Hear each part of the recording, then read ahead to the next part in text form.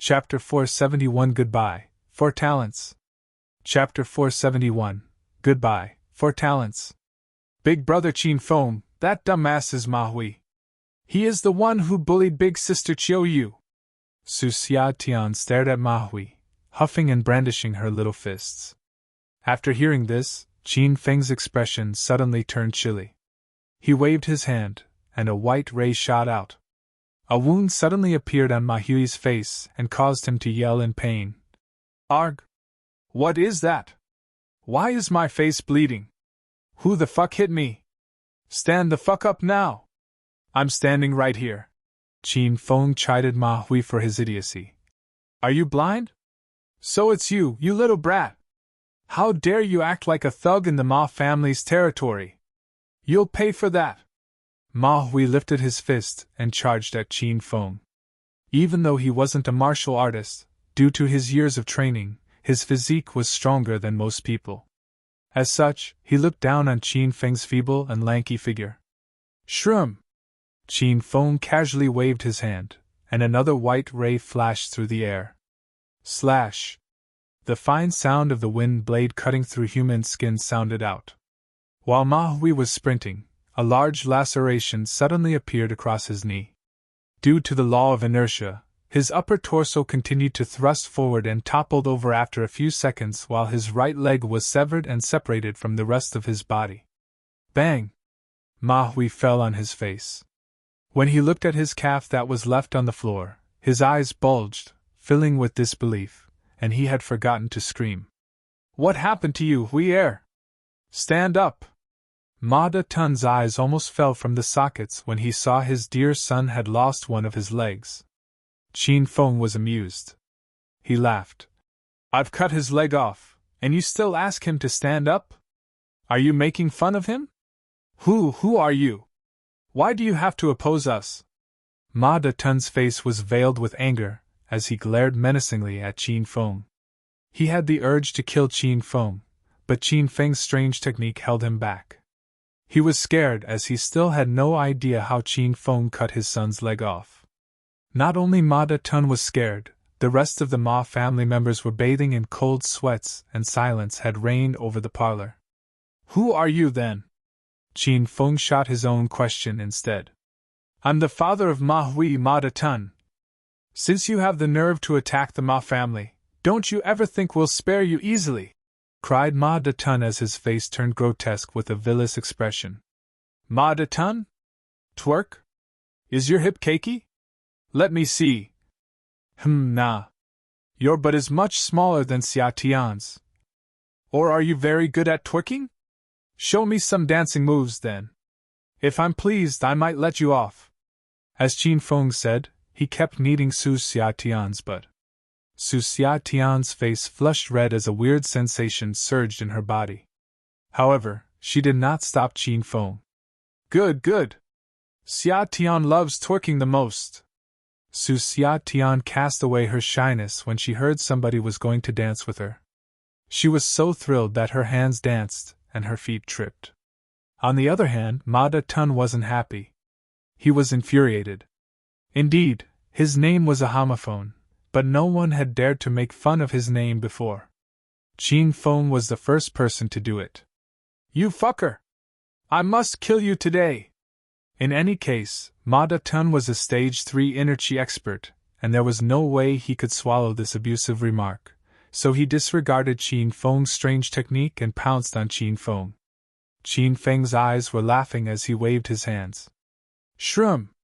A streak of white rays slashed through Ma De Tun's butt. Before Ma De Tun reached his target, he suddenly felt a cold breeze whistling through his butt. After he came to a stop, he realized that there was a large hole in the back of his pant, and his butt was exposed in the air. Show me some twerking moves. If you've got the talent, I can send you to Thailand for a transsexual operation. Qin Feng chuckled. Growing angry, Ma De Tun's eyes went bloodshot. However, it was impossible for him to fight Qin Feng with his butt exposed. Besides, there were so many people in the parlor looking at him. He could not afford such disgrace, so he glued his butt on the floor and refused to move an inch. Nobody had anticipated this kind of development. Even the cunning and sly Elder Ma was so stunned that he could not utter a single syllable. Brat, I don't know who are you or where you are from, nor do I care, but I warn you that better not involve yourself in the Su family's affairs. Now, even the 4 talents of Sky City have joined us to destroy the Su family. You'll end up in a bad position if you go against us. Ma Hui, whose leg had been severed, said. He was trying to use the name of 4 talent to dwarf Qin Feng's aura. Hearing his words, Qin Feng quickly darted his glance across the crowd and found the 4 talents hiding and mingling themselves nice and well in the crowd. Qin Feng did not notice them before Ma Hui told him they were there. Hey! So you 4 are here too? I should have noticed it earlier. Sorry for my lack of courtesy. You guys don't mind, right? Qin Feng offered the 4 talents a fake smile. The 4 talents remained silent because they were avoiding Qin Feng. They were given a big fright when they saw Qin Feng because they thought he was dead. How could he suddenly come back to life now? The 4 people had been trying to avoid Qin Feng, but Ma Hui disclosed their presence, causing them to want to kill him. Ma Hui was relentless. He would not give up any chance to wear down Qin Feng's confidence. Ha ha! Now are you scared? It's too late. I'm gonna pay you back by cutting off all your limbs. Shroom! A flash of white light flickered, and in the next second, Ma Hui saw his left leg severed from his knee right before his eyes. That streak of white light was extremely strange, and it moved as fast as lightning. Ma Hui's calf was severed, but no blood came out of the laceration. It was delayed for around 4 or 5 seconds before the blood started to spurt out like a fountain, followed by Ma Hui grief-wrought cries that could tug hearers' hearts. Fast. It was too fast. Strange. Everybody almost wet their pants out of fear. Everybody in the parlor was looking at Qin Feng when he executed the wind blades technique, but neither of them could see clearly what he had done. Was I talking to you? What a masochistic man. Qin Feng rolled his eyes. Then, he turned to the 4 talents. Could it be that the 4 talents has forgotten who am I after we've not seen each other for the past 4 months? Do you mind if I play the recording now? To remind you guys who I am? His smile sent a chill down the 4 talents' spines as they felt they were locked down by a serpent.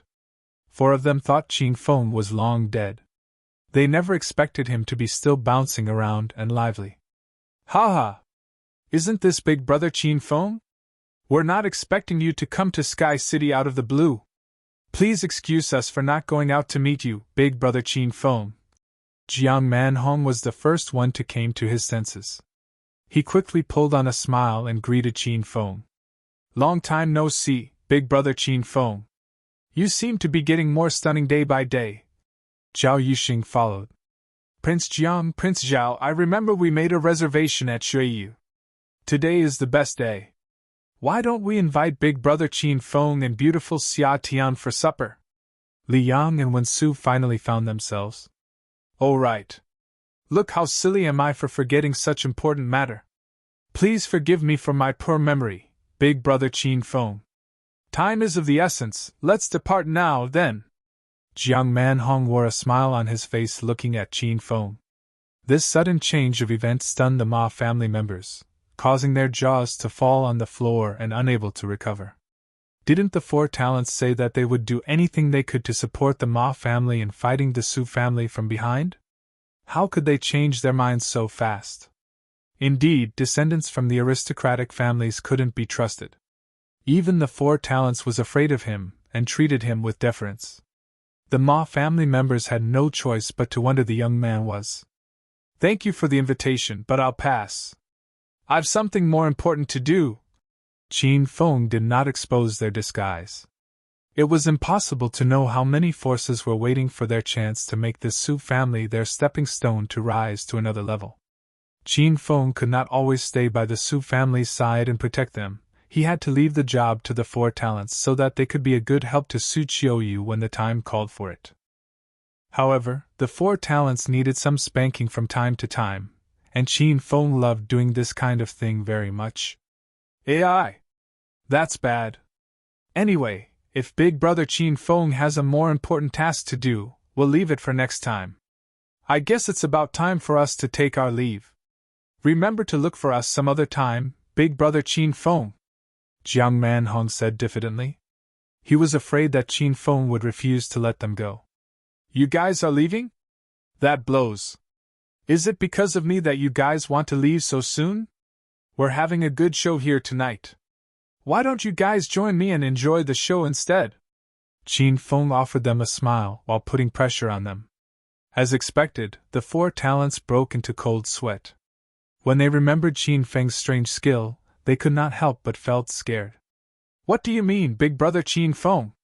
How is there any possibility that Big Brother Qin Feng would bother us? We're just really very hungry now, so we're going to supper. Please forgive us, Big Brother Qin Feng, Jiang Manhong hastily explained. Oh, so you guys are really going to supper? It's such a shame that you four will not witness the destruction of the Ma family. Fine then, get lost now. Remember to behave yourself, otherwise you might end up like him. Qin Feng's expression suddenly turned cold and glared at the four. Goodbye, Big Brother Qin Feng. The four talents made haste and left the Ma family like they were running for their lives. The Ma family members were shocked when the four talents left. They never expected that the young man before them could scare away the four talents of Sky City with just a few words. Hey, geezer, you're the current head of household of the Ma family, am I right? Qin Feng turned his attention to the restless Ma Long. Qin Feng called his name, making him feel like he was on his way to the execution ground. His body trembled in fear and he did not know where to put his hands to ease his anxiety. Dad! Don't worry. Have you forgotten what I said earlier? Ma Tao said before Elder Ma could say anything. He had made a pact with the Dwarf faction from the martial world. Hence, he didn't flinch when Qin Feng used his wind blade technique. Ma Tao's words sparked Elder Ma's memories. He remembered Ma Tao had found a Dwarf faction from the martial world to support them. As such, Ma Long pushed down his fear and looked down at Qin Feng in a lofty stance. Chapter 472 I Want to Purchase the Ma Family's Corporation. Chapter 472 I Want to Purchase the Ma Family's Corporation. Ahem! Kid, there has never been any bad blood between us. However, you came to our place tonight, created some trouble for us, and gravely injured Ma Hui. What do you think we should do to you now?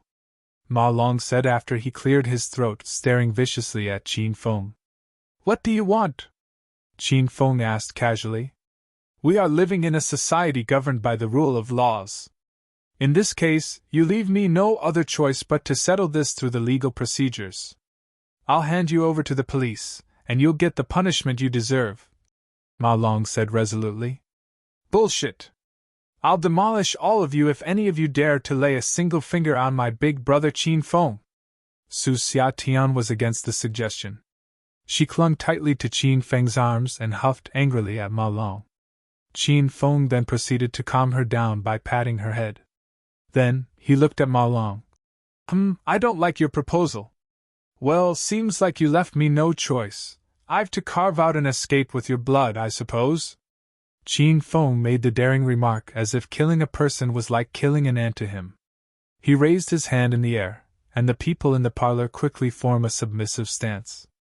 Don't kill me! Big brother, please spare my life!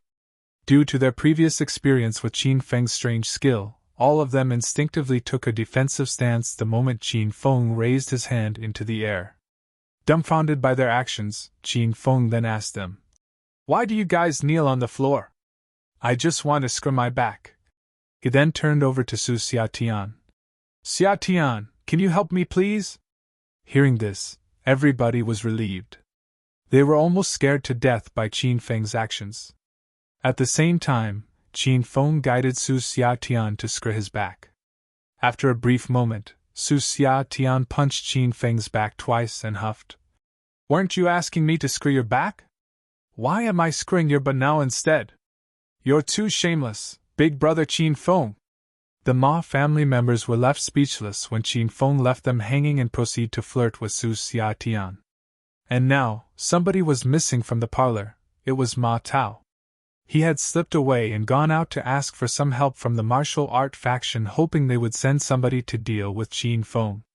Of course, Qin Feng knew Ma Tao had disappeared from the parlor.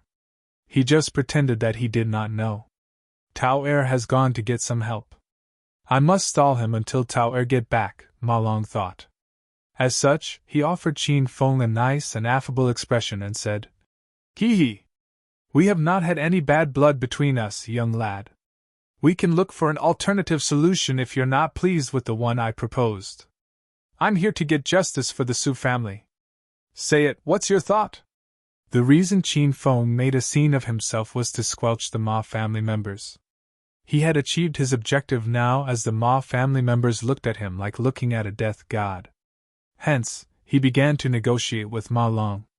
Tentatively, Ma Long asked, "Is young master interested in taking over a medical corporation?" "Yes, of course, I'm interested." "Name your price." Qin Feng readily responded to Ma Long's suggestion.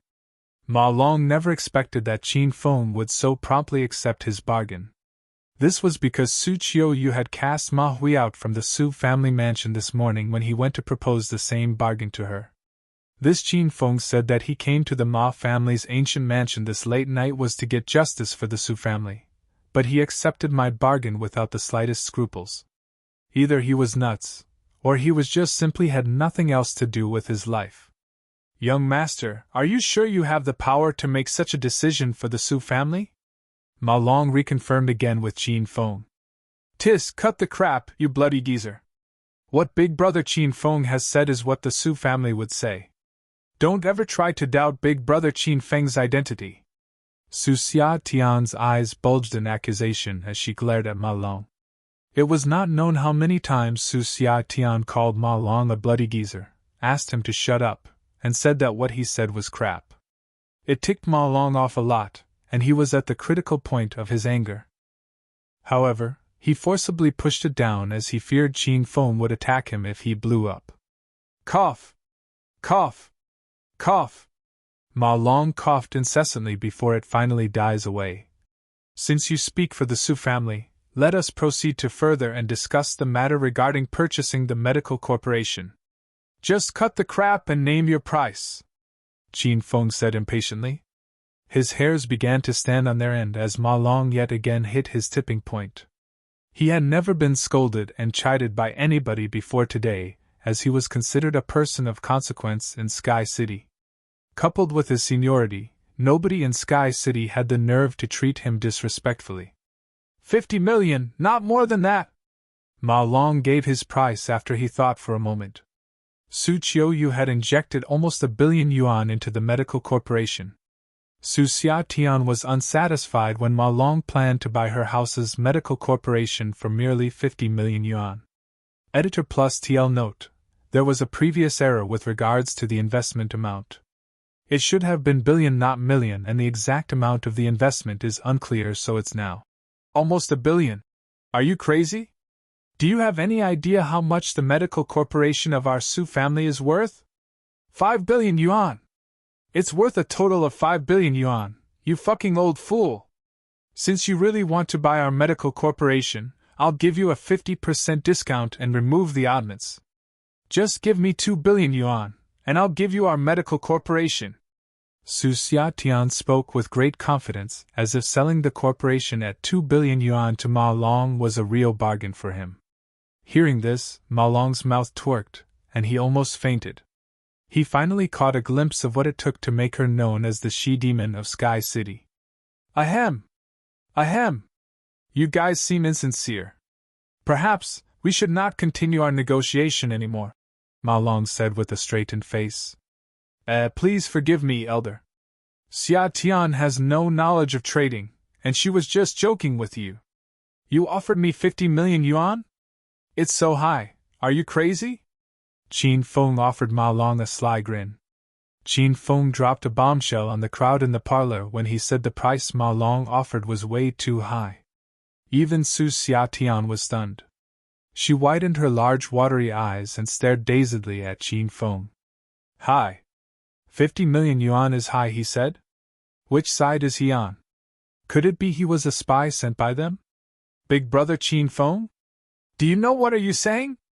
You'll be punished gravely if I tell grandpa and elder sister the thing you had said here. Although Su Xiatian was mischievous and naughty by nature, when it came down to her family, she would become very serious. Slap! Qin Feng spanked her butt and faked his anger. Shut up, you moronic woman! Don't talk back when I'm talking to somebody. Go home now if you refuse to listen to me. Su Xiatian was sad. She felt aggrieved as tears began to form in her eyes. She felt Qin Feng had changed. How could he join the Ma family to bully her? Hey geezer, can't you give me a more decent offer? Qin Feng shot another question and snapped Ma Long out from his confusion. A heap of smiles instantly filled his wrinkled face. Yes, yes. Indeed. 50 million yuan is too high. How about 40 million yuan? What the fuck? 40 million yuan? You might as well rob a bank instead. Lower! Qin Feng said angrily. The Ma family members' brains had reached their capacity as they were not able to follow the flow of the events. Even Elder Ma was confused by Qin Feng, but there was one thing very clear in his mind: the lower the price, the more beneficial it was to the Ma family. 20 million. That's the last price I can give. If you agree with it, we can sign the contract now. Ma Long suddenly rose to his feet and named his final price heroically. Qin Feng shook his head as he said, I don't want to waste my time anymore. 2 million yuan it is. This the last price I can take and nothing more. Pfft. The people in the parlor were between tears and laughter as they could no longer see Qin Feng's quirky mind. Fine, fine. 2 million yuan it is. I like you very much, brother Qin Feng. I think we can be good friends. Ma Long was exalted, grinning from ear to ear as buying the Su family's medical corporation for merely 2 million yuan was considered pie in the sky for him. Let's sign the contract now, then. Qin Feng seemed to be more impatient than Ma Long, huffing with anger. Su Xiatian stared viciously at Qin Feng from the sideline as if she would pounce on him at any time. Let's sign the contract now. Hey you, go and prepare 2 million yuan in cash now. Ma Long thought it would be better if they could sign the contract now to nip any arising problems in the bud. Geezer, why did you ask your man to prepare the money? Qin Feng held a puzzled face. Huh? You don't want cash? Oh, I get what you mean. You want direct bank transfer or a check? Choose either one, Ma Long said while offering a grin to Qin Feng. Why do you want to transfer money to me? I should pay you the money since I'm the one who is buying your Ma family medical corporation. Qin Feng played every expression to perfection. Even he himself was amazed at how great his acting skills were. Gasp! Once again, the Ma family members were dumbfounded. The speed of the events change was too fast for them to grasp a hold of the current situation. Since when had it become that Qin Feng was buying the Ma family medical corporation? The Ma family members felt they had to calm down first and run the whole story through their head again. Did you misunderstand something, brother Qin Feng? We were talking about buying the Su family's medical corporation. We agreed to the deal. You can't pull out now. Ma Long had a sinister foreboding that Qin Feng was cheating them all that time. Did I? I never said that I'd sell the Su family's medical corporation. I've been talking about buying the Ma family's medical corporation all this time. By the way, the Su family has spent nearly 1 billion yuan developing the medical corporation. Didn't you find it silly that I was willing to sell it for 2 million yuan? Ma Long's mouth was disfigured because it had chewed too many times that night. Qin Feng was by far the most shameless person he had ever met in his whole life. If it was a silly act to sell the Su family medical corporation for 2 million yuan since it was worth 1 billion, then it was far beyond silly to sell the medical corporation owned by the Ma family for 2 million yuan since it worth at least 30 billion yuan on the market. Ma Long shouted in his heart since he did not dare to say it out. After all, Qin Feng was too strong for him to oppose. Ha! That was one hell of a move, big brother Qin Feng. Even I was almost cheated by you. Hey geezer, give me your bank account now, so I can transfer 2 million yuan to you now. Then, we'll proceed to sign the contract, and we'll let you off this time. Understanding had finally dawned on Su Xiatian after she heard what Qin Feng had said. She happily clung tightly to Qin Feng's arm as if the one who decided to make a complete break with Qin Feng was not her. Demon! What a pair of demons! Stop dreaming! There is no way I'll sell the Ma Family Medical Corporation, much selling it for 2 million yuan. Ma Long almost had a heart attack. He had no choice now but to put all his hopes on Ma Tao's reinforcements. His anger could only be quenched after Qin Feng and Su Xiatian were horrendously shredded into thousands of millions of pieces. Now what? So you're not selling it to me? So you're cheating me? When Qin Feng spoke, he subconsciously raised his right hand, startling Ma Long so much that he fell back to his seat. Don't be so afraid of me, Elder Ma. I'm just fixing my hair, as I'll give you another 10 seconds to reconsider our trade again.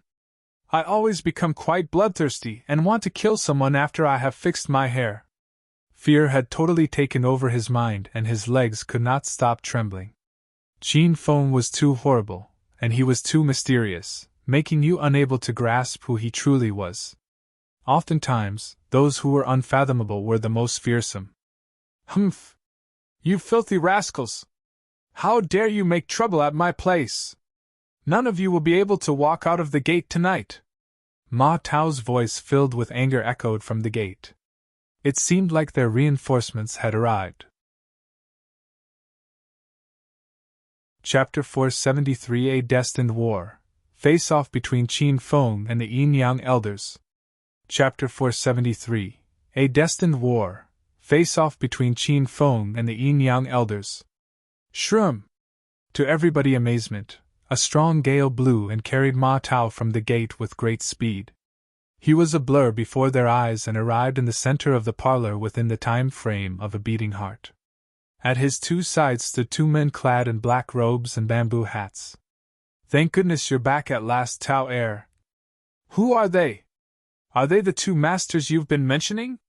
Ma Long's eyes were brimming with expectancy when he saw Ma Tao. Emotional tears leaked from the corner of his eyes as he had finally secured his petty life. Dad, they are the custodians of the poison sect. Both of them are extremely powerful martial artists. They'll make sure this kid will regret causing so much trouble for us. With two custodians of the poison sect at his side, Ma Tao was no longer afraid of Qin Feng. Arrogance instantly took over his mind as he looked at Qin Feng with disdain. Ha ha! Excellent! Custodians, I'll leave that brat to you two, then. Once you've gotten rid of that brat, we'll host a grand feast for you too. Since Ma Tao praised their great strength a lot, Ma Long was confident in the two custodians.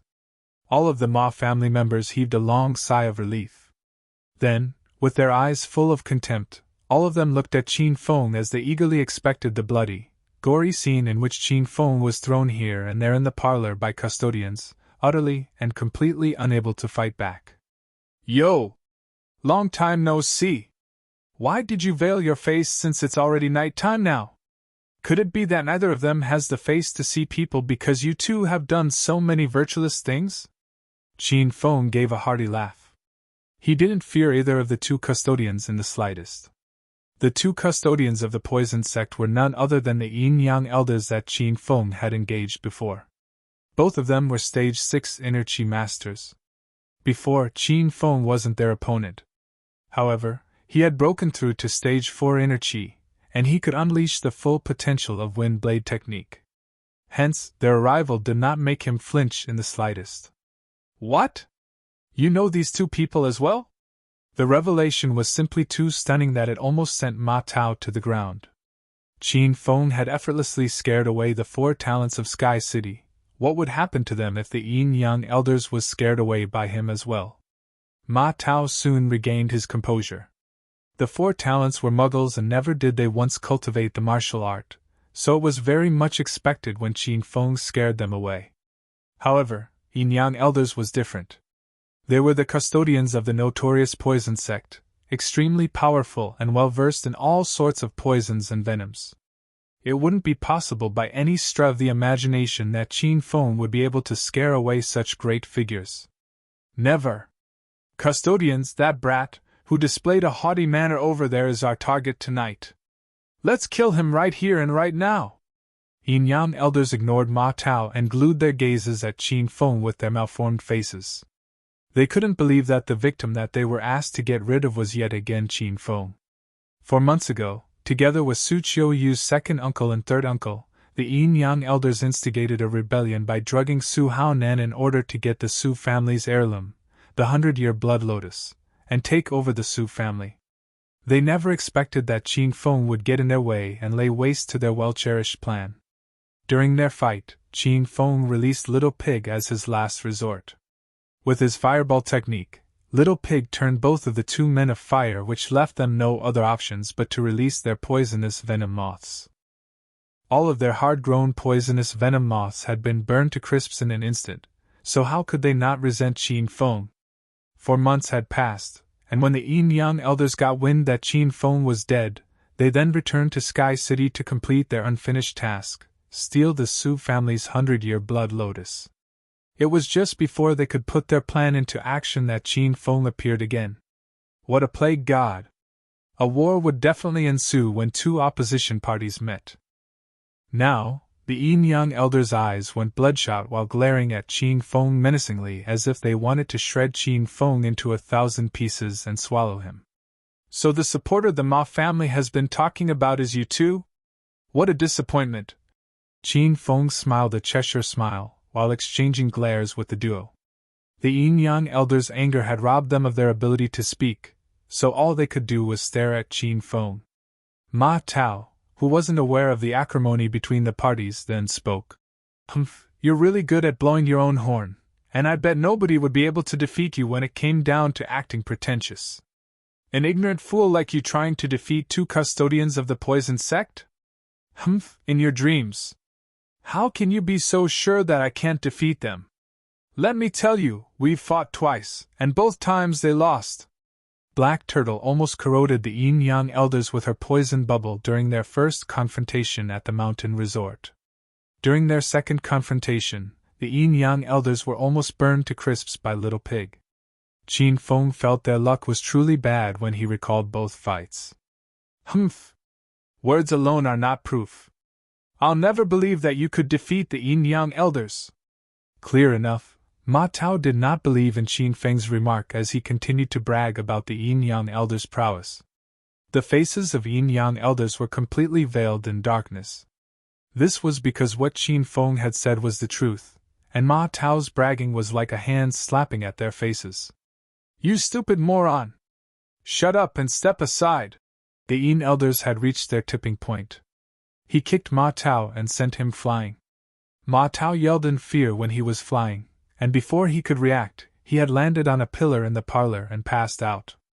Qin Feng, you've long become the most wanted person on the poison sect's hit list. We gave up searching you because we thought you were dead, but since you've sent yourself to us now, you indeed have saved us plenty of time. Yin Elder knew how great Qin Feng was at talking. This fellow could raise the dead and cause a powerful inner Qi master to blow up due to anger with just his mouth. Hence, the Yin Elder decided to make his move first. He shoved his palm forward and yelled, "Let's go!" Suddenly, a burst of wind blew into the parlor, as the Yin Yang elders turned into 2 black shadows. Both of them arrived in front of Qin Feng in just a blink of an eye. Qin Feng raised his left hand, and 2 white rays of light flashed through the air while he used his right hand to push Su Xia Tian to a safe spot. Shroom! Shroom! 2 sounds of wind slicing through the air sounded out. The Yin Yang elders intercepted the wind blades with their own body as a cold sneer wiped across their lips. Humph! We won't be fooled by the same trick twice, you stupid fool! Wha the palm! Both of them knew Qin Feng's wind blade technique could do anything without causing any damage from their previous fight at the Su family's old mansion. Hence, they did not move an inch to evade the attack. Pfft! The sound of wind blades cutting through flesh resounded as the Yin Yang elders immediately withdrew their attack. They returned to the parlor with a black flip and stared dazedly at the large wounds on their bodies. How? How is that possible? The Yin Yang elders screeched. Never did they expect that Qin Feng's Wind Blades technique would become so powerful to the extent that it could threaten their lives.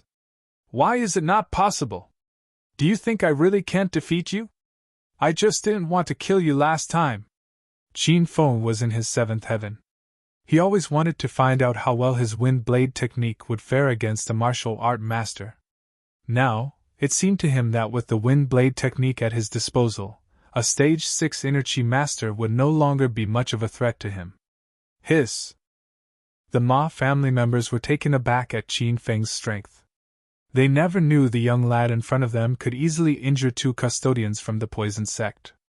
They really had meddled with the wrong person this time. Release the poisonous venom moths. Let them bite him to death. Qin Feng's Wind Blade technique unsettled the Yin-Yang elders. The Wind Blade technique was too strange. It had no form, no smell, no sound, and you could not see it clearly where it came from. Swoosh! The Yin-Yang elders suddenly leaped into the air. Their robes bulged and dozens of rainbow-colored moths came out from their sleeves one after another.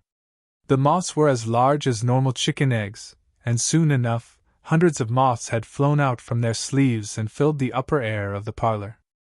After releasing the moths, the Yin-Yang elders pulled out clarinets from their sleeves and started to play a weird, eerie melody.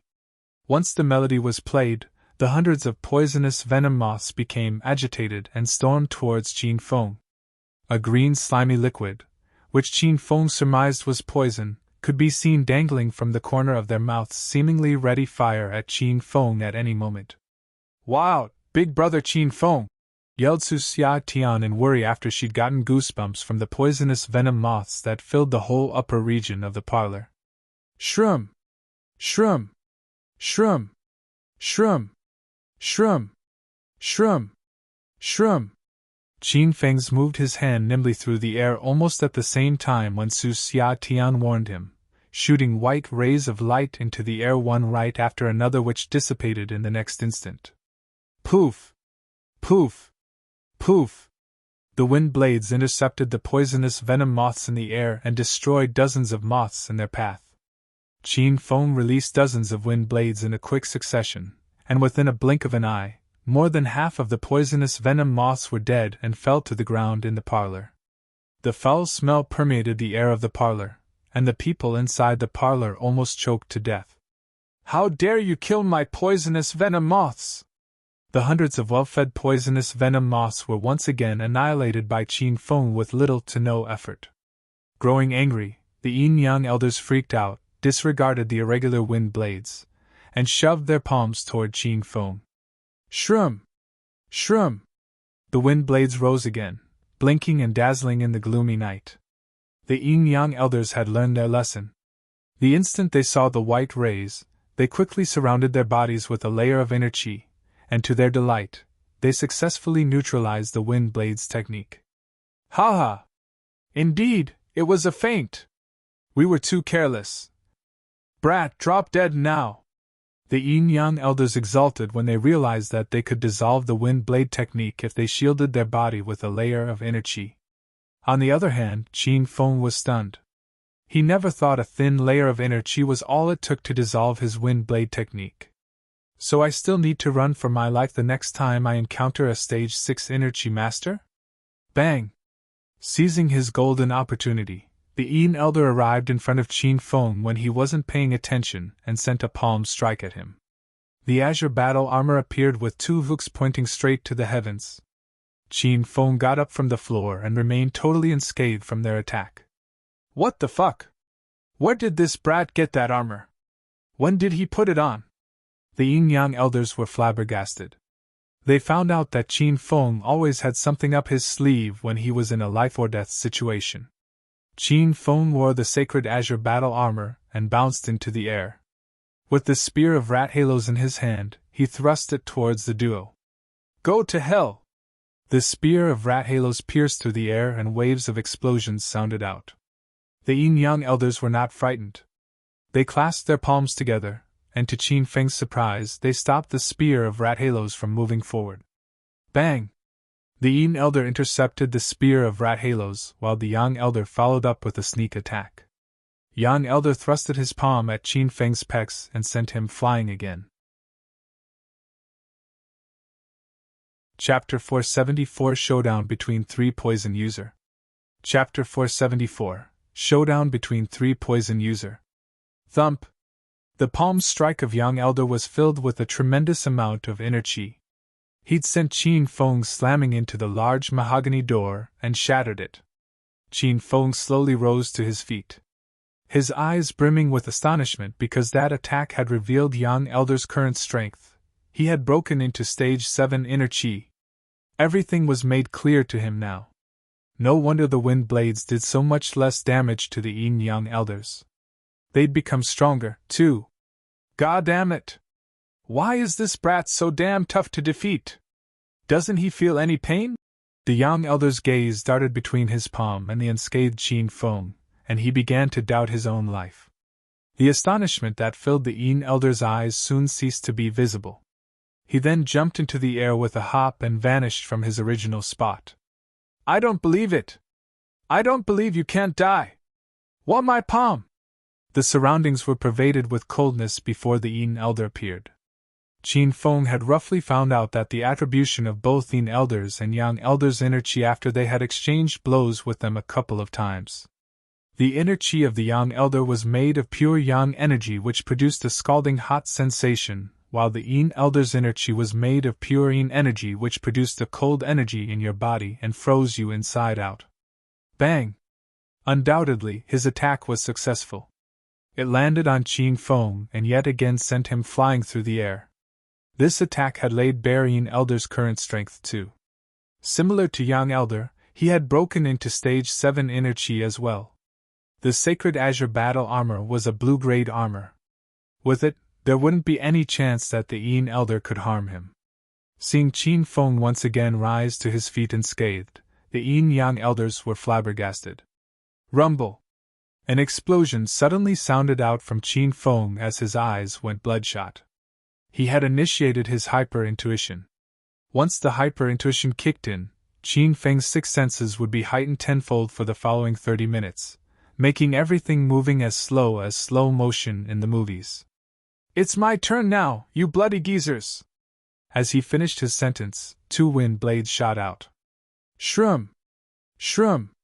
Qin Feng became a blur, and before the Young Elders could react, he had arrived behind them. Bang! Bang! An orange light instantly illuminated the night sky. Qin Feng had equipped his winter iron glove and punched the Young Elders twice. The Young Elders evaded Qin Feng's wind blades technique, but they could not remove themselves from the course of Qin Feng's Thunder Tiger Fists. The fist energies released by the Thunder Tiger Fists roared like a tiger and made a successful impact with the Young Elders, sending them flying away. Bang! Bang! When they were flying through the air, Qin Feng caught up to them, sent yet another 2 fists at the duo's stomachs, and propelled them even higher into the sky.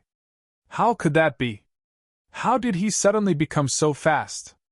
Not only has his speed gotten faster, but his responsiveness, agility, and stature have all been boosted. He still has plenty of aces up his sleeve. The Young Elders' faces were veiled with expressions of disbelief. Flying through the air, they were in a situation in which they could not take a defensive stance or change direction. They were left defenseless, and they could not do anything but whine grief as Qin Feng followed with a barrage of attacks. It's weird. His inner qi isn't in line with his speed. I guess he's at most at stage 5. Quick, protect your body with your inner qi, so he won't be able to harm us. Very soon, the Young Elders had thoroughly analyzed Qin Feng's current condition, and they realized that Qin Feng was merely a paper tiger. He appeared threatening but was actually ineffectual. Qin Feng had realized the same thing as well. The Young Elders had broken into stage 7 inner qi, and in the face of such powerful opponents, he could not leave even a single dent on their body. Qin Feng sent the Young Elders into the air 10 meters above the ground within half a minute. However, he did not continue his attack after returning to the ground and allowed the Young Elder to fall towards the ground at full speed. Adukit! When the Young Elder almost touched the ground, Qin Feng suddenly performed a shoryuken and sent the young elder flying again. A ducat! The Yin elder was given the same treatment as well. At this moment, Qin Feng remembered a fighting game he enjoyed playing with Zhao Lingxian when they were small. Every time the avatar controlled by Zhao Lingxian was on the verge of defeat, she would cry every single time. As a result, Qin Feng had to stop his own avatar and allow Zhao Lingxian to kill him. Only then would a smile shine on her face, and she would be happy for the rest of the day. There was one avatar in the fighting game that every time he executed the shoryuken, he would shout a ducat. A ducat, a ducat. Qin Feng was having a great time tousling the yin-yang elders. He would punch them into the air when they were falling down, again and again without stopping. Thanks to the hyper-intuition, Qin Feng had reached his top speed. Every time the yin-yang elders attempted to retaliate or escape, he would neutralize their attack and recia them with a punch. The damage done was almost negligible, but the yin-yang elders were infuriated at the fact that Qin Feng was toying with them. Shameless weasel, can you stop now? The yin-yang elders shouted as their mouths went crooked. Okay. Qin Feng did stop, and he changed to kicking them. Adu kick! Adu kick! The yin-yang elders' faces turned dark as the bottom of a charred pot as they were once again starstruck at Qin Feng's audacity that knew no bounds. The yin-yang elder grit their teeth and said, Don't use your leg, too! Okay, fine. Once again, Qin Feng accepted their suggestion. He did not use his hand or leg, he used his head instead. Adu head! Adu head! Pfft! The yin-yang elders spat a mouthful of blood. They were not damaged by Qin Feng's attack, but Qin Feng's shamelessness had caused an internal damage to their body. Shameless weasel, put us down. You're just wasting your time and energy. Let's settle our old scores with a showdown once and for all. Whoever loses has to listen to the winner, and forever stay away from the Su family. Qin Feng was too tenacious, and the yin-yang elders knew they could not take him down by any physical means. Hence, they were attempting another approach. Do you have the guts to pick up the challenge? Proceed. Say what is on your mind. Qin Feng asked. How about poison? The Yang elder and I don't have any knowledge about poison, so you've earned yourself some luck, lad. Yin elder said. The yin-yang elders were the great elders of poison sect, and poison was their specialties. Qin Feng kind of admired the yin elder's boldness when he said that the yang elder, and he did not know how to use poison in dead earnest with no sense of decency. How can you be so shameless given that you're so old? Does your family know about that? Say it. How do you want to compete then? The Yin elder was thrilled in his heart seeing that Qin Feng did not reject his proposal. Both he and the Yang elder were full-fledged poison users. Qin Feng was destined to lose the moment he picked up the battle. It's simple. I'll use a poison of mine on you, and if you remain fine after a minute, you'll earn a point for yourself. Then, you'll use your poison on me, and if I remain unaffected by your poison for the next minute, I'll earn myself a point as well. Whoever succumbs to their opponent's poison first loses, and the loser has to leave the Su family alone, explained Yin Elder. The reason Qin Feng accepted Yin Elder's challenge was that he had obtained the compendium of 100 Materia Medica and the 5 poison sting after he'd rescued Lin Qinyuan with acupuncture and successfully completed the unlimited quest, glorified the Chinese medicine a step forward. The compendium of 100 Materia Medica had graced him with the ability to identify every single herb and plant on the earth, so Qin Feng surmised that the 5 poison stings should be something superb as well. It was just that he did not have a chance to use it, and now, it seemed to him that his chance had arrived. Big brother Qin Feng, don't listen to those 2 freaking geezers. It was them who brainwashed second uncle and third uncle to poison grandpa. They are extremely good at using poison. Su Xia Tian clued tightly to Qin Feng as she refused to let Qin Feng compete with the Yin-Yang elders. The Yin-Yang elders were greatly incensed. Qin Feng had almost taken the bait. How would they allow a little girl to ruin their well-cherished plan? Qin Feng, do you have the guts to pick up the challenge? Are you still a man? How could you allow a woman to make a decision on your behalf? What a spineless man! The Yin-Yang elders attempted the harsh way by bashing Qin Feng with critical remarks to goad Qin Feng to take the bait. However, their acting skills were too poor. Qin Feng had to do everything within his power to refrain from laughing. Yin-Yang freaks, can you swear that you really don't know how to use poison? Qin Feng's facade was an innocent expression as he looked at the Yin-Yang elders.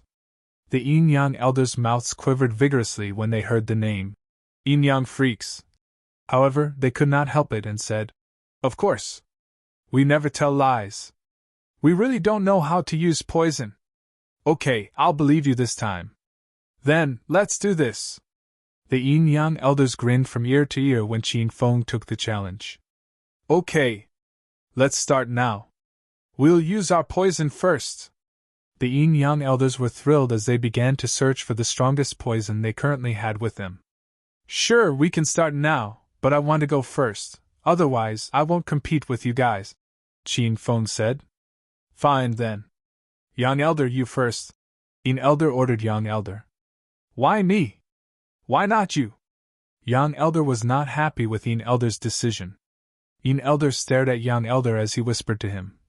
"What are you afraid of, Yang Elder?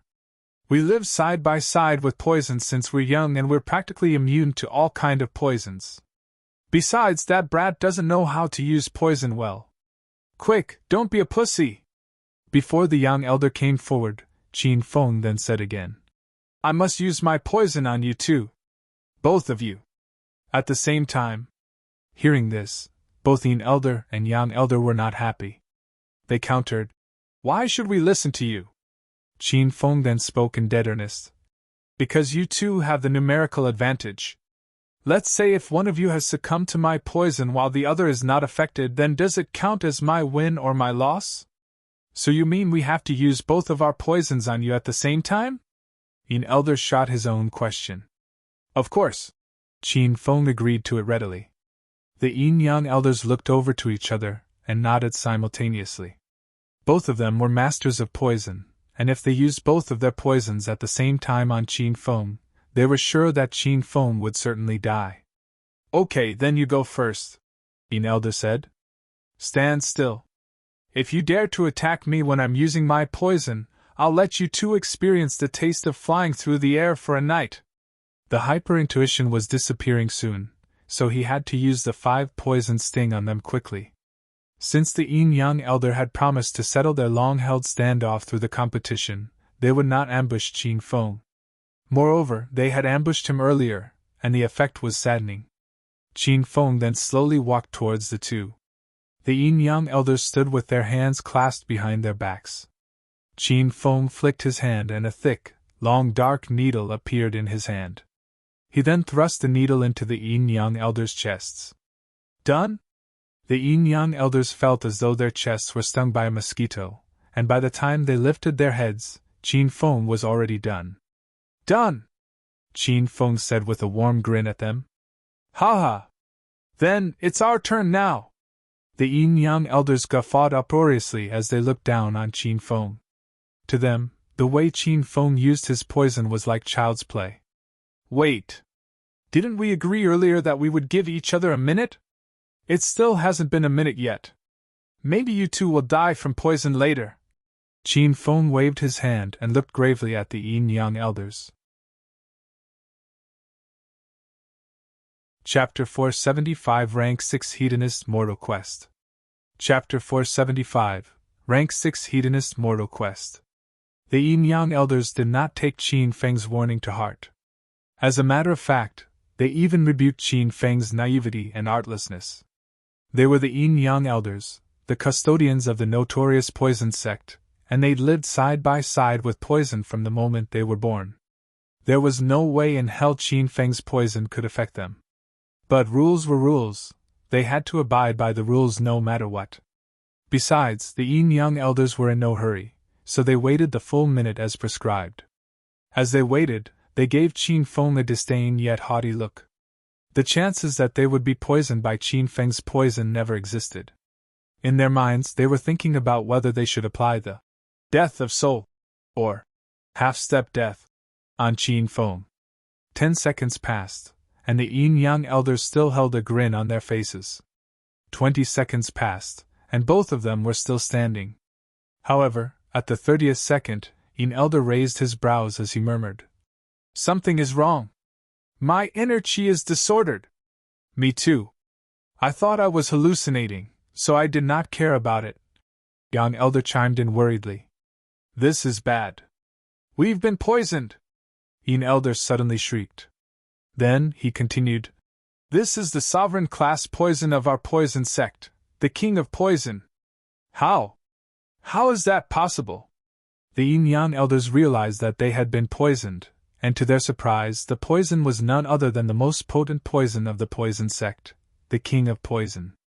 According to hearsay, the king of poison was made by the ancestor of the poison sect, Ouyang Feng, when he first established the poison sect.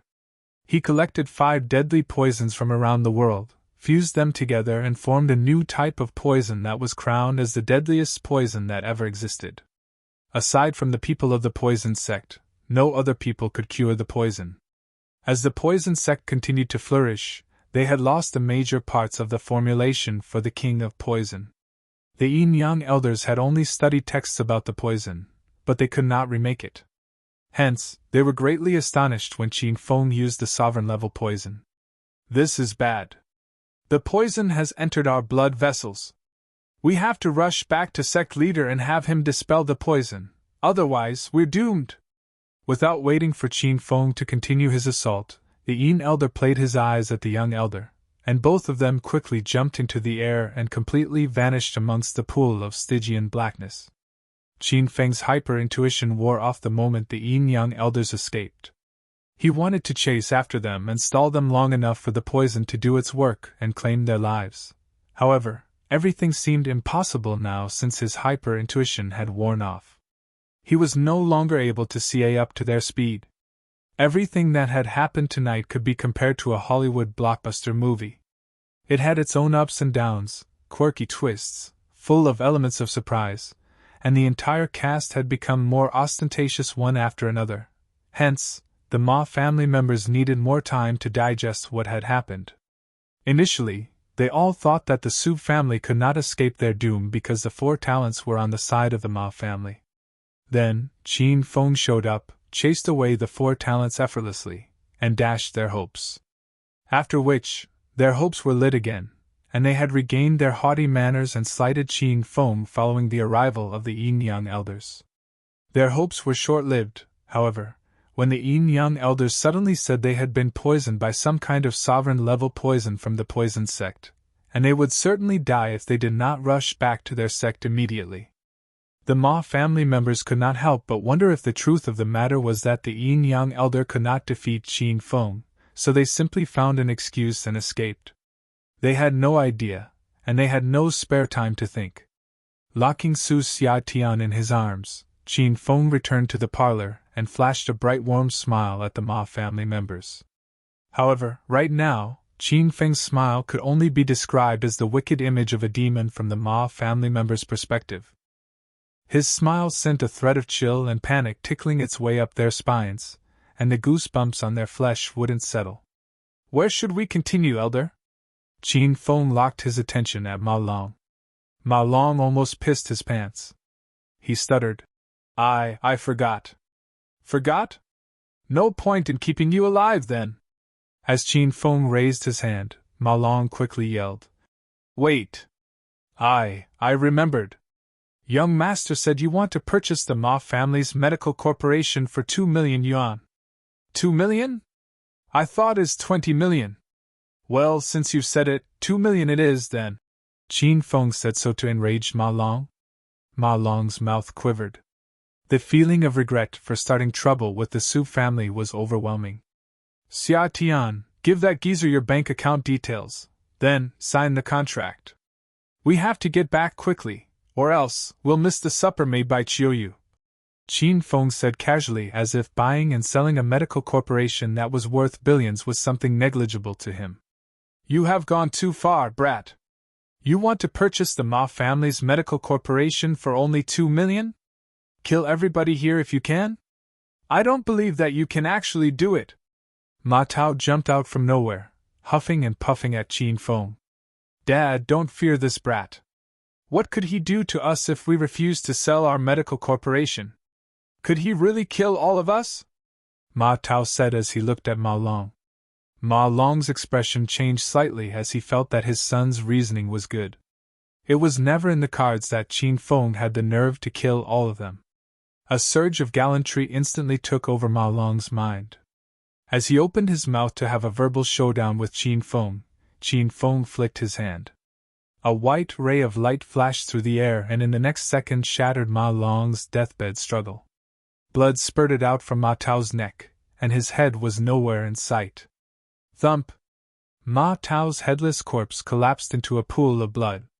The parlor instantly reeked with the stench of sanguine fluid. Everybody was shocked. Dead? Is he dead? Of course he is dead. He lost his head. How could he be still alive? A dead silence prevailed and reigned over the parlor, so that even the sound of a dropping pin could be heard clearly. Su Xiatian was stunned as well. She stared dazedly at Qin Feng as if today was the first day she had ever met Qin Feng. Never once had she figured that Qin Feng was so powerful that he could kill a person with just a raise of his hand. Such deed could only be achieved by God. Elder Ma, my patience has limits. Hurry up and give me your account number. Qin Feng looked at Ma Long, and he looked very serene. He wasn't fluttered in the least by the fact he had killed a person. He failed to pull himself together. Ma Long was swamped with the fact that Qin Feng had effortlessly killed his son, a Stage 2 inner chi expert. Earlier on, he had the urge to unleash the power of the whole Ma family on Qin Feng. He forfeited such an idiotic idea, however, after Qin Feng killed Ma Tao. Okay. Ma Long did not hesitate, and gave Qin Feng his account number after he came back to his senses. Su Xiatian pulled out her cell phone and transferred 2 million over to the account given by Ma Long. I've transferred the money to you, geezer. Hurry up and prepare the contract. Su Xiatian yelled. Ma Long was too lazy to check his bank account as he ordered his servant to prepare the contract for them. He had lost all his hopes since he was now in this plight. He only wanted to secure his own life. He would take the 2 million and pass the remainder of his life in seclusion. As for the rest of his family, he could only wish them good luck. Very soon, the contract was drawn up. Using his past working experience with the royal group, Qin Feng quickly glanced through the contract and asked Su Xiatian to sign it. Then, he returned the contract to Ma Long. Ma Long's hand was trembling. His heart ached. As soon as he signed, the value of the Ma family's medical corporation that was worth billions became only 2 million. He then gazed at Qin Feng with his eyes brimming with expectancy, only to see Qin Feng's cold stare. Since he had no other way to turn the thing around, Ma Long could do nothing but sign. Young master, please have a look. Ma Long passed the contract with sedulous care. Qin Feng skimmed through the contract again and tossed it to Su Xiatian. The dust had settled since the contract was signed. The Ma family's medical corporation of Sky City was now under the Su family. The Su family, who had been deadlocked in developing their pharmaceutical industry, had now become the most prominent pharmaceutical family in Sky City. Meanwhile, the Ma family, who used to be the vanguard of the pharmaceutical industry of Sky City, had totally collapsed and would fade into history. This was the fight between aristocratic families. Beset with a crisis, one would lose the whole game if a careless move was made. Qin Feng knew this rule clearly and deeply. Ding! Congratulations, host Qin Feng, for destroying the Ma family of Sky City and purchasing the Ma family's medical corporation. The system will reward host Qin Feng with 5,000 hedonist points and a book of arcane martial art. The system beeped in Qin Feng's mind. Qin Feng then looked at his hedonist points and realized that he had 11,260 hedonist points now. Ding! The hedonist sovereign system has released a development quest. Host Qin Feng has to become a rank 6 hedonist mortal. Quest time limit 3 months. If host Qin Feng clears the quest, the system will reward host Qin Feng with 30,000 hedonist points, a sky divination spirit stone, and the time portal will be initiated. If the quest is failed, 60,000 hedonist points will be deducted, the Elysium of Heroes will be closed and never able to be reopened again. Reminder: Host Qin Feng can automatically become a rank 6 Hedonist mortal after spending 100,000 Hedonist points. Host Qin Feng has spent 61,470 Hedonist points, and Host Qin Feng still needs to spend another 38,530 Hedonist points in 3 months' time to complete the quest. While Qin Feng was overwhelmed with good vibes after clearing the Ma family's quest, the system released a new quest to him. This time, the penalty was harsh. If the Elysium of Heroes was closed, then the system would certainly reclaim Shimin Chui Shui. Shimin Chui Shui was Qin Feng's ace, and he needed him when facing a tough opponent, so how could he allow the system to retract Shimin Chui Shui? The development quest did, however, compensate him handsomely. Aside from 30,000 Hedonist points, he would get a Sky Divination Spirit Stone and the Time Portal. These two rewards sounded superb, and Qin Feng was kind of looking forward to them. As Qin Feng and Su Xiatian exited the Ma family mansion, nobody in the Ma family dared to stop them from leaving. It seemed that they were completely stunned by Qin Feng, and they had accepted their fate. The Ma family was doomed. Big brother Qin Feng, how are you be so powerful? I'm very curious, how can you kill people with just a raise of your hand? Can you teach me, please? So that I can kill all those who refuse to play with me. Su Xiatian was jumping around Qin Feng. Qin Feng's mouth quivered. Who has the heart and guts to play with this she-demon? I guess she would annihilate mankind if I teach her the wind blade technique. Pfft. As both of them arrived at the BMW, Qin Feng could not hold it anymore and spat out a mouthful of blood. Earlier on, Qin Feng had been internally injured by the Yin Yang Elders even with the protection of the Sacred Azure battle armor. After all, Yin Yang Elders were Stage 7 Inner Chi Masters. Big brother Qin Feng, what happened? Su Xiatian was shocked. She remained frozen on the spot, and her eyes almost bulged out from their sockets. I'm fine. Quick, let's go home now. Qin Feng opened the door weakly and got into it.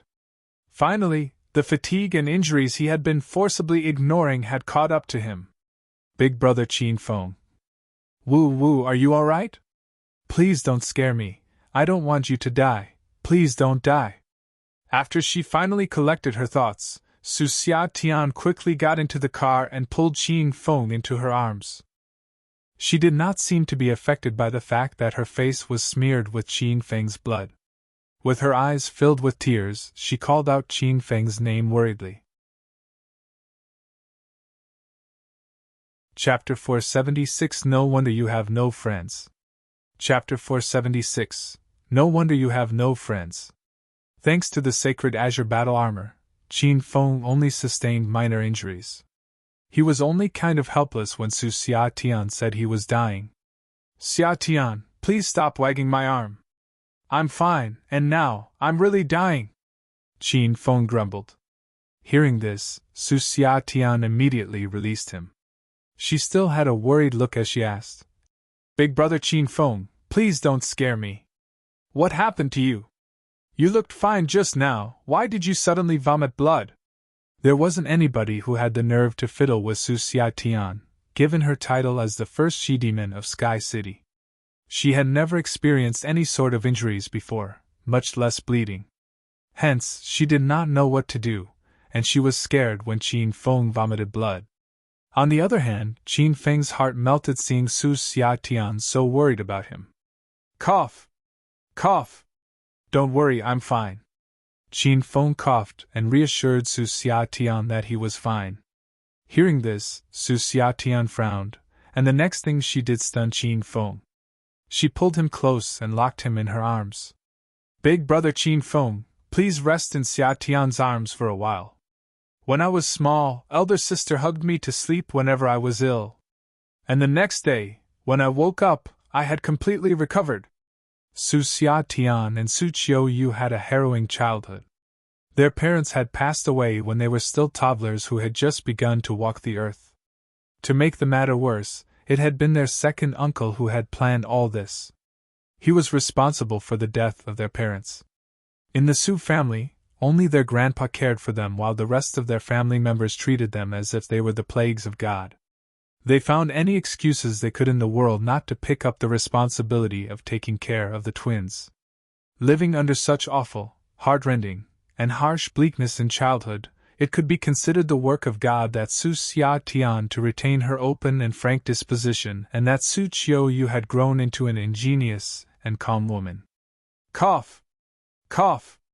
Qin Feng suddenly coughed. Su Xia Tian was terrified, and she tightened her embrace. Qin Feng's head was buried in Su Xia Tian's boobs, and his mouth was glued in her deep, seemingly of unknown depth cleavage. He was helpless. He coughed not because of his injuries, but because he was almost suffocating inside Su Xia Tian's boobs. Xia Tian, I can't breathe. If you don't release me now, I'll be dead soon, Qin Feng yelled. Hearing this, Su Xia Tian immediately released him. The image of Qin Feng vomiting blood had cast a huge shadow in her heart, and she was extremely frightened now. She quickly undid her blazer and continued to lock Qin Feng in her arms. Is that better, big brother Qin Feng? You can breathe now since I removed my blazer. Indeed, Qin Feng could breathe much better now. All he could breathe in was the smell of milk. It fiddled with his nostrils and almost sent him to Neverland. I still can't breathe well, Qin Feng said sternly. There was no way in hell he would give up such a great opportunity to get fresh with Su Xia Tian. Su Xia Tian grit her teeth and undid all the buttons of her white shirt and pressed Qin Feng into her smooth, almost flawless flesh. She asked, How about now? For a brief moment, Qin Feng felt like he was in seventh heaven. Su Xia Tian was indeed the easiest target he had ever encountered, such unconcerned and adorable. He laughed at his good fortune for coming across such a nice woman. I still need a bit more air. Your bra is not breathable. Qin Feng hoped against hopes that Su Xia Tian would not smell the rat behind his words. As Su Xia Tian stretched her hands to unclasp her bra, a thought suddenly flashed through her mind and caused her to stop. Big brother Qin Feng, you're such a pervert. Wouldn't I be naked if I undid my bra? Su Xia Tian looked at Qin Feng with her face flushed. She then added, The main problem is that I'm on my period now, and my boobs are sensitive. I'll let you have a bite at my boobs once my period has stopped, so until then, big brother Qin Feng, be patient. Qin Feng's mouth quivered as he was helpless that Su Xia Tian had seen through his intention. However, how could she say such things so blatantly? I feel better now. Let's get moving, Xia Tian. Since Su Xia Tian had blown up his disguise and quelled his intent to continue to stick his head in Su Xia Tian's boobs, he straightened up his body, tilted his head 45 degrees and looked out the window, pretending that everything that happened just now was just an illusion. Su Xia Tian quickly dressed. She was unmoved by the thing happened just now since her grandpa had betrothed her to Qin Feng. That was the reason who she acted so openly without any slightest hesitation or scruples in front of Qin Feng. If it was another man, Su Xia Tian would gouge out their eyes if they leered at her even for a moment. The car was ignited and darted forward like an arrow released from its bow. It soon arrived in front of the Su family's gate. Where have you two been, Xia Tian? I would have had to go out to search for you two if you two hadn't come back soon. Su Qiu Yu had been waiting for both of them outside the gate. When she saw them, she quickly walked forward to welcome them. Let's get in the room now, elder sister. I have a super-duper great news to tell you and Grandpa. Su Xia Tian excitedly pulled Su Qiu Yu and hot-footed into the house. Su Qiu Yu was stunned by Su Xia Tian. She dazedly followed Su Xia Tian and said, Slow down, Xia Tian. You might fall down. How can you behave like a child while you are already a grown-up?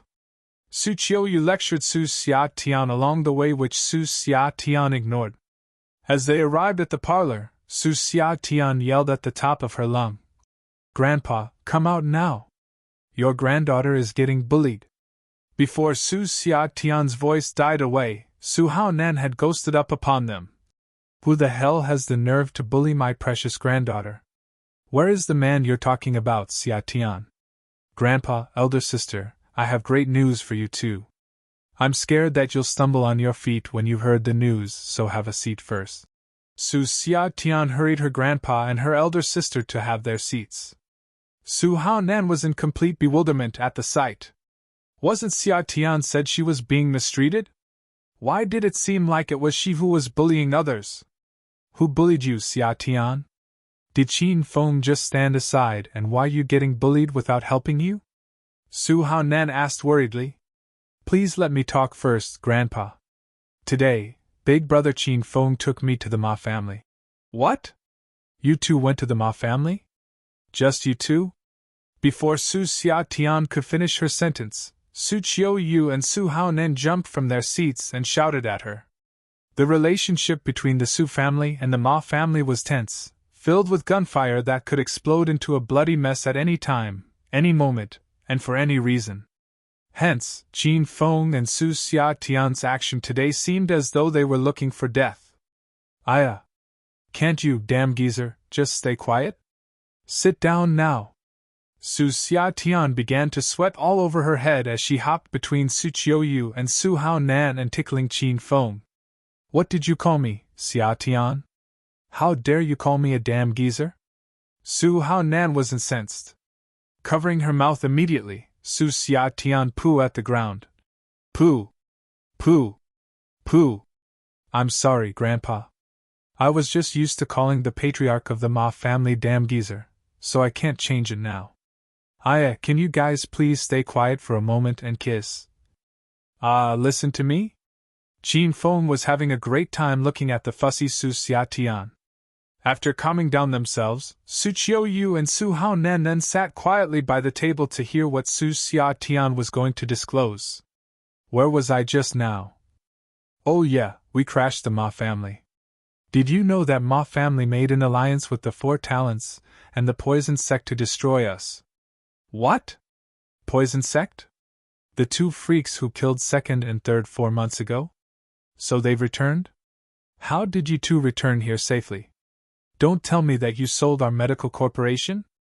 Su Haonan jumped. Su Xiaotian quickly halted him.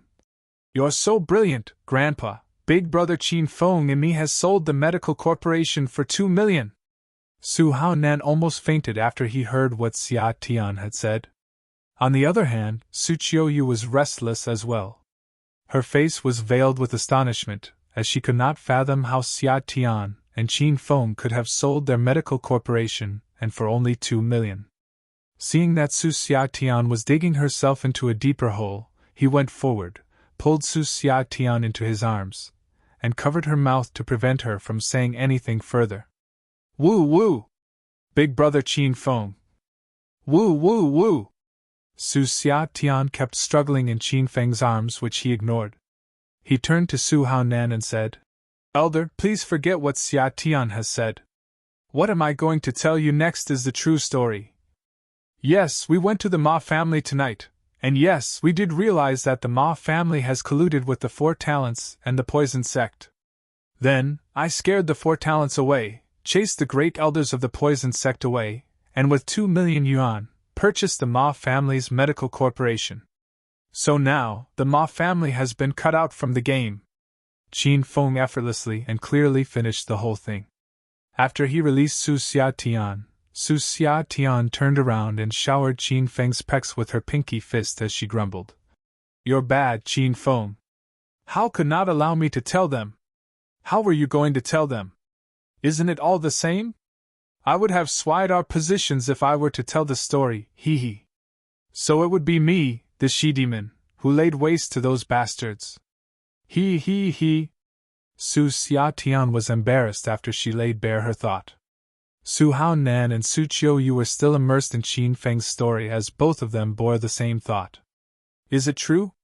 Is it not actually a dream fantasized by Qin Feng and Xiaotian? Oh yeah, this is the contract signed by that damn geezer. I've signed my name as well, on behalf of the Su family. Su Xiaotian snappily pulled the contract out from her pocket. Su Qiuyu quickly took the contract. After she meticulously ran through the contract, her eyes were gleaming with amazement as she yelled at Su Haonan. Grandpa, This is a genuine contract, and it has been entered into force. Xia Tian and Qin Feng purchased the Ma family's medical corporation with 2 million yuan, and now, it is our property. Su Xiatian could not be believed, but Su Qiuyu could. She was calm, savvy, serious, and down to earth. If she confirmed the truthiness of the story, then Su Haonan had to believe them. Su Qiuyu was curious and shot a question at Qin Feng. Qin Feng, you could not defeat the Yin Yang elders last time, right? How did you defeat them this time, then? I almost forget. Elder sister, Qin Feng is injured. He vomited a few liters of blood by the time he walked out from the Ma family's ancient mansion, and he dyed my BMW pink. Su Xiatian began exaggerating the story again. Qin Feng was helpless. A few liters? Su Qiuyu's mouth quivered. A human would die after he vomited a liter of blood, so how could Qin Feng still be fine if he really vomited a few liters of blood? She then asked again. Xia Tian, didn't your BMW originally come in pink? Oh yeah. But that's not important. Anyway, big brother Qin Feng has actually been injured, and he has vomited a few liters of blood. Suddenly, something crossed Su Xiatian's mind, and she quickly added, If wasn't for my hugs, and the fact that I let him rest in my... Woo woo woo! Ahem! Ahem! Xiatian, I'm fine. Really? Qin Feng almost stumbled to his feet. He quickly covered Su Xiatian's mouth to prevent her from saying anything more. With her eyes filled with curiosity, Su Qiuyu looked at Qin Feng as she felt what her little sister was going to say was very important. She still had many things to ask Qin Feng, but with Su Xiatian messing around, and the fact that they probably would not be able to settle the thing fast with her around, Su Qiuyu quickly dropped the thought. Qin Feng, are you injured? Su Qiuyu's gaze turned soft as she looked at Qin Feng. Qin Feng replied to her question with a nod of his head. Qiuyu, quickly prepare a room for Qin Feng to rest in. Then cook some herbs for him. Xiatian, go back to your room now and don't disturb your big brother Qin Feng. Elder Su had given his orders, so although she was reluctant, Su Xiatian could not do anything and went away crestfallen. Qin Feng and the other two sighed a long relief after Su Xiatian had gone away. They could finally understand why Su Xiatian had no friends. Chapter 477 Student Parade. Chapter 477 Student Parade. Su Qiuyu dragged Qin Feng to her room while Elder Su and Su Xiatian went to their respective rooms to rest for the night. As they entered her room, Su Qiuyu laid Qin Feng on her bed and began to help him take off his shoes and shirt. Are you badly hurt, Qin Feng? Did you really fend off the Yin Yang elders? Su Qiuyu's warm and gentle attitude teased Qin Feng's heart. He could deeply feel her care for him. He gave in to his desire and pulled Su Qiuyu onto the bed and locked her tightly in his embrace. Qin Feng, I dare you not to do anything to me. Qin Feng's movement alarmed her, reminding her of the heated moment they had early that morning. However, Qin Feng just locked her tightly in his arms without doing anything. He then said, Qiuyu, the Ma family is no longer a threat to us now. We should make use of their medical corporation not only to find our feet but to gain a firm foothold in the pharmaceutical industry. Su Qiuyu never thought Qin Feng wanted to talk about the future of the Su family's medical corporation. She thought the lecher wanted to do something bad to her again.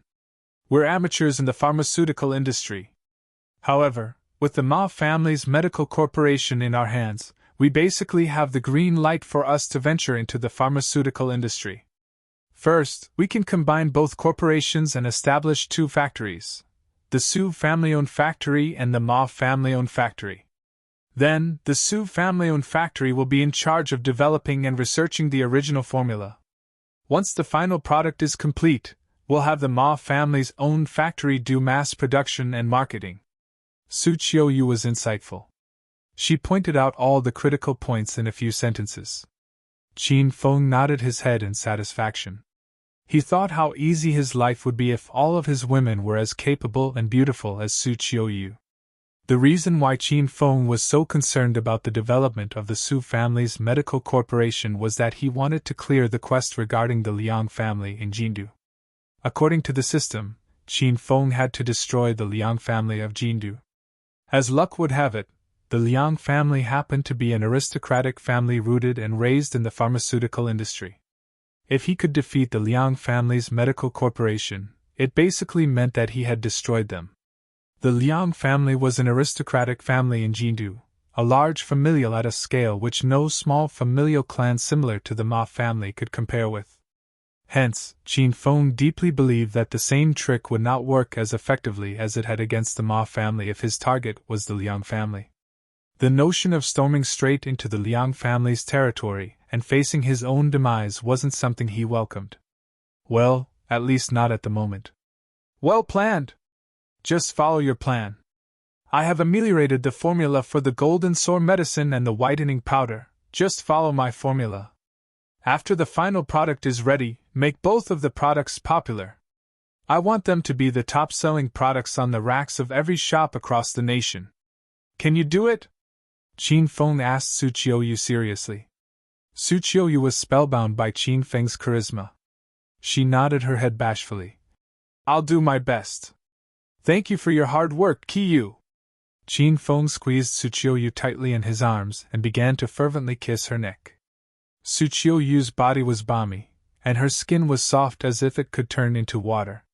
Su Qiuyu went weak, and a heady, strange sensation that she had become pretty familiar with since this morning began to run wildly across her body from her head to her toes. As Qin Feng groped at her large boobs, Su Qiuyu moaned faintly. Stop! Even though Qin Feng was reluctant to release her, but he had to do it anyway. Go back to your room and rest. Su Qiuyu lowered her head and said. I'm returning to my room now, Qiuyu. I'm leaving tomorrow for Acropolis City. I still have a lot of things to tend to there. Qin Feng could not fathom Su Qiuyu's feeling towards him. Qin Feng was kind of shocked when Su Qiuyu voluntarily offered herself to him. He thought he had won her heart, however, when he wanted her today, she rejected him. I'll send some Chinese medicine to help you recover your blood qi later. Su Qiuyu had calmed herself very soon after she got out of Qin Feng's arms. Actually, she had accepted Qin Feng as her man, but she was not happy that Qin Feng used a nasty trick just to get her body. Hence, she wanted to punish him. Qin Feng returned to his room, took a bath, and weighed TV from his bed when Su Qiuyu came into his room with a pot in her hand. It was clear enough that Su Qiuyu had just taken her bath. Her body was shrouded in a white bathrobe with both her mellow shoulders and long legs exposed to the air. They were so white that they shined brilliantly in Qin Feng's eyes. Please have it while it's hot. Find me in my room if you have anything to talk to me about. I'm leaving now. Su Qiuyu retreated from his room after she delivered the pot of medicine. Extending his arm, Qin Feng halted her by pulling her soft and delicate arm. He looked at her lecherously and said, Qiuyu, why don't you stay with me tonight? It'll be easier for me to find you as well. Qin Feng was stripped to the waist, and his muscular upper torso was bare to Su Qiuyu's eyes. Her face flushed red as she exclaimed inwardly. Damn! He is so hot. I think I'll pass. I don't want to stay overnight in your room because I have trouble sleeping in a strange bed. Please rest soon after you have your medicine. Stop all your fantasizing. Su Qiuyu remembered at the very last minute that she had to punish Qin Feng a bit by ignoring him. Okay then. Qin Feng released Su Qiuyu and smiled at her with 2 blood qi pills in his palm. Qiuyu, these 2 blood qi pills are for you. Even though the blood qi pill are of no use to you since you've broken into stage 4 inner qi, they can still improve your inner qi and will definitely speed up your cultivation. I still have a lot here, so these 2 are for you. Qin Feng was a master of seducing. He gifted the blood qi pills to Su Qiuyu with hidden intentions. He thought Su Qiuyu would have been so touched that she would beg him to keep her for a night. However, the reality struck him hard like a truck. Shameless! While Qin Feng was fantasizing about multiple postures that he wanted to try with Su Qiuyu in her mind, Su Qiuyu gave him a cold stare. She huffed, turned her body and left. Oh hey, why are the beautiful lately are so capricious? She did not even want my blood she pill. Qin Feng still did not know Hua Yan had mixed angel grass in the formula of blood she pill. Otherwise, he would be able to understand Su Qiuyu's unpredictable mind. Su Qiuyu left without turning back. Since his wish to do something bad with Su Qiuyu was shattered, Qin Feng then went ahead to sleep. Then, an adorable little head suddenly snuck into his room through the door. Big brother Qin Feng, elder sister and grandpa are not at here, right? Su Xiaotian grinned at Qin Feng.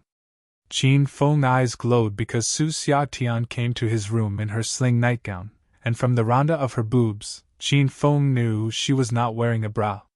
Yeah, they are not here. Come in. Qin Feng smiled. Hearing this, Su Xiaotian quickly dashed into his room and rammed onto his bed.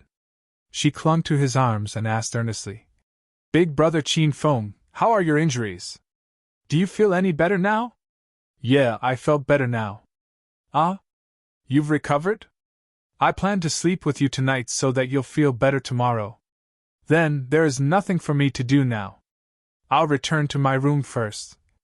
Su Xiaotian began to crawl out of Qin Feng's bed as she spoke. Qin Feng quickly covered his stomach with his hand and yelped in pain. Ah! My stomach hurts again. Su Xiaotian stopped and returned to Qin Feng, pulled open the coverlet, snuggled into it, and hugged Qin Feng tightly in her arms. Then I'll hug you to sleep tonight, but I warn you not to do anything tonight. My period still isn't over yet. Okay. Remember not to tell Elder. He doesn't want you to bother me. Qin Feng reluctantly settled for it. Don't worry, I won't tell Grandpa, even Elder sister. Su Xiaotian smiled gleefully. At Jinda University, a revolution was in the air. On the third day since Qin Feng was fired from the university, the strike of students from the medical college had reached its climax. 200 students of the medical college boycotted their classes. They had made a declaration.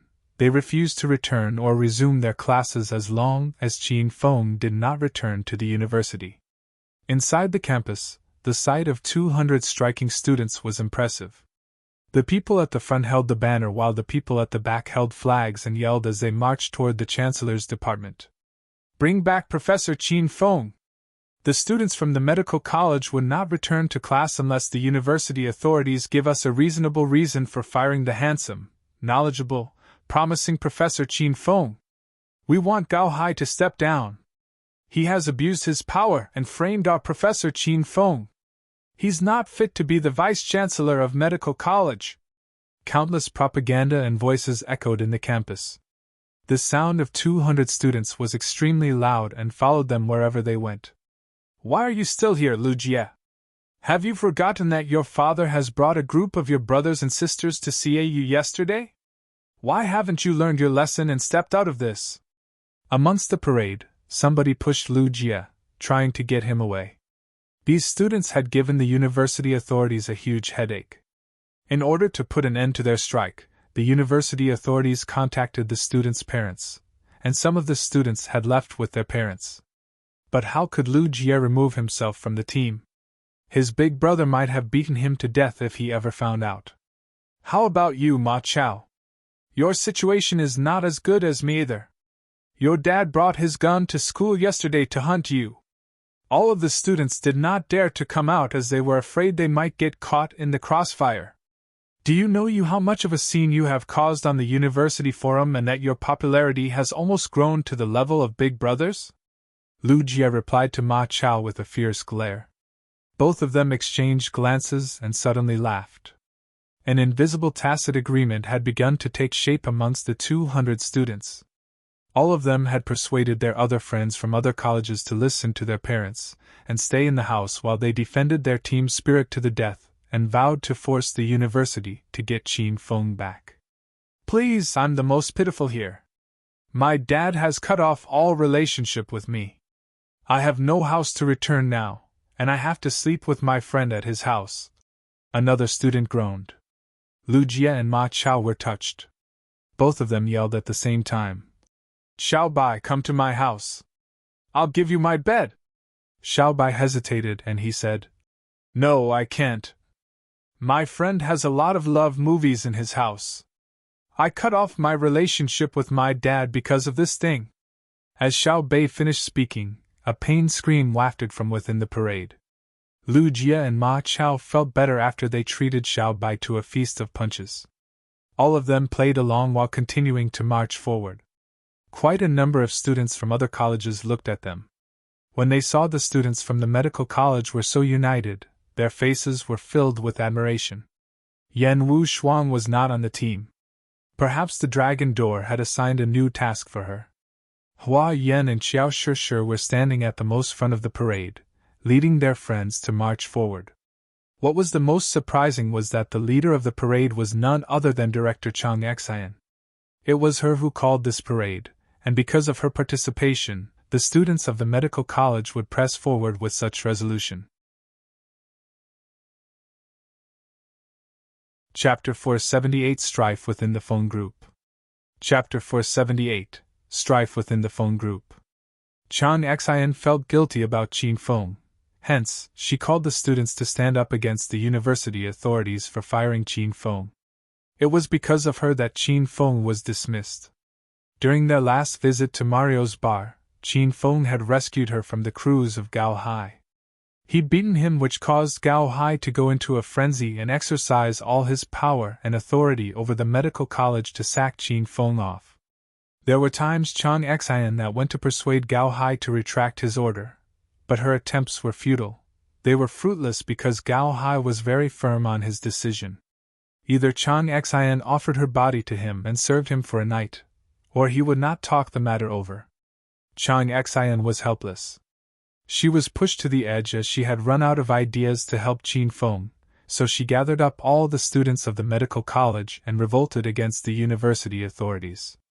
"Big sister Xian, do you know what that Qin Feng has been up to? I don't believe that the reason he doesn't show up is that he has lost face."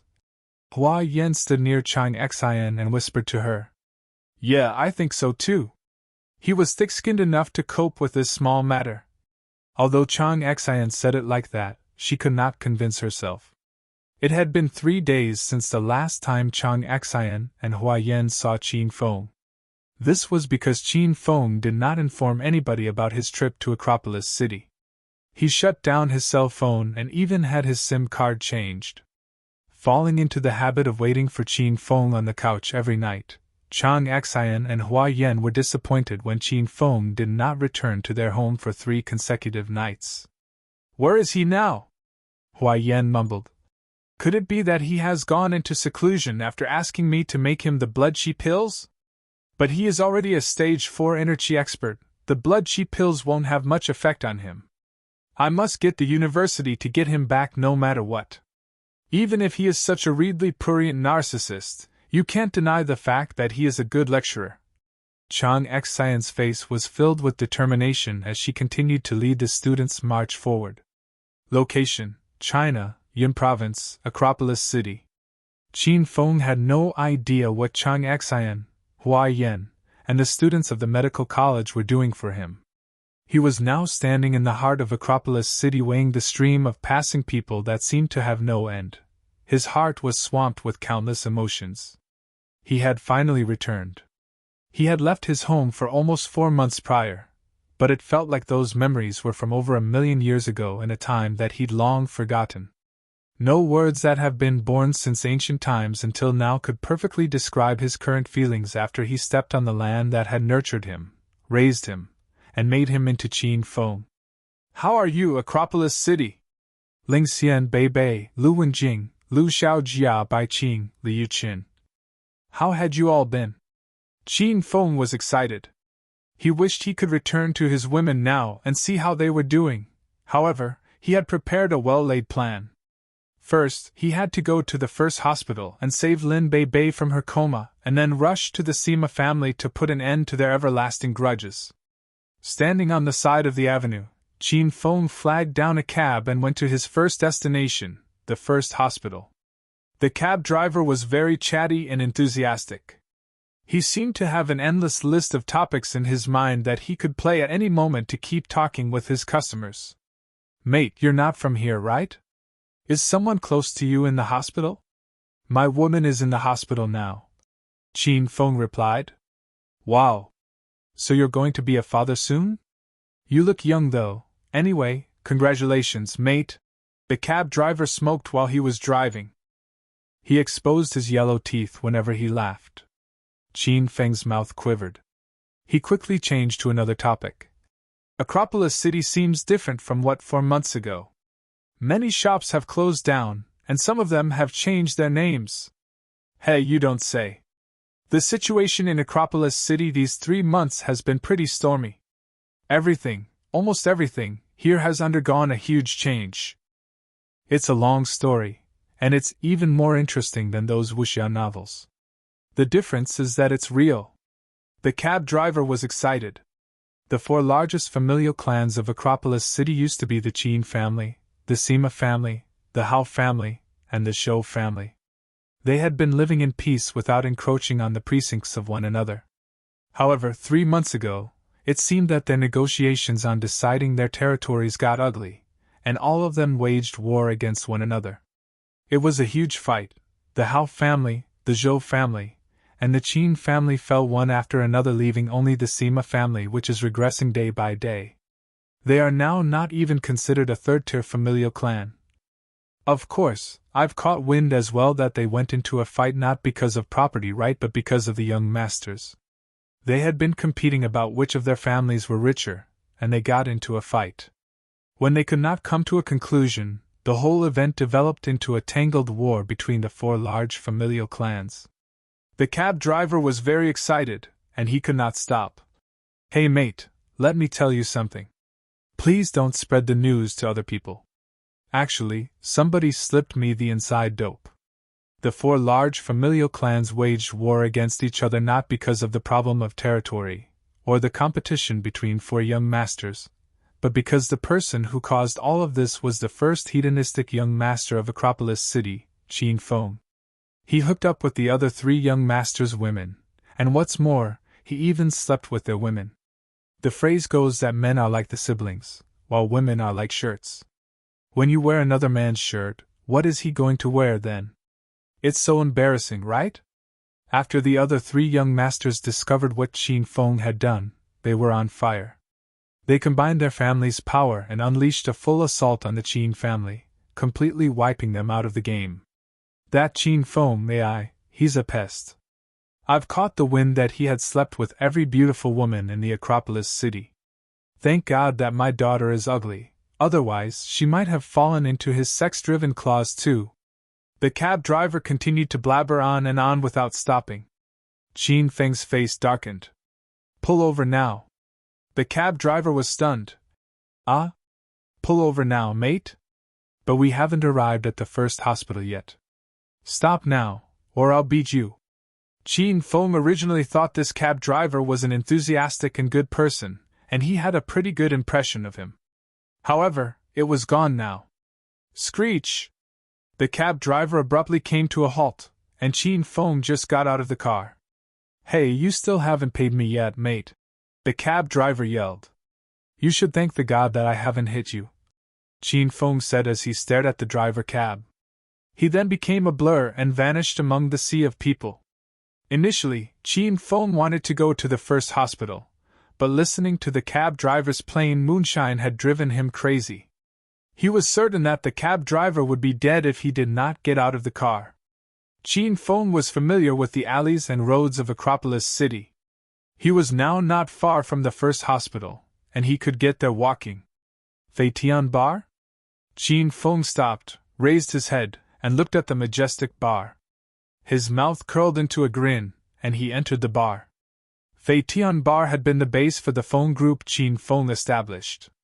Before he left, he'd ordered Long Hair, Wild Wolf, and Baldy to assist Lu Wenjing in managing the Feng group. When Qin Feng was in Jindu, he received a notification from the system that the quest to assist Lu Wenjing in unifying the power of Acropolis City's underworld had been cleared. This meant that the Feng group had become the largest group in Acropolis City, and since he was here, of course, he had to visit his former compatriots and Lu Wenjing. In the office in the deepest part of Feitian Bar, stood Lu Wenjing, long hair, and his two brothers. The office was 100 square meters wide. Inside, there was nothing notable aside from a book rack, a couch, and a working desk. It was a spacious office, but now, it was crowded full of people. Roughly 50 people stood behind Wild Wolf and Baldy facing Lu Wenjing, long hair and 4 of their minions. Wild Wolf, Baldy, what are you guys up to? Are you planning a rebellion in Big Brother Feng's absence? Long hair had sustained an injury, a large laceration caused by a machete across his arm. Blood was spurting out of it, and his face was grotesque with pain and anger. Regardless of his dire situation, he protected Lu Wenjing's back and confronted Wild Wolf and Baldy head-on while yelling at them.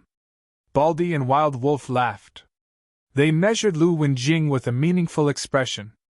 Lu Wenjing was wearing a white sports suit and a fresh young vigor erupted from her. Her body was in tip-top condition, and her legs were long and white. Long hair, I'm giving you this last chance since we've braved through countless dangers together. Leave now, or join us in the Guanglang group. Otherwise, we'll no longer be brothers. Guanglang group. It was obvious from the name that the group had been formed by Baldy and Wild Wolf. The Guanglang group now had 400+ members, and all of them had come from the Feng group. 3 months ago, before the fight at the Amethyst Dragon Palace, Feng had ordered Long Hair and his 2 brothers to destroy the Wyvern group and the Wild Wolf group to raise the Feng group to be the top group in Acropolis City.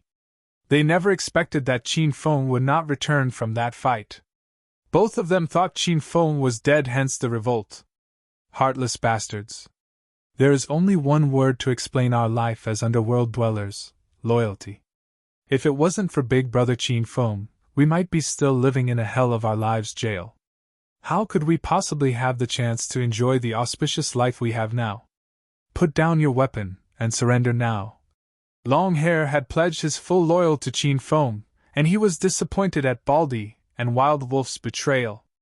Ha! Feng? He's dead.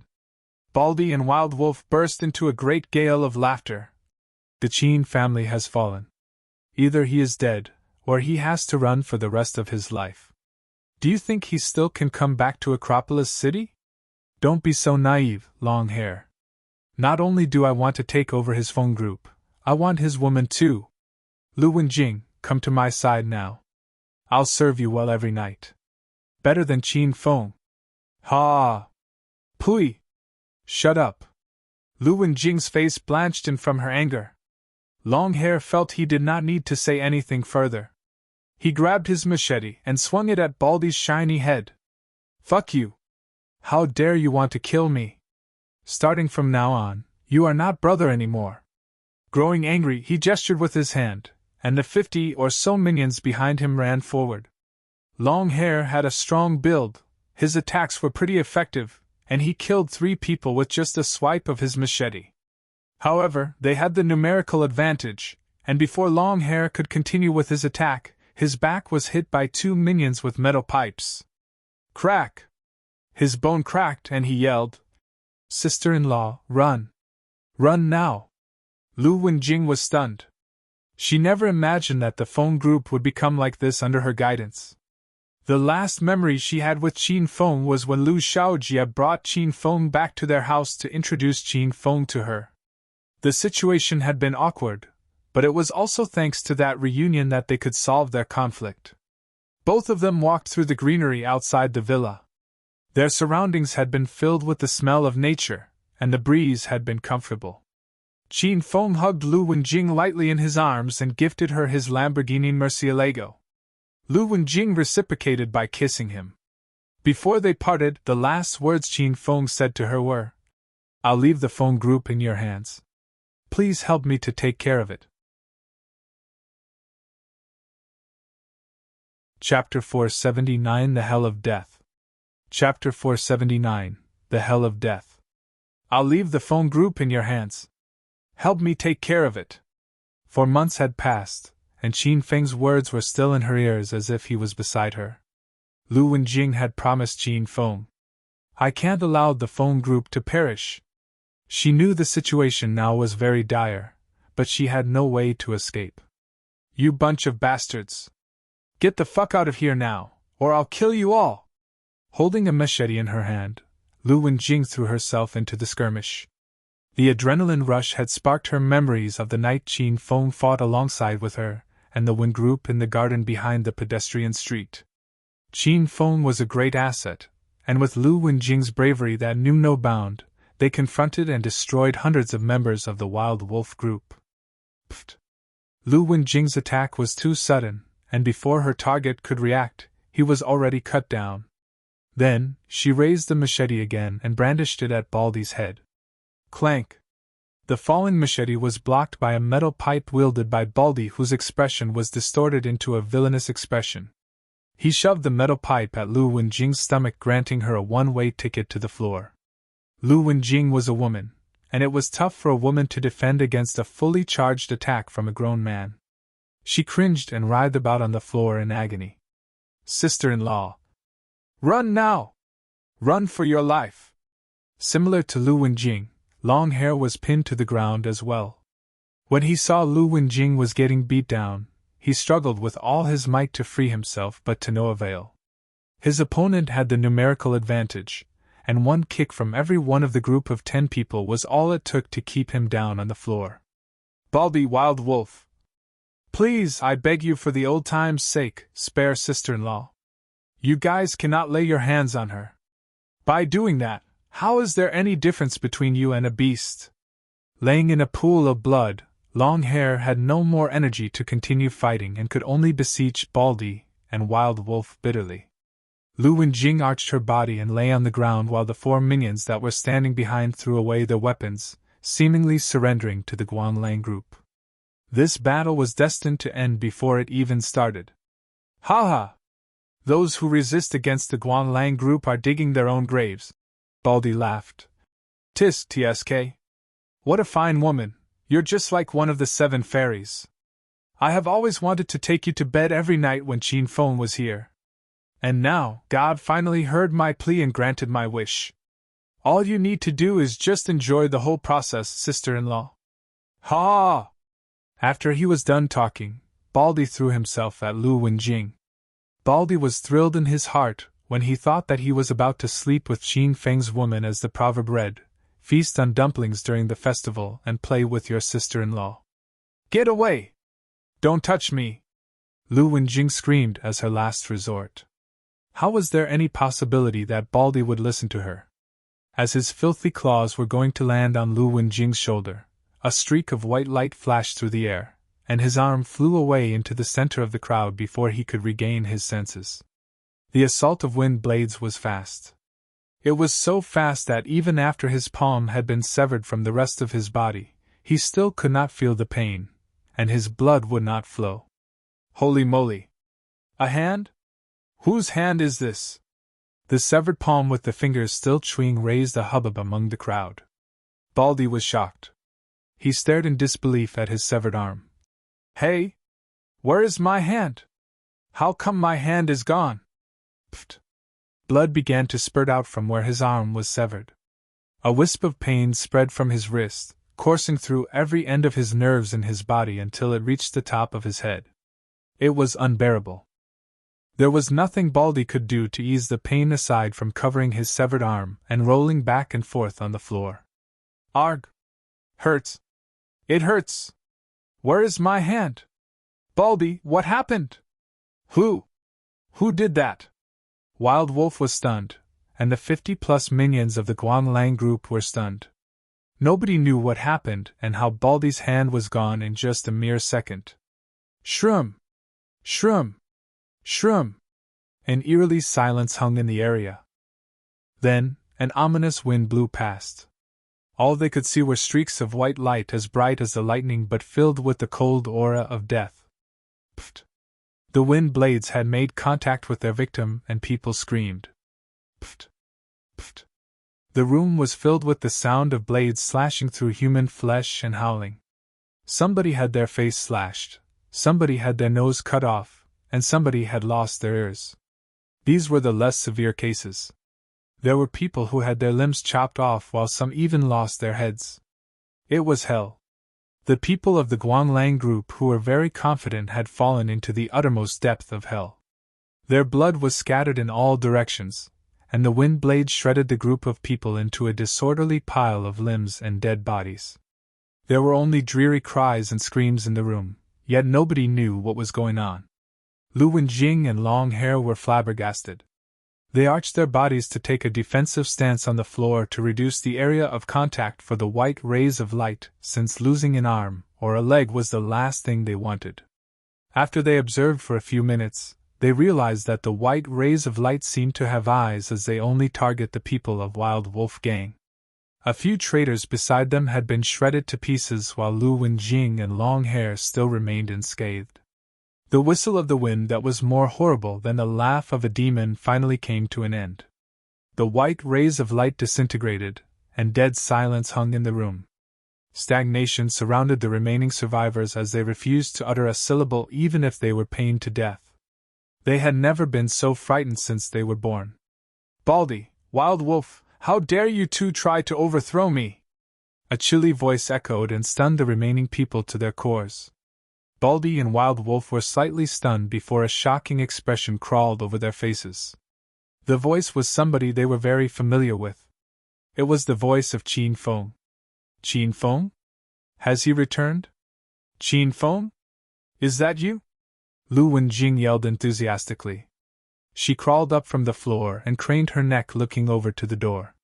In the doorway stood a strong man in a fine suit. He was Qin Feng. With a light hop on his feet, Qin Feng closed the gap between Lu Wenjing and him in a second and arrived at her side. Lu Wenjing was shocked by how strong Qin Feng had become. Has he transcended into a deity? "Jing, are you all right?" Qin Feng pulled Lu Wenjing into his arms and transmitted his inner qi into her body, easing Lu Wenjing's pain. "Qin Feng, it's really you. You have returned." Lu Wenjing had just undergone the trial of death, and when she thought she would never be to see Qin Feng again, he appeared. The only thing she could do now was hug Qin Feng tightly, as no words could describe her current feelings. "Where have you been, Qin Feng? I've been so worried about you." Qin Feng's heart wrenched. He caressed Lu Wenjing's silky hair to comfort her.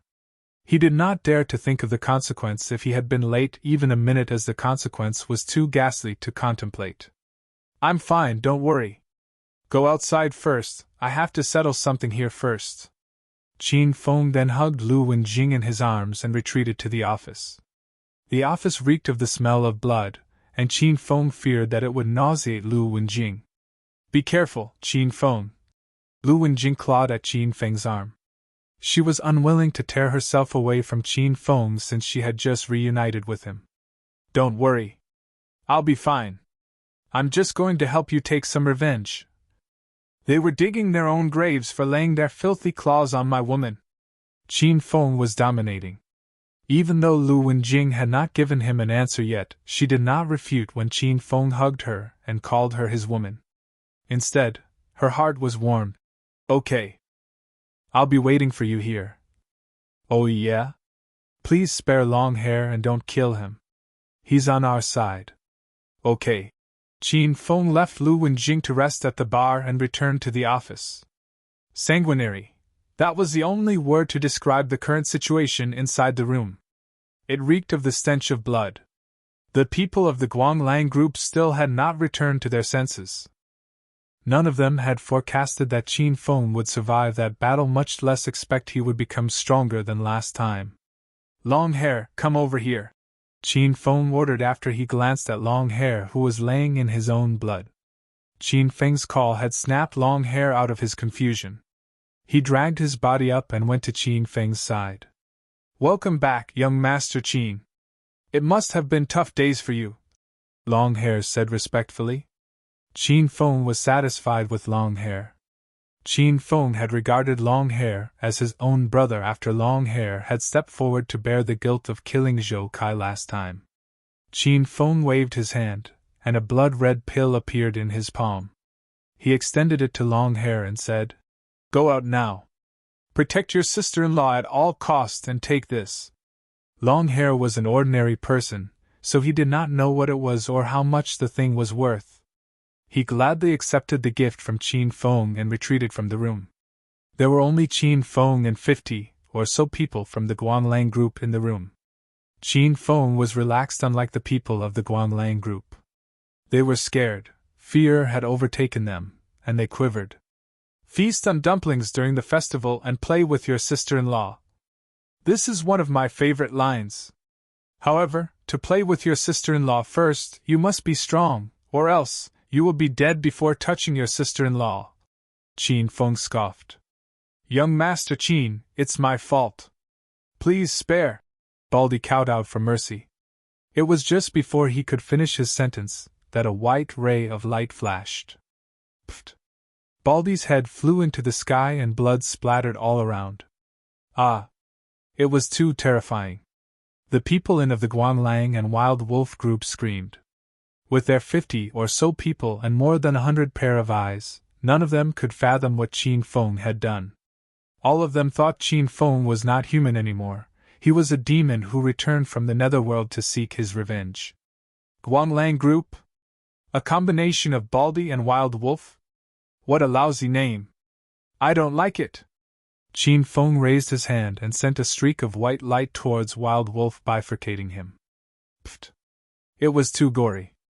Some of them vomited. The mixture of the stench of blood and vomit was disgusting. The situation in the room was even more gruesome than hell. Please spare us, young Master Qin. We've been blinded and brainwashed by Baldy and Wild Wolf. We swear we won't do this anymore. Please spare us, young Master Qin. The remaining minions began to beg Qin Feng for mercy. They regretted everything, and if they were given a chance to go back to the drawing board, they would surely not betray Qin Feng. He was baleful and even more ruthless than a demon. Qin Feng's gaze swept across the people and sighed. You guys should know the rules well. You have to bear the unbearable if you live your life as an underworld dweller. It's essential to make the right choices. Get lost now. Don't let me see you all in Acropolis City ever again. Human life was not something he would consider since Qin Feng had transcended to stage 4 inner chi. He would kill a person without batting an eye. However, he was too kind. These bunch of wax-nosed peoples please hit his soft spot. Hearing this, they were relieved as they helped each other to exit from the room. Those who lost their limbs had to roll out of the room. All of them did not want to return to Acropolis City again for the rest of their lives. The room became empty again. Although Qin Feng did not show it, he was upset. Long Hair and his 2 brothers had followed him for almost half a year. Baldy and Wild Wolf had fought many hard battles and achieved notable merits for the Feng group. However, they'd betrayed him, and this was the truth, just like Han Ying and Su Ruoro. Until now, Qin Feng still had no idea how to face those 2 women. Chapter 480 The Best Memories We Had. Chapter 480 The Best Memories We Had. Suddenly, a silhouette of a human came into Qin Feng's mind. That person was the first minion Qin Feng gained in Acropolis City. Qin Feng's memories drifted back to the time when he battled Uncle Feng at the Amethyst Dragon Palace. After he'd broken through into Stage 2 Inner Chi in the midst of the battle, he defeated Uncle Feng and killed both him and Hao Yun, which indirectly incited the war between the Qin family and the Hao family. At that time, Zhang Biao stepped forward without batting an eye to be Qin Feng's whipping boy. After that, Qin Feng bought the super smoke bomb from the system to help Zhang Biao escape. He had no idea where Zhang Biao were, and how was he handling himself now. When Qin Feng exited the room, the minions of the Guanglang group had already gone. When his gaze swept across the bar stand, and he saw Long Hair and Lu Wenjing, he was stunned. Fuck! What are you doing, Long Hair? Qin Feng leaped to Lu Wenjing's side, grabbed her and dodged Long Hair, who was lunging at her. Long Hair was acting weird. His shirt was nowhere in sight, and he was on the verge of removing his belt. If it wasn't for Qin Feng arriving in the nick of time, he would have already pounced at Lu Wenjing. Arg! Arg arg arg! Young Master Qin, please kill me! I can't stop myself from pouncing on sister-in-law. I'm not a human, I'm worse than a beast. Quick, young Master Qin, give me a quick one. Long Hair yelled as if he was torn apart by something inside his body. Qin Feng and Lu Wenjing were flabbergasted, their faces were flooded with confusion. What are you doing, Long Hair? Why would you suddenly want to get fresh with your sister-in-law? You're not that kind of person, asked Qin Feng. Suddenly, Long Hair drew a dagger from his waist and repeatedly stabbed his thigh. Pfft! Blood gushed out his thigh in a torrent, and almost splashed Qin Feng and Lu Wenjing.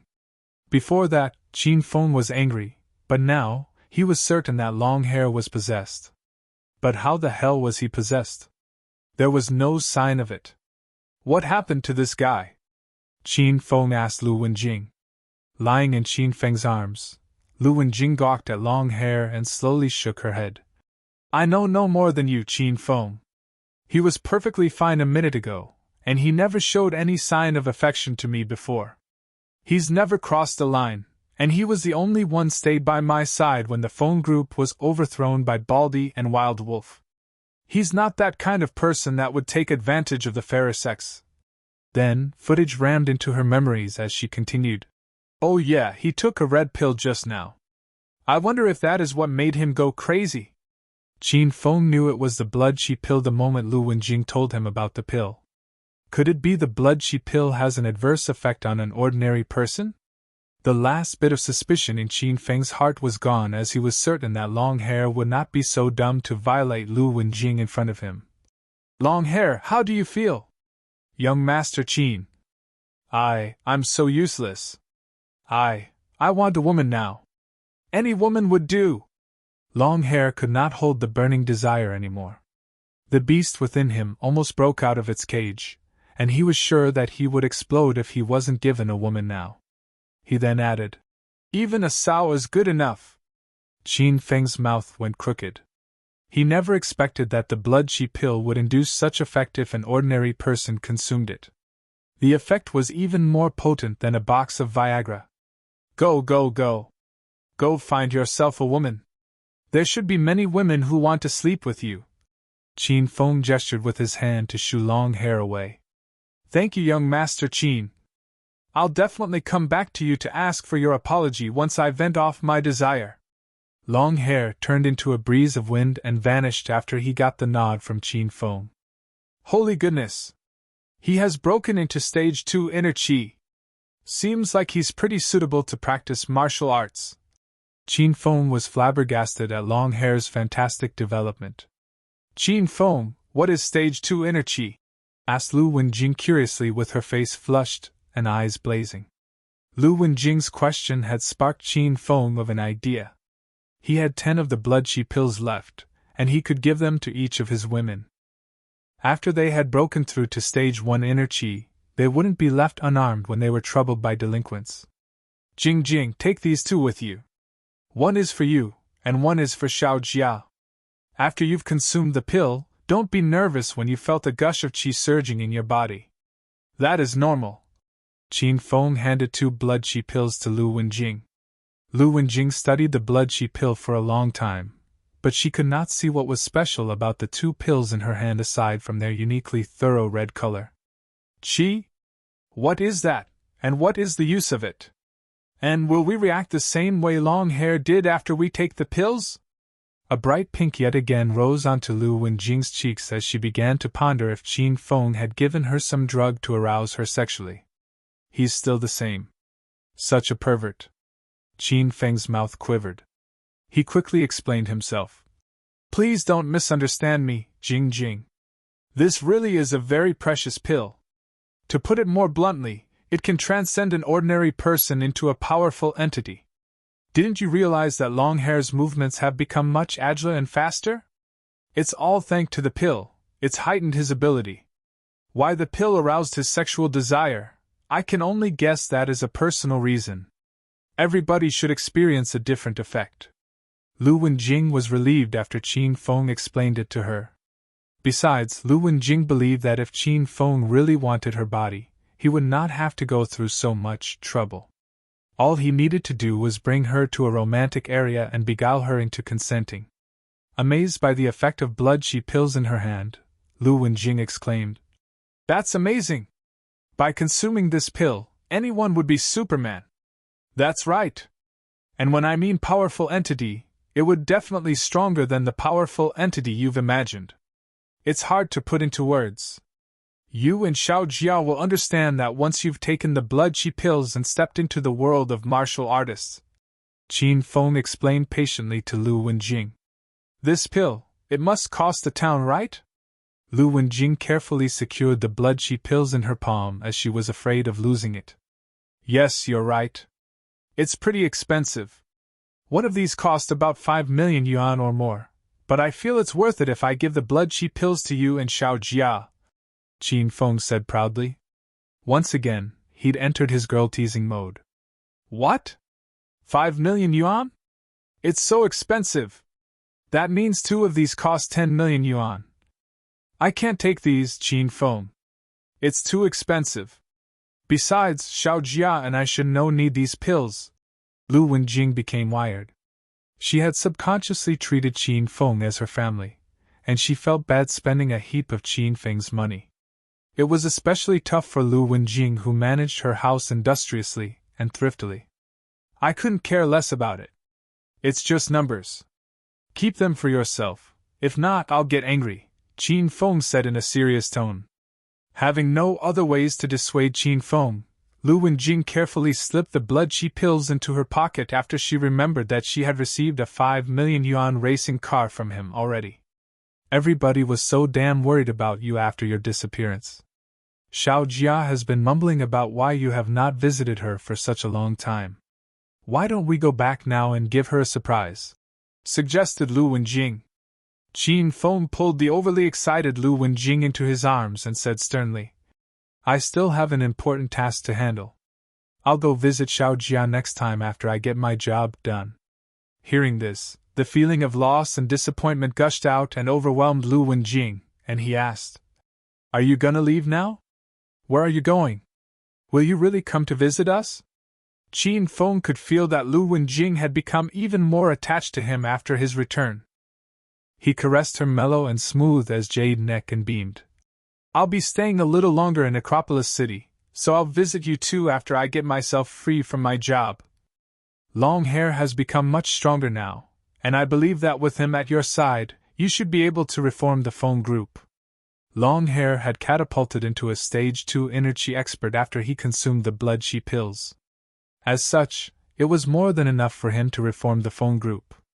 Qin Feng then continued, Remember to take the blood chi pill with Xiao Jia when you get home. By that time, you two should have become much stronger than you are now. It would ease my worries a little. Okay, take care of yourself though. Xiao Jia and I will be waiting for you at our house. Lu Wenjing was reluctant to let Qin Feng go after they just reunited for a short amount of time. Clearly, Qin Feng had sensed that Lu Wenjing was reluctant to part with him, so he did not leave too soon. Besides, Lu Wenjing had just gone through the internal strife of the Feng group falling apart, so he had to stay for a little while longer to comfort her. Qin Feng hugged Lu Wenjing in his embrace, fondled her soft and delicate body, and looked back upon the great and sweet memories they had made together. Both of them chatted for a long time. Starting from the day they met each other at the Fei Tian bar, only then did they realize that they'd gone through a lot of things together. Every moment and every trial that they had gone through together had become the unforgettable memories for them both. Qin Feng was thrilled when he talked about how Lu Wenjing formed the Wen group just to browbeat everybody to fight with the Feng group. Furthermore, only now did Lu Wenjing realize that those who joined her Wen group had no other objective but to get their hands on her body. It was after Qin Feng had beaten them that Lu Wenjing was able to protect her chastity. Lu Wenjing was touched, so she pressed her body harder against Qin Feng's arm and disregarded the fact that her boobs were distorted as they pressed against Qin Feng's arm. Lu Wenjing then talked about the automobile show beside Lotus Lake. The downfall of the Wen group was the toughest time for Lu Wenjing. She had run out of money to pay for her and sister's tuition. Due to this very reason, she picked up a part-time job as the automobile exhibition showgirl. Little did she know that she would encounter a rogue who would secretly take a picture up her dress. Then, Qin Feng appeared again and saved her from the sticky situation. At that time, Lu Wenjing still held a grudge against Qin Feng because she could not forgive Qin Feng for betraying the Wen group. Hence, in order to teach him a lesson, she purposely led him to the normal university and pretended to be very close to him. All of that was to summon her suitors to attack Qin Feng. Qin Feng, do you still remember the Lover's Bridge at the normal university? Lu Wenjing asked as she looked at Qin Feng with her starry eyes. Of course I do. The Lover's Bridge has a saying that once a man holds a woman's hand and walks over the bridge, they will become a couple in the end. Qin Feng nodded. We've walked over the Lover's Bridge, and now we're really together. It seems that the myth is true. Lu Wenjing felt that they had transitioned through time and returned to that day on the Lover's Bridge when the wind was mild and the sun was bright. Then, you'll be my concubine for life. Qin Feng offered Lu Wenjing a seductive and wicked grin. Lu Wenjing's smile froze. She pinched hard at Qin Feng's thigh. Nonsense. I'll be your lover for life. Why would I be your concubine? Sorry, my tongue slipped. You said it yourself? You'll be my lover for life. Qin Feng had not gone steady with Lu Wenjing before. Now, they had finally made their relationship clear. Aya, how can you trick me?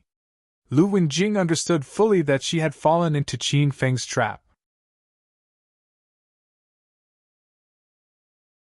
Chapter 481 Save Lin Bei Bei from Her Coma. Chapter 481 Save Lin Bei Bei from Her Coma. Slowly, the autumn wind crept in and filled every inch of the city under the gathering dusk. A dark figure leaped across the skyline outside the first hospital of Acropolis City into an ICU room. Mother Lin's eyes caught a glimpse of the figure hiding behind the curtain, and she screamed. Who's in there? Dong Fang Ming Wang had had his legion of professional bodyguards looking after Mother Lin and Lin Bei Bei, safeguarding the perimeter day and night just as Qin Feng had asked him. Meanwhile, Mother Lin stayed by Lin Bei Bei's side and prayed to God that her daughter might wake up from her coma one day. However, her call wasn't heard by the one residing above in the heavens. 5 months had passed in a blink of an eye, but the woman on the bed did not show any sign of improving. The figure then emerged from the curtain, and he wiped a bright beaming smile on his good-looking face. Auntie, I'm back. Mother Lin's body quivered. She remained frozen on the floor. Astonishment flooded her rugged face full of wrinkles. Mother Lin was in a daze for quite a long time before she recovered. She dashed toward Qin Feng and hugged him tightly. Qin Feng? Is that really you? You've returned? Where have you been all these days? I've been worried sick for you. Both Bei Bei and you are good children, but why does God have to fill both of your lives with miseries? I miss you a lot, Qin Feng. Mother Lin said in a broken accent, crying heavily. I've been praying day and night, hoping that you were still alive somewhere, and that Bei Bei will awaken from her coma. Thank God that he finally heard my plea, and you really are still alive. I'm too happy. Qin Feng was touched. He had no memories of his own mother. After all, he lost her when he was born, and it was Qin Huang who single-handedly raised him. Throughout all these days, he had no idea what was meant when people spoke about maternal love, until today. When Mother Lin locked him in her arms, and he remained quietly in her warm embrace, the maternal love that he'd never known seemed to be gradually making itself known to him, and his frozen heart began to melt. Mother Lin had long since regarded Qin Feng as her son-in-law-to-be, the closest relationship to being her real son. A lump was forming in his throat as he worked very hard to force a few words out of his mouth. Please forgive me, Auntie. Forgive me for making you worry about me. Hee, silly kid. Don't say absurd things like that. As long as you two stay in peace, I'll be happy. Mother Lin caressed Qin Feng's head with lots of affection. For those who did not know their relationship, they would certainly think they were a mother and son if they were to see this footage. Click! Suddenly, the door to the room was shoved open from the outside. 2 men wearing black suits slipped through the cleavage between the door and stood beside Qin Feng before Mother Lin could stop them. Concurrently, 2 dark figures flashed from outside the window into the room and appeared behind Qin Feng. 4 of them surrounded Qin Feng in a blink of an eye, and Qin Feng could sense the murderous intent emerging from the four of them. "Ah, it's you people. Don't worry. He is my son-in-law, he won't hurt us." Mother Lin quickly explained the situation to the four people. Mother Lin knew nothing about these four people aside from the fact that they suddenly appeared at their side and protected them around the clock after Qin Feng went missing. It was them who had fended off those who wanted to harm Lin Bei Bei. Hence, Mother Lin was grateful for them even though she had no idea who sent them here to protect Lin Bei Bei. "Are you people the bodyguards of the Dongfang family?" Qin Feng asked the four bodyguards as he pat Mother Lin's shoulder to ease her tension. The four people's expression changed slightly, but they soon regained their composure. One of the men who wore a red bow tie stepped forward and shot a question at Qin Feng. "Who are you? What's your objective in coming to this ICU? Why did you have to come into this ward through the window?" "I'm Qin Feng." "What? You're Qin, no, young Master Qin? Please forgive us for not recognizing you." The four bodyguards changed their attitude and treated Qin Feng with deferential after they found out his identity. Seeing this, Mother Lin was certain that the four people had been sent by Qin Feng to protect her daughter. It was just that she couldn't think through her head why they had failed to recognize Qin Feng at first. "No worries. You four may leave now. Secure the perimeter of this room, and don't come in without my order." Qin Feng was clear in his heart why the four suddenly changed their attitudes. He'd agreed to the Dongfang family's marriage proposal, which made him the son-in-law of the Dongfang family. He might have even been considered as one of their superiors now. "Roger." The four bodyguards took Qin Feng's order to heart and retreated from the room. After the four left the room, Qin Feng hastily walked to Lin Bei Bei's bed because he had waited for this moment for too long. "Qin Feng, what made you return to Acropolis City? Have you settled all your enemies? You worried me." Following Qin Feng, Mother Lin came to Lin Bei Bei's bedside as well and continued to ask about Qin Feng's current situation. Qin Feng smiled at Mother Lin. "Don't worry about me, Auntie. I'm fine. I came here today because I've found a way to awaken Bei Bei from her coma. I'm here to save her." "What did you say? You've found a way to save Bei Bei?" Mother Lin felt as though she had been struck by a streak of lightning, and her mind went blank. For months she'd yearned for Lin Bei Bei to wake up from her coma. "Mother Lin, why don't you take a walk? Perhaps by the time you return, Bei Bei will have already awakened." Qin Feng required absolute silence during the treatment process. As such, he did not want Mother Lin standing by his side because she would distract him while he was treating Lin Bei Bei. Mother Lin stayed blank for a moment before she came back to her senses. Her face was filled with tears of joy as her memories flew back to the night 4 months ago. That night, Lin Bei Bei went for a walk outside after she sent her the meal. Then, Lin Bei Bei was kidnapped, and by the next time she saw her daughter, she'd already fallen into a coma.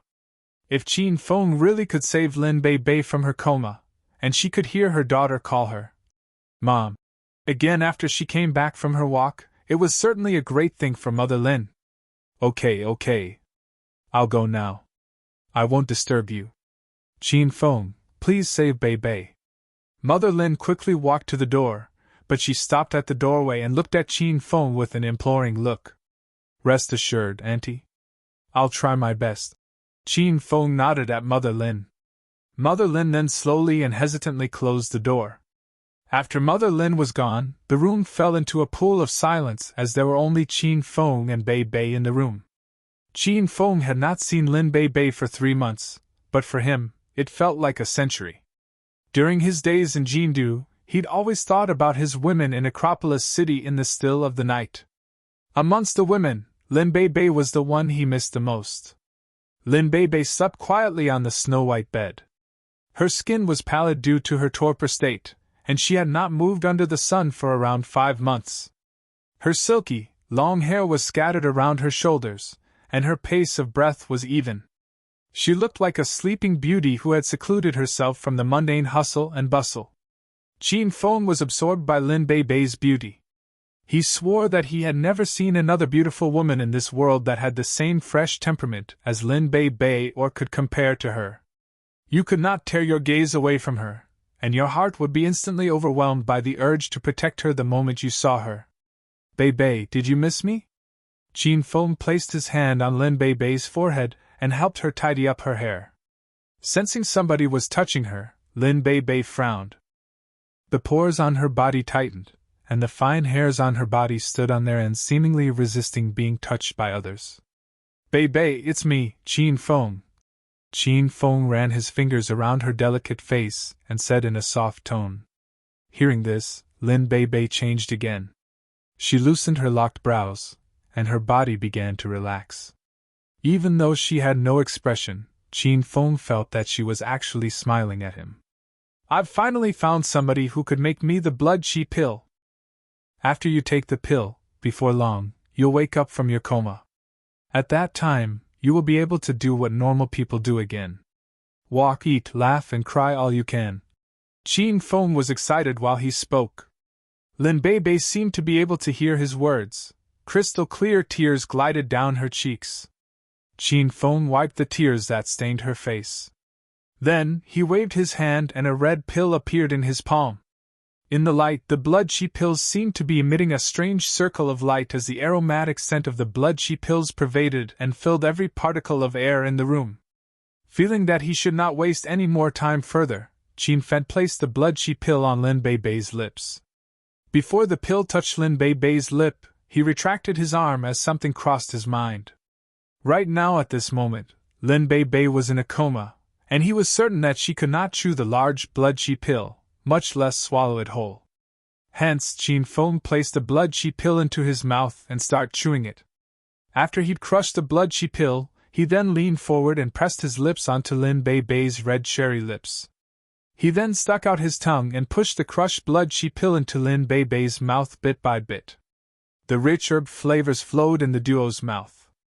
After Qin Feng had sent roughly all the pieces of blood chi pill into Lin Bei Bei's mouth, he stuck his tongue even deeper into Lin Bei Bei's mouth and twirled her tongue so that every last bit of the pill inside his mouth was transferred.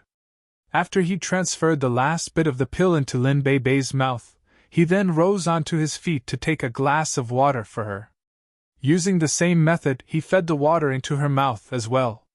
The process was tough and long, but Qin Feng was resilient. In order to prevent Lin Bei Bei from choking, he fed the water to her slowly. Following the water, the blood chi pills entered Lin Bei Bei's stomach and through the rest of her body. Qin Feng had not had enough of her. After confirming there were no traces of blood chi pill in either of their mouths, Qin Feng lifted Lin Bei Bei up and lay her upper torso against the head of the bed. Then, he began to open her shirt. Outside the ICU, on the cue of Qin Feng, Mother Lin did really go take a walk in the garden behind the hospital. The 4 bodyguards of the Dongfang family stayed on guard outside the room. After contemplating for a while, the man with the red bow tie pulled out his cell phone and went into the corridor to make a call. Elder Dongfang, I'm sorry to bother you, the bodyguard said with respect as soon as the call went through. Anything? A deep and hoarse voice transmitted from the other end of the line. Elder Dongfang, Qin Feng is here. Qin Feng? He came to Acropolis City? Is he at the hospital now? Elder Dongfang was a bright person. He had a good grasp of the whole situation very soon. He's in Lin Bei Bei's ward now, and he won't allow us to enter the room without his order. Just now, Lin Bei Bei's mother exited the room as well. There are only Qin Feng and Lin Bei Bei left in the room, and I don't know what are they doing. The bodyguard paused for a while before continuing. Oh yeah, Mother Lin called Qin Feng her son-in-law. The 4 bodyguards were there for 2 reasons. First was to protect the Mother Lin and Lin Bei Bei. The second was to become Dongfang Ningguang's informants. They would contact Dongfang Ningguang as soon as Qin Feng showed himself in Acropolis City.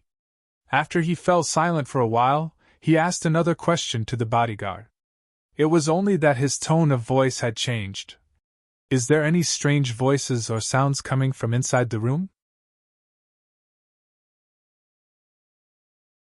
Chapter 482 Are you pretending to be asleep? Chapter 482 Are you pretending to be asleep?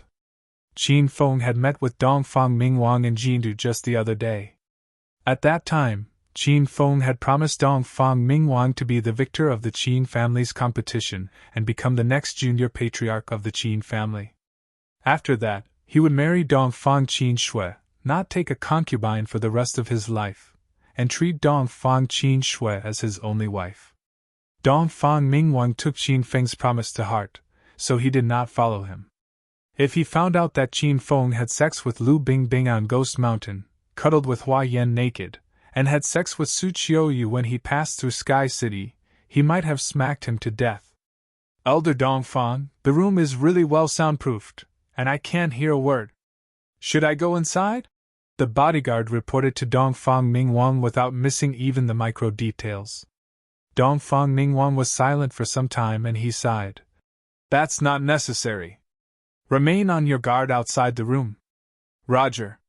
After he ended the call, Dongfang Mingwang rose to his feet from a couch in his fiery red sleeping gown and walked down floor to a ceiling window. He looked in the direction of Acropolis City and lamented. What a playboy, flitting from one mistress to the next. I won't constrain you before your marriage to Qin Shui. However, if you still play the field after you've married Qin Shui, I'll peel off your skin and pluck out your sinews. Lin Bei Bei's body was covered by a flimsy patient cloth and nothing more. She didn't even wear undergarments. Qin Feng had removed her shirt. His sex desire was almost awakened from its slumber when he saw her fair collarbone. No, I can't do this. Qin Feng quickly pushed down his desire and continued to remove Lin Bei Bei's trousers. Please don't get it wrong. Qin Feng did not harbor illicit thoughts at all while he removed Lin Bei Bei's garments. He only wanted to use the blood she pill to save Lin Bei Bei from her coma. Lin Bei Bei had been in a coma for a long time, and her cells had regressed. It was likely that she could not effectively absorb the dense spiritual essence of the blood she pill. Hence, Qin Feng was going to transfer his energy into her body to help Lin Bei Bei absorb the spiritual essence faster. To transfer energy most effectively, the receiver should be naked. Also, Qin Feng could maneuver the energy inside Lin Bei Bei's body with much higher precision. Swish! As if he had made a tough decision, Qin Feng grit his teeth and tore apart Lin Bei Bei's trousers, setting free her slender, smooth as jade legs. Qin Feng could not resist and took a peek, and he was beguiled by the great finesse of her legs that he almost pounced on her. Chill. Cool down. It can wait until later. I can't do this to Bei Bei while she is unconscious. Qin Feng said so to calm down as his inner chi had become overly agitated. He might blow to pieces if he did not calm himself down. The blood chi pill had spread it into her body. It was quite effective as the blood chi pill had flushed her cadaverous skin. Sitting with his legs crossed, Qin Feng straightened his arms and placed his palms on Lin Bei Bei's collarbone. Wisps of energy began to flow from his body through his palms into Lin Bei Bei's body. They carried the spiritual essence across Lin Bei Bei's meridians. Qin Feng's guess was right. Lin Bei Bei was in poor health due to her vegetative state, hence it was tough for her to absorb the spiritual essence. As such, Qin Feng had to transfer his inner chi into her body to carry the spiritual essence around her body so that she could absorb the spiritual essence faster. It was a dreary process, and it took a lot of strength and energy. Time passed slowly, and roughly after half an hour, Qin Feng's brows locked, and he was bathed in cold sweat. He felt that he was at his limit. Bei Bei! Wake up! Qin Feng called Lin Bei Bei. His voice was getting weaker and weaker. A moaning slipped from Lin Bei Bei's mouth. She could make sounds now. Bei Bei, have you awakened? Qin Feng was thrilled. He called her a few more times, but she gave no response. Not daring to stop the process, Qin Feng continued to transfer energy into Lin Bei Bei's body with his exhausted body. The work had taken a huge toll on his body, draining almost every bit of energy from his body until he finally could not keep up high-intensity work. His eyelids fell, and he collapsed onto Lin Bei Bei's bosom. Because Qin Feng was facing Lin Bei Bei, his face fell directly onto Lin Bei Bei's body, and the spot where his mouth was facing was very particular.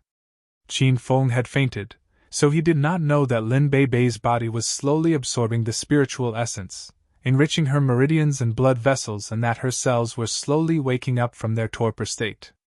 As Lin Bei Bei's body recovered a little bit, her body absorbed the spiritual essence faster. This was a virtuous cycle. Lin Bei Bei moaned again, and she slowly opened her eyes, studying dazedly her surrounding. I am in the hospital? Lin Bei Bei murmured to herself as a segment of footage began to materialize in her mind. Even though she could not speak nor move in her coma, she still had her consciousness, and she could hear the voices of the outside world. Very soon, she remembered that Qin Feng always came to visit her, and the honey words he said to her. Oh yeah, I remembered that Qin Feng was treating me just now. Qin Feng, what happened? Please don't scare me. Lin Bei Bei's memories had recovered. She had regained her ability to move, so she pushed Qin Feng when she saw that he was lying listlessly in her arms. She pushed him lightly, and suddenly, a bright crimson crawled up to her cheeks as she realized Qin Feng was kissing her private part. Was he purposely doing that, or was he doing it unconsciously? Only Qin Feng knew. Lin Bei Bei's face flushed as red as a ripe tomato. Qin Feng, wake up now. I know you're pretending to be asleep, and if you wake up now, I'll take it as if nothing has happened. Lin Bei Bei's voice was sweet and enchanting. She knew Qin Feng very well. He was the first hedonistic young master of Acropolis City, and Lin Bei Bei surmised that Qin Feng was kissing her private part, so after she had woken up, he pretended to be sleeping. From what she knew of him, she felt Qin Feng really could do this kind of thing. If Lin Bei Bei was her old self, she might have felt offended and kicked Qin Feng, but this was not the case for her now. She'd fallen in love with Qin Feng. Not only did she not feel offended and nauseated, she was actually a little bit excited. Her excitement was best shown when she wondered if Qin Feng would be disgusted at kissing her private part, since he was a person that paid a lot of attention to hygiene. Lin Bei Bei called Qin Feng a few more times, but Qin Feng showed no response to her. Hence, she did not dare to move around, as once she moved a bit, Qin Feng's mouth would rub against her private part, and this would stimulate her. Just when Lin Bei Bei was on the brink of an orgasm, Qin Feng stuck out his tongue and licked his chapped lips. He tasted some weird stuff in his mouth. Arg! Lin Bei Bei screamed with her sultry and lovely voice. Qin Feng suddenly licked into her, and almost made her orgasm. Lin Bei Bei's Feng voice pulled Qin Feng out from his drowsiness. He yelled, Bei Bei! You've awakened? Qin Feng looked at Lin Bei Bei, who was staring innocently at him with her large watery eyes. Her face was as red as a ripe tomato, and he was beguiled by her seductively charming appearance. Bei Bei, you've finally awakened! I'm so happy!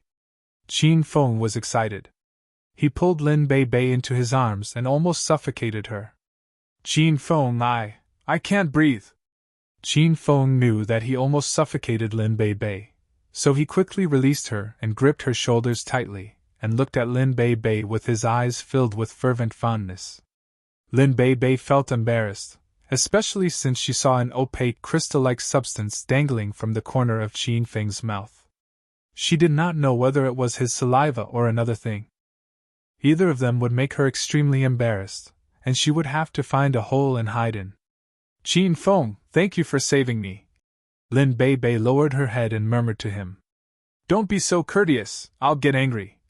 Looking at Lin Bei Bei's smooth as jade body, a charge of heat was sent directly to his groin. Lin Bei Bei knew that she was naked the moment she woke up, but she did not say anything at all. With her face flushed, she bowed down her head and did not stop Qin Feng from looking at her naked body. Bei Bei, try to get out of bed. I'll help you. Qin Feng excitedly grabbed Lin Bei Bei and moved her down the bed.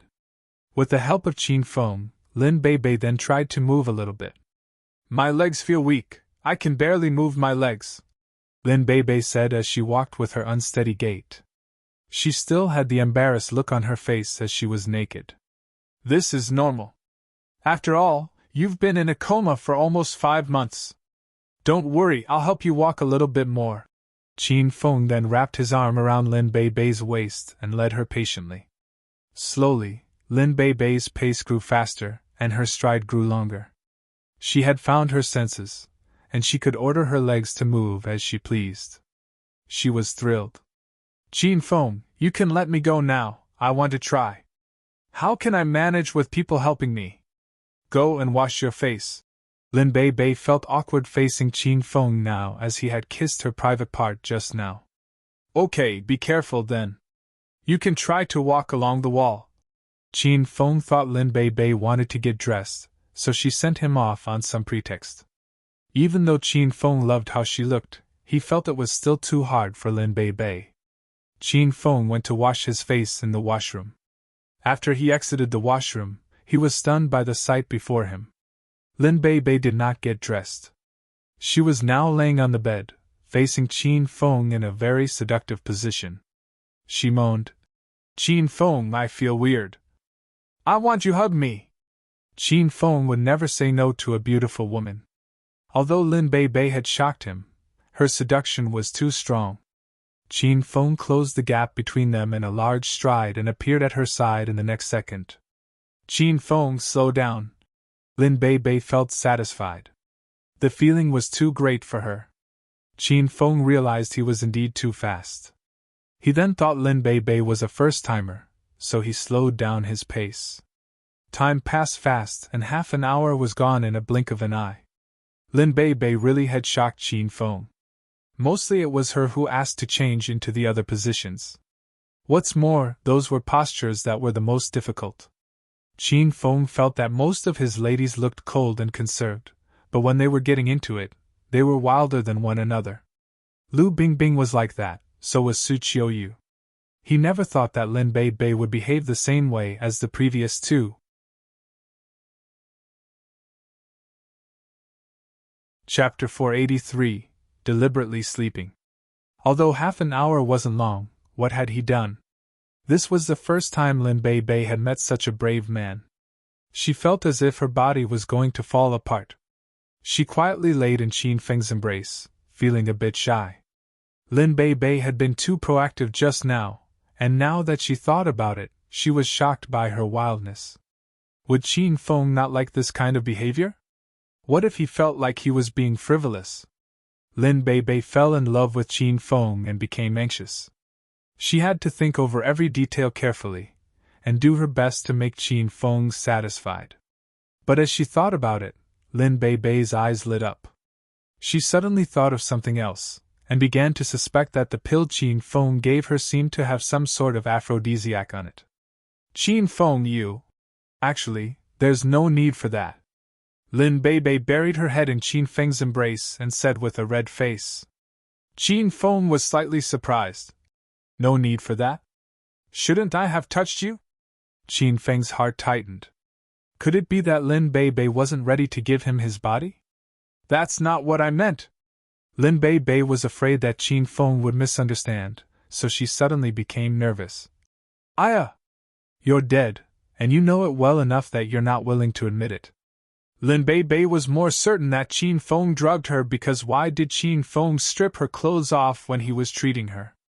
Qin Feng had been kissing his place and waiting for him to wake up, so he pretended to be asleep. Now he was even playing dumb and confused. Lin Bei Bei was so embarrassed that she was about to die from embarrassment. What do I know? I don't know. Qin Feng became even more confused. Bei Bei, just say it directly if you have something to say. We're no longer outsiders. Lin Bei Bei unhappily glared at Qin Feng. She thought to herself, if you can't even say something like that, how can I, a girl, say it? Seeing that Qin Feng didn't want to admit it, Lin Bei Bei didn't want to pursue the matter anymore. Lin Bei Bei didn't mind Qin Feng doing this, so she thought Qin Feng wanted to change the topic. Qin Feng, where's my mother? Lin Bei Bei changed the topic. Auntie went out for a walk. I told her that you would wake up after the walk. Aunt will definitely be excited to death later. Qin Feng smiled. Lin Bei Bei was also very happy in her heart. She knew that during this period of time, her mother worked very hard every day. Otherwise, it would be embarrassing if Mom saw it. Lin Bei Bei was a good and obedient woman. Now that she was Qin Feng's woman, she followed Qin Feng's every order. She had to listen to Qin Feng's instructions even if she wasn't wearing any clothes. You're sick. Lie down for a while longer, I'll help you put it on. Qin Feng really liked Lin Bei Bei's good behavior and was considerate enough to help her get dressed. Lin Bei Bei didn't refuse. When she put on her pants, Lin Bei Bei opened her legs and saw that Qin Feng's gaze was starting to randomly stare. She was so embarrassed that she didn't know what to do while covering her face. Qin Feng didn't make things difficult for Lin Bei Bei. He quickly helped her get dressed, then sat on the bed and hugged Lin Bei Bei as he told her everything that had happened in the past few months. Qin Feng didn't hide anything from Lin Bei Bei. Ka-cha! At this time, Mother Lin had just returned from her walk. As soon as she entered the room, her gaze fell upon the bed. Mom! You're back! Seeing her mother, Lin Bei Bei excitedly got off the bed. Mother Lin was stunned on the spot as she stared dumbly at her slim and graceful daughter. She felt as if they had been separated from each other for a lifetime. Tears immediately gushed out like a surging tide. Bibi, my good Bibi, you're finally awake. You're really awake. Mother Lin pulled Lin Bei Bei into her embrace, and the mother and daughter both cried loudly. Mom, it's been hard on you. Lin Bei Bei cutely wiped the tears from her mother's eyes. Mother Lin's eyes filled with tears of joy. She smiled and said, Silly girl, why are you thanking Mother? We are a family, and there is Qin Feng. It's all thanks to him this time that you can wake up. Mother really likes Qin Feng. I think from now on, just thank him. Together, let's live a good life. Lin Bei Bei shyly nodded her head. Congratulations to host Qin Feng for completing the blood chi pill and waking Lin Bei Bei. The system rewards you with 1,000 Hedonist points. The host has a total of 12,260 Hedonist points. The system's notification rang out in Qin Feng's head. He walked over to the Lin mother and daughter. Auntie Bei Bei, you two should reminisce about old times. I'll be going out for a bit. Ah? Qin Feng, where are you going this late at night? Mother Lin looked at Qin Feng with surprise and nervousness. She didn't think that he would leave right after waking Bei Bei. Could it be that he didn't have any intentions towards Bei Bei? Qin Feng, why don't you stay with me? Lin Bei Bei carefully grabbed Qin Feng's hand and looked pitifully at him. She had heard Qin Feng talk about the recent events, and knew that Qin Feng had a lot of enemies who wanted to harm him. Lin Bei Bei was worried that Qin Feng was in a hurry to get revenge on the Chou family, but was worried about him and couldn't bear to part with him. Qin Feng was prepared to destroy the Sima family tonight, but when he saw Lin Bei Bei's pitiful appearance, his heart softened. He hugged Lin Bei Bei and smiled. Okay, how about I take you out to play? Lin Bei Bei has been lying in bed for 5 months. When she heard that she was going out to play, she excitedly jumped up. Okay. Where are we going to play? Just follow me. Auntie, will you come along to play as well? Qin Feng looked at Mother Lin and asked. Hee. I'm not going to play along with you young couples. You guys go play, be careful outside. Mother Lin rejected Qin Feng's good intentions. When she saw the sweet and warm scene between Qin Feng and the woman, the worry in her heart instantly dissipated. Mom, do I have clothes in this ward? Lin Bei Bei looked at her hospital gown. How could she go out shopping like this? Mother Lin smiled as she went to the wardrobe and brought out a beautiful qipao dress. It was a beautiful qipao embroidered with a lotus flower design, and Qin Feng recognized it immediately. He had brought Lin Bei Bei to buy this from the Chanel store in the Thousand City Square. I was going to wear this dress out, Mom, you know your daughter so well. Lin Bei Bei excitedly hugged her mother and took her dress to the bathroom to change into it. 5 minutes later, Lin Bei Bei walked out. She wore a tight pink dress, revealing her fresh and refined temperament. Qin Feng was enchanted. If Mother Lin wasn't here, he would pounce on her again and bully her. Qin Feng, let's go. Lin Bei Bei saw Qin Feng's burning gaze and thought of the crazy scene of the two. She blushed. Auntie, let's go out to play. Qin Feng naturally embraced Lin Bei Bei. Her lips curved into a smile. Okay, you guys go ahead. Bei Bei is so beautiful tonight. Qin Feng, you have to protect her. Don't worry, Auntie. If anyone dares to bully Bibi, I'll make sure his clan is exterminated. Qin Feng and Lin Mu said their goodbyes. Mother Lin happily escorted the two of them out of the hospital. Qin Feng didn't drive, and the two walked along the street holding hands. Lin Bei Bei just woke up, and taking a walk helped her quickly recover.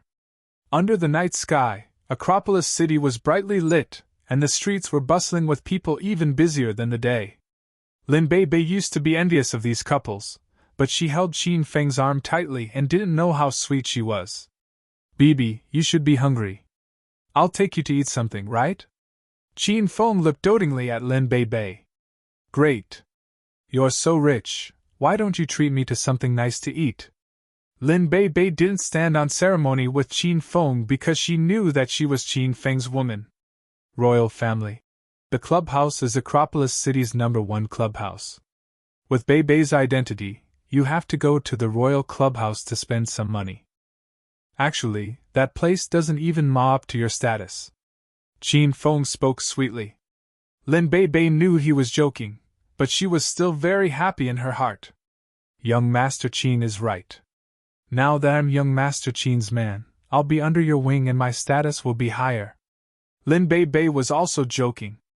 Qin Feng really liked the cheerful and obedient Lin Bei Bei. He placed his hand on her chest and smiled evilly. Since you've basked in this young master's glory, then you have to put in some effort to pay for it. I think that when you go back tonight, you can wash yourself clean and properly serve this young master for the night. Lin Bei Bei blushed, but didn't take Qin Feng's hand away.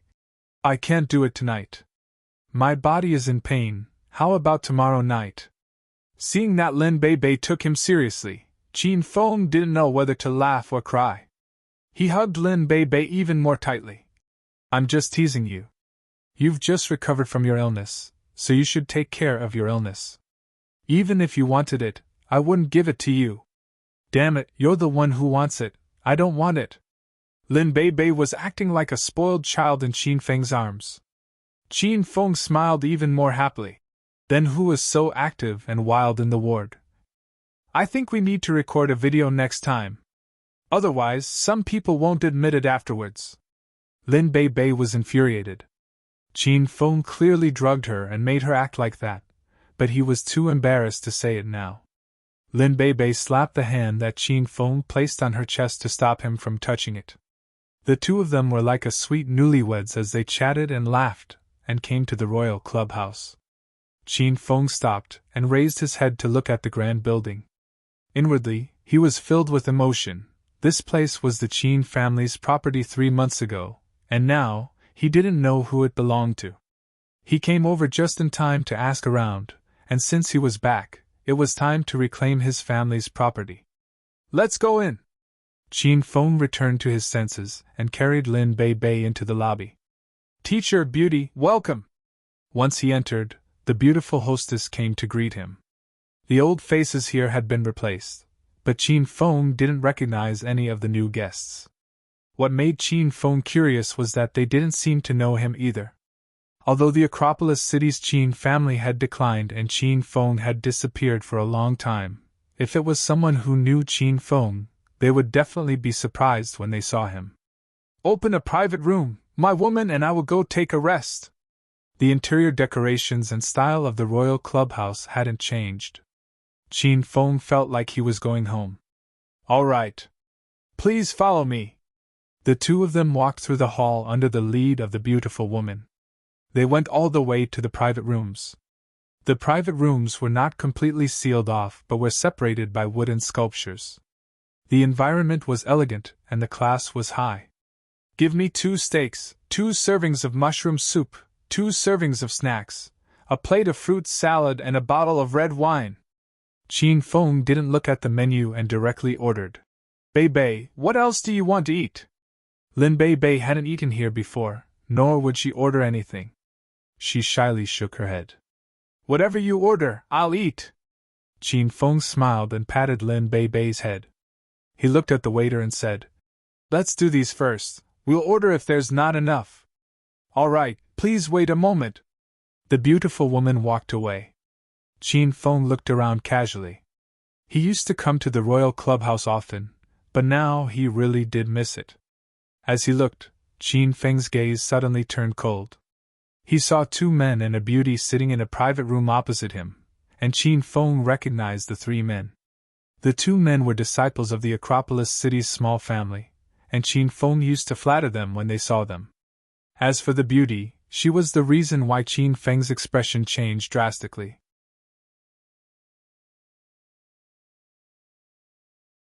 Chapter 484 Encounter with an Acquaintance. Qin Feng, what are you looking at? Seeing that Qin Feng was in a daze, Lin Bei Bei waved her hands in front of him. Hee, it's nothing. I just came back all of a sudden. I was really moved.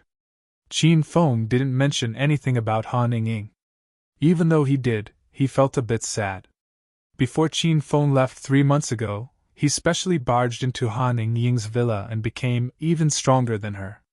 Now that he saw this woman spending time with the other two rich young masters, Qin Feng felt a bit uncomfortable.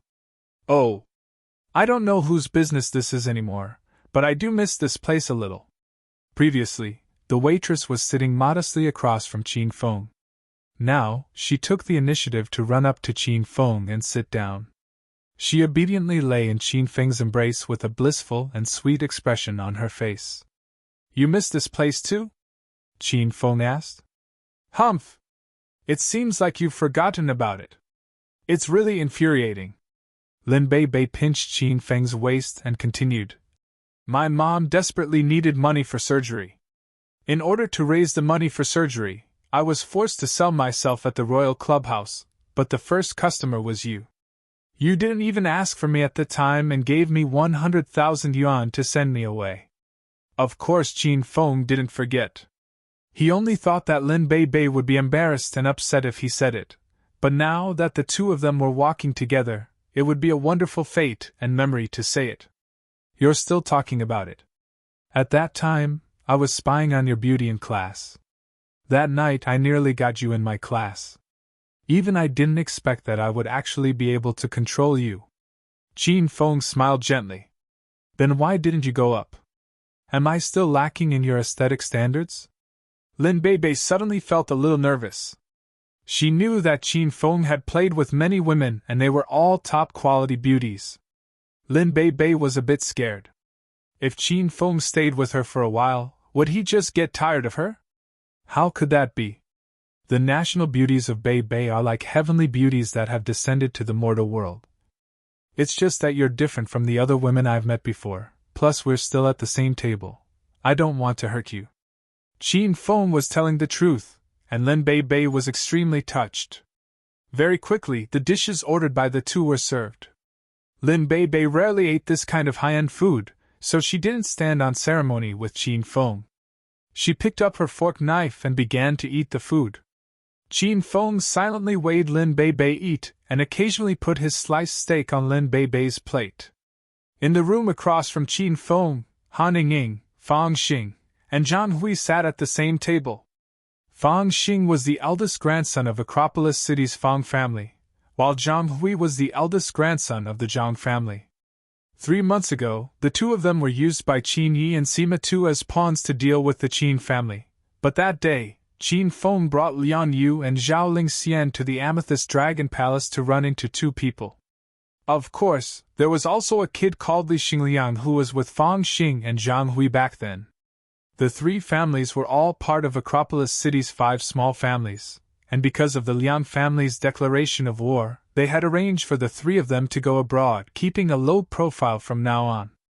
They had originally thought that the 3 small families were going to endure the humiliation and not be able to move forward due to the suppression of the Qin family.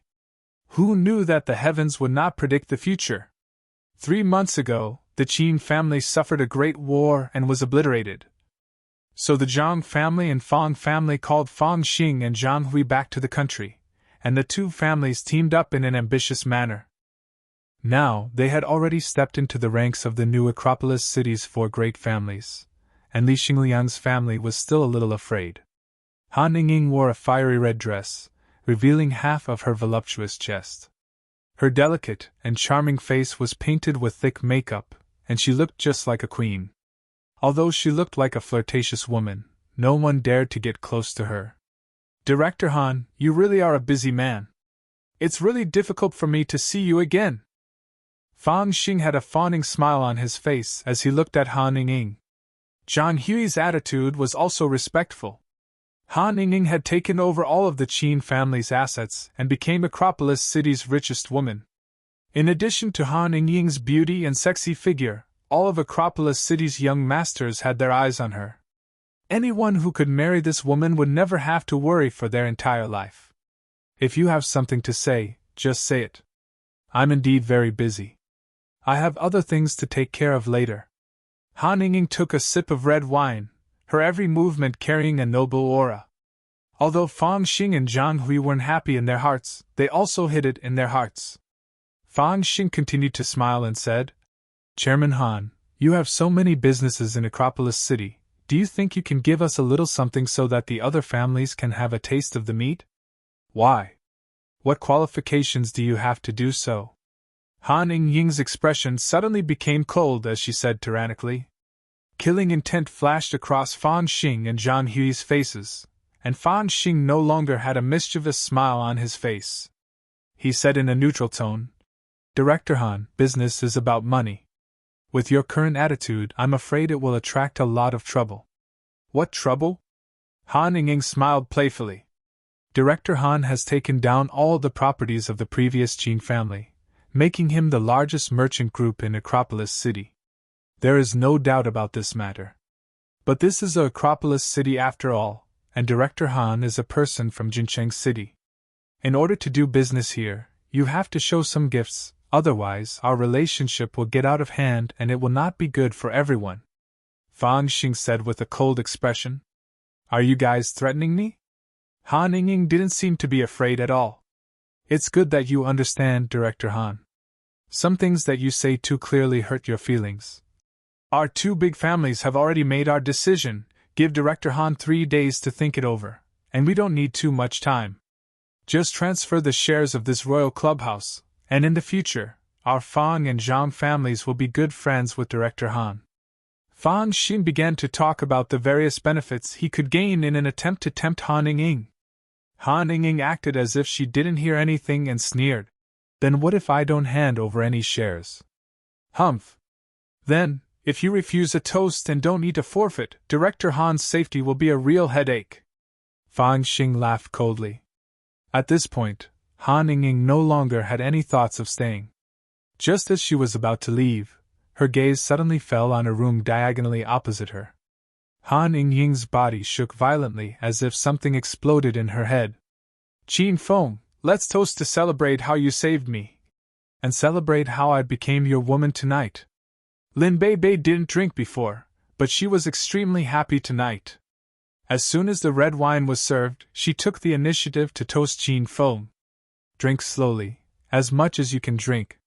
Qin Feng lovingly patted Lin Bei Bei's head, then shook the goblet in his hand as he slowly tasted the 82-year-old Lafite wine. Lin Bei Bei didn't understand this, so she treated it as a sip of beer. After hearing that they had a deep relationship, she felt a bit bored. Cough cough.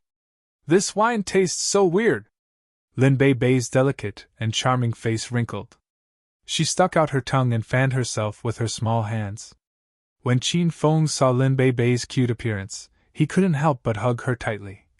Bei Bei, this is Lafite from 82 years. How can you drink it like beer? If you drink that just now, 10,000 yuan would be gone. Ah? What did you say? 10,000 yuan? Why is it so expensive? Lin Bei Bei jumped in fright and started to pin her throat with her finger. Qin Feng immediately patted off Lin Bei Bei's hand and asked with a frown. Bei Bei, what are you doing? Ah? This wine is so expensive, just thinking about it makes me feel guilty. I want to spit out everything I drink. Qin Feng's mouth tweed. Lin Bei Bei's appearance really made him cute. Don't. Spit it out. She won't give you the money back. Lin Bei Bei immediately stopped and looked at Qin Feng with an expression of realization. That's right. Then forget it, since young Master Qin is rich, I'll take it as having your glory. Lin Bei Bei thought like this and didn't think much of it. Qin Feng smiled and patted Lin Bei Bei's head. Bei Bei, actually, kissing after drinking red wine gives you an unexpected feeling. Do you want to try me? Lin Bei Bei blushed and nodded slightly. Qin Feng hugged Lin Bei Bei and sat in his embrace. He lowered his head and began to kiss her passionately. Director Han, have you made up your mind? Fang Xing and Zhang Hui saw that Han Ningning was still in a daze and impatiently urged her on. They thought Han Ningning was pondering over the suggestion. I'm leaving first. Han Ningning came back to her senses, and her face suddenly became pale. She felt as if all her energy had been drained from her body. She picked up her handbag and walked outside. The sweet image of Qin Feng and Lin Bei Bei kissing still surfaced in Han Ningning's mind. This scene was what Han Ningning imagined she would get every night. It really happened now, but the female lead wasn't her. Han Ningning missed Qin Feng so much these past 3 months, but she didn't expect Qin Feng to really come back. He was carrying that little beauty from the Royal Hotel. From the looks of it, the two of them were really together? Han Ningning thought that she was a joke because she went the wrong way and split up with Qin Feng. Han Ningning spent her own money to buy all of the Qin family's businesses, and in these 3 months, the Qin family's businesses were thriving. She wanted to wait until Qin Feng came back and return the new royal group to him, then asked Qin Feng, "Can you forgive me?" Now that Qin Feng had returned, Han Ningning no longer had the courage to walk in front of him and ask for his forgiveness. Now that Qin Feng had returned, but Han Ningning no longer had the courage to walk in front of him, and no longer have the face to ask for his forgiveness.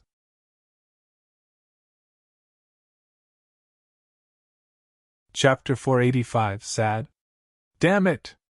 Did she really think that no one in the Acropolis city would dare to touch her? It's just some smelly money, what's there to be proud of? Once Han Ningning left, Fang Xing couldn't help but curse. As a young master of a large family, he was usually pestered by young ladies to curry favor with Han Ningning. Now that he had tried so many times to curry favor with Han Ningning, and was ignored by Han Ningning, it would be strange if Fang Xing wasn't angry. Brother Fang, this woman is too arrogant. I don't think we should continue negotiating with her. We should just ally with some forces and secretly destroy this woman. When the time comes, let her strip naked and beg us to let her go. Zhang Hui also growled with dissatisfaction.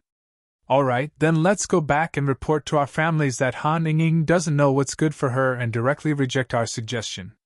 Afterwards, we will persuade our families to deal with her. Since Fang Xing had already made his decision, Zhang Hui was naturally in favor of it with both hands. The two of them got up with a belly full of anger. Just as they were about to leave, Fang Xing suddenly stopped as if he had seen a ghost. Brother Fang, what's wrong? Zhang Hui, look at the person sitting in that room. Why does he look so similar to Qin Feng? It can't be that I'm seeing things, right? Fang Xing pointed at Qin Feng's direction. Zhang Hui immediately looked over, and his expression changed greatly. Fuck! Brother Fang, that brat is Qin Feng. Last time, he made us miserable. This kid turned to dust, I know him. When they saw Qin Feng, Zhang Hui and Fang Xing's eyeballs almost popped out of their sockets. 3 months ago, the two of them were cheated by Qin Feng, and the name of the person who was cheated was almost changed by their family. They were sent abroad to seek shelter and not pay for their living expenses. When they saw Qin Feng hugging a beauty and eating her, the two of them smiled at each other and swaggered their way over. Screech! Wasn't this the Acropolis city's #1 young master, Qin Feng? I thought you were dead, but I didn't expect you to still be alive. Just as they arrived at Qin Feng's room, Fang Xing and Wu Feng sat on the sofa opposite him.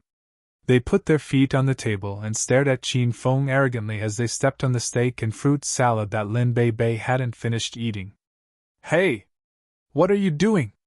Quickly put your feet down, I haven't even finished eating that steak, and the red wine has also been spilled by you guys, how can you all do this? Lin Bei Bei frowned and glared at the two of them. Judging from their words just now, They were clearly Qin Feng's enemies. Feng Xing and Zhang Hui originally came to provoke Qin Feng, but when they saw Lin Bei Bei's face up close, they immediately reacted. They couldn't help but sigh with emotion at Qin Feng's ability to seduce girls and his foresight. Haha. Beautiful lady, don't be angry. If worst comes to worst, brother will order another identical dish for you. What do you think? Feng Xing almost forgot to look for trouble with Qin Feng. He started to happily curry favor with Lin Bei Bei. I don't want it, hurry up and leave. Lin Bei Bei hugged Qin Feng's arm tightly and glared unhappily at the two of them. Feng Xing wasn't angry. His gaze fell on Qin Feng and suddenly became cold. Humph. You are really unafraid of death, daring to return to Acropolis? Since your father meets you today, then let's properly settle our old scores. Don't just take the old account, we'll settle today's new account with you guys as well. Qin Feng hugged Lin Bei Bei with one hand and played around with her chest with the other. He looked relaxed and casual, clearly looking down on the two people in front of him. Feng Xing was very unhappy with Qin Feng's attitude. He kicked the table, causing the plates to overturn. Qin Feng, don't fucking pretend. The Acropolis City's Qin residence has already been destroyed. Do you still think you're the richest young master in the past? Wake up. Now, after you finish eating all the steak on the ground, I can consider leaving you a chance of survival. Young Master Feng is right. Qin Feng, you're not even a piece of dog shit right now. In my and young Master Feng's eyes, you're just a pile of dog shit. Zhang Hui agreed with Feng Xing. In the past, when the Qin Manor was the Acropolis City's 4 great families, the two didn't even dare to speak loudly to Qin Feng. Now, they could finally suppress him. He had to take care of Qin Feng. This feeling must not be too great. You guys are too bullying. Qin Feng, let's call the police. Lin Bei Bei clenched her small fists in anger. She wasn't used to people insulting Qin Feng like this. Call the police? Ha! Little beauty, don't be so naive. Did that brat beside you use his identity as a hedonistic young master to deceive you? Don't believe him, he's not like that at the moment.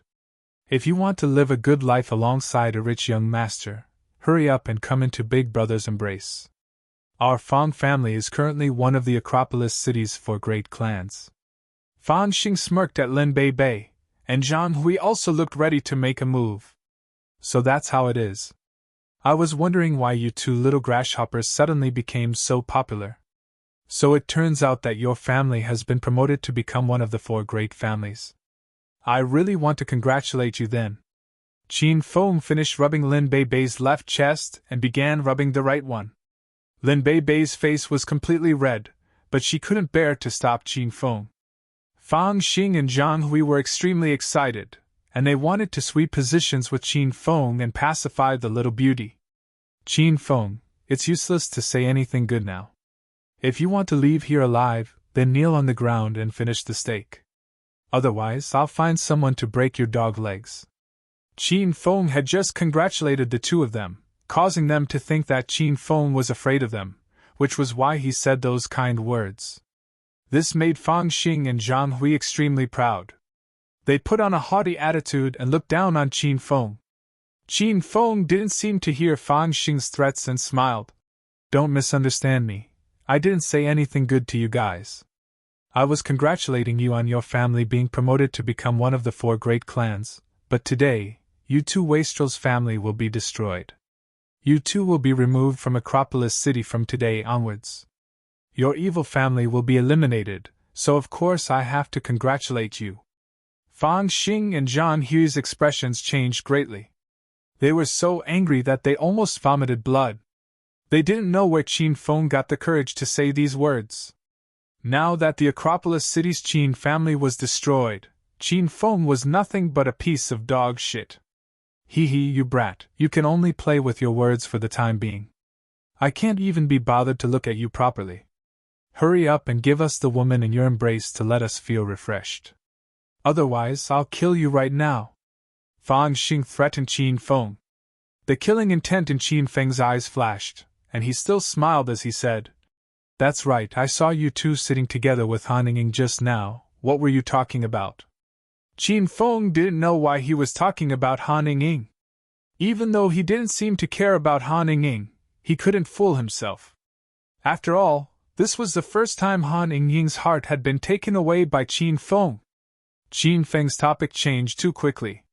Fang Xing and Zhang Hui were slightly surprised, but very quickly, Fang Xing revealed a playful smile. Do you really want to know? You've been hiding away like a turtle for the past 3 months, so you definitely don't know about what happened in Acropolis City. After you left, Han Ying bought all of the businesses under the Qin family's name, and now she's become Acropolis City's richest woman, but this woman is really unrestrained. It's said that every night she would hook up with a man to go home and sleep, and that slut woman also took the initiative to come to us and ask us to sleep with her. Oh, that's right, this kind of slut seemed to be one of the women young Master Qin had chased after before. Had young Master Qin ever fallen for her before? In short, I've played with her a few times. That woman's martial arts are really outstanding, her figure is also indescribable. Fang Xing made up a bunch of nonsense, but Qin Feng took it seriously. At this moment, Qin Feng's eyes were completely red and his body was emitting a strong, cold killing intent. Lin Bei Bei was so scared that she didn't dare to hug Qin Feng's arm anymore. Qin Feng, what's wrong? Lin Bei Bei carefully called for Qin Feng. Qin Feng suddenly stood up and glared at the Fang Xing duo. You can all go die now. Ai Hui, Ai Kai. Fang Xing and Zhang Hui reacted quickly as well. They were already on guard against Qin Feng. When they saw that Qin Feng was about to make a move, the two of them roared and more than 10 shadows rushed from all directions, surrounding Qin Feng and Lin Bei Bei. Qin Feng, what do we do? Hurry up and call the police! Lin Bei Bei looked nervously at Qin Feng. At this moment, she was truly afraid. Qin Feng's expression was cold, but he didn't say anything. Fang Xing and Wu Haoyu thought he was scared to such an extent. They immediately laughed complacently. Ha! Who told you to be so fucking arrogant? Everyone attacked together and killed Qin Feng. Fang Xing and Wu Feng hated Qin Feng to death, so they didn't say anything else and just ordered their bodyguards to attack. There were about 15 to 6 black-clothed bodyguards in the surroundings who rushed towards Qin Feng in unison. Bang! A muffled sound rang out, but it wasn't Qin Feng. When Qin Feng attacked, there was the sound of wind blades cutting through skin. A white shadow leaped over, holding a round wooden stick in his hand. The wooden stick swept out, directly sending the 3 bodyguards flying, falling on the ground motionlessly. Damn it, who are you? Do you know who Laozi is? If you know what's good for you, then don't meddle in other people's business. Hurry up and fuck off. Fang Xing was so infuriated that he cursed loudly. The other bodyguards also stopped in their tracks, shocked by the sudden appearance of this white-clothed youth's strength. Beside Qin Feng, a youth in white appeared. The man looked to be in his early 20s. He was tall and straight, handsome and fair. Looking at the bulging muscles on his body, one could tell that he was a cultivator. My friends, are you all right? The white-clothed man ignored Fang Xing's question and turned to look at Qin Feng. We're fine. You should leave, don't cause trouble for yourself. Qin Feng felt grateful towards the youth's actions. However, Qin Feng could resolve this himself and didn't want to cause unnecessary trouble for the youth. No need to be courteous, my friend. Since I have already made my move, then this matter shall be decided. I was drinking at the table behind you and saw the two of you eating and chatting peacefully. In the end, these people came over to make trouble, and they were being unreasonable. The youth in white clothing added, My name is Yunze. Qin Feng. Qin Feng didn't try to persuade Yunze anymore. Instead, he stepped forward and stood shoulder to shoulder with Yunze. You stinking brat, if you want to die then I won't stop you. Go, cripple these 2 brats and capture that woman alive. I will fuck her. Swoosh. Just as Fang Xing finished speaking, before the bodyguards could react, a white light flashed. In the next second, Fang Xing saw one of his right arms fly out horizontally, scaring him so much that his eyeballs almost fell out. "Young Master Feng, your arm!" The arm that was sent flying hit a bodyguard at the back. The bodyguard didn't react and returned the arm to Feng Xing. Cluing his right arm with his left hand, Feng Xing stared dumbly at the scene before him. For a moment, he couldn't think straight. Zhang Hui suddenly came back to his senses and pointed at Feng Xing's severed arm. He was so scared that he couldn't even speak clearly. "Young Master Feng. Your arm is broken. Fuck. You're the one who fucking broke this competition. I am a pure man, where did this competition come from?" Feng Xing was still confused. "No, it's not a broken arm. It's a broken arm. Young Master Feng, your arm is broken. Ah! Painful, so painful. Ayo! I'm going to die from the pain." Before Feng Xing could react, blood spurted out from his mouth. A heart-wrenching pain spread out from his severed arm, and Feng Xing rolled back and forth on the ground. He didn't even have 2 hits before fainting. Hiss! As everyone saw this, they sucked in a breath of cold air. Even now, they still didn't understand. Lin Bei Bei hugged Qin Feng's waist from behind and didn't dare to watch this bloody scene with her eyes closed. Even Yunzhe looked like he had seen a ghost. He was standing next to Qin Feng, but he didn't notice that Qin Feng made any moves. Who is it? If you have the guts to stand out. The person on the ground is the eldest grandson of the Feng clan. Zhang Hui was already afraid in his heart, thinking that there was some expert hiding in the dark. As the sound of his voice faded, another white light flashed and landed on his right leg. Pu Si. Zhang Hui, who had been screaming on the ground a second ago, lost his balance in the next second and fell to the ground, staring at his disappearing right leg in horror.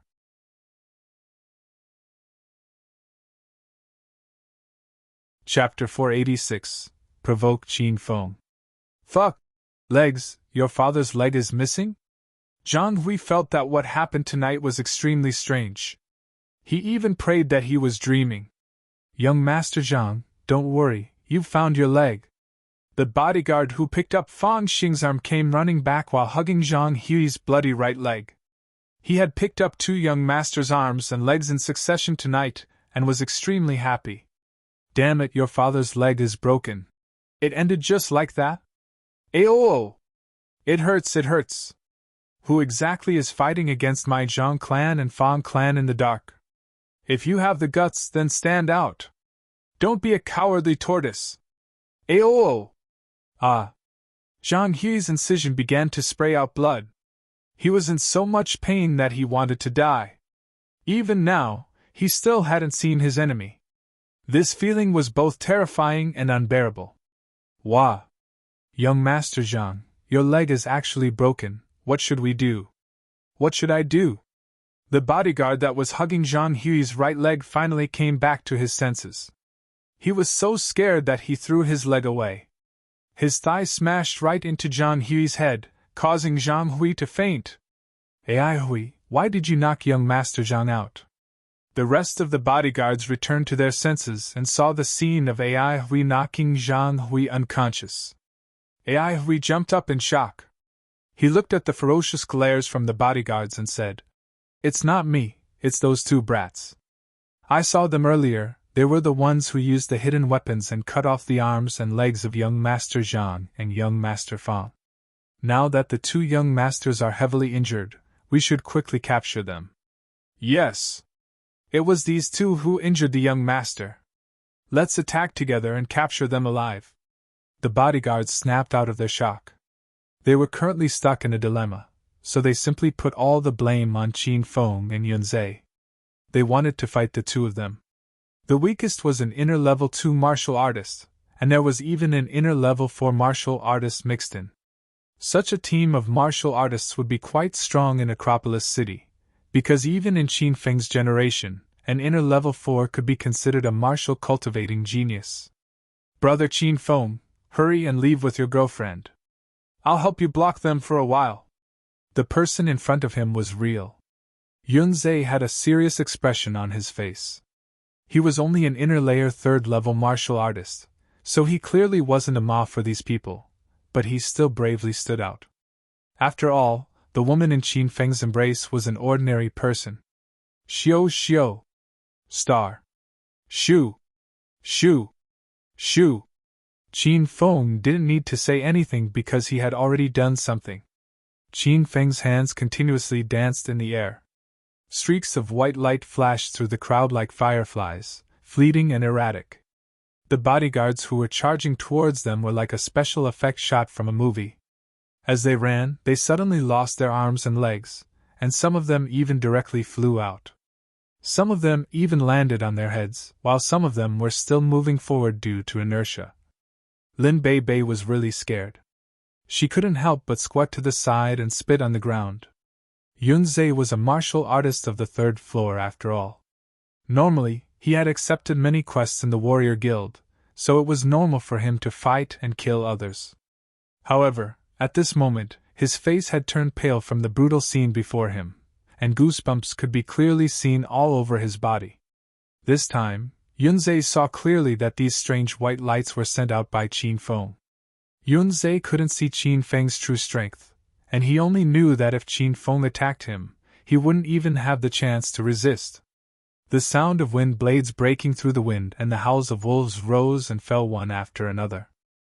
The originally quiet and cozy cubicles suddenly burst into an uproar. All the guests at the other tables had been frightened. Those who could come to the royal clubhouse to spend money were obviously well-known figures in Acropolis City. Almost everyone knew Feng Xing and Zhang Hui, and when they saw that the two of them were crippled and had their hands and feet broken, they didn't dare to cause trouble for Qin Feng. They had to thank the heavens for quietly running away. After a while, the wind blades disappeared, and the howls and howls of ghosts also died down. The compartment that was originally empty was now empty except for Qin Feng and Yunzhe standing there. The rest of them were lying in pools of blood. Xiu xiu. Qin Feng sent out another 2 wind blades that hit Feng Xing and Zhang Hui's bodies. The 2 of them fainted from the pain before and were now awoken by the pain. You dared to make a move? You actually dared to fucking make a move? Do you know who's the boss in Acropolis? All 4 great families have changed hands, and you still dare to act so arrogantly? Qin Feng, you'll regret it. Feng Xing had just woken up, but he didn't see Qin Feng's peerless bravery. He was still yelling at Qin Feng. Swoosh! Before Feng Xing could finish his sentence, a wind blade slashed past him, and his other arm instantly flew into the air. Everyone was stupefied. They looked at Qin Feng as if they were looking at a demon crawling out of hell.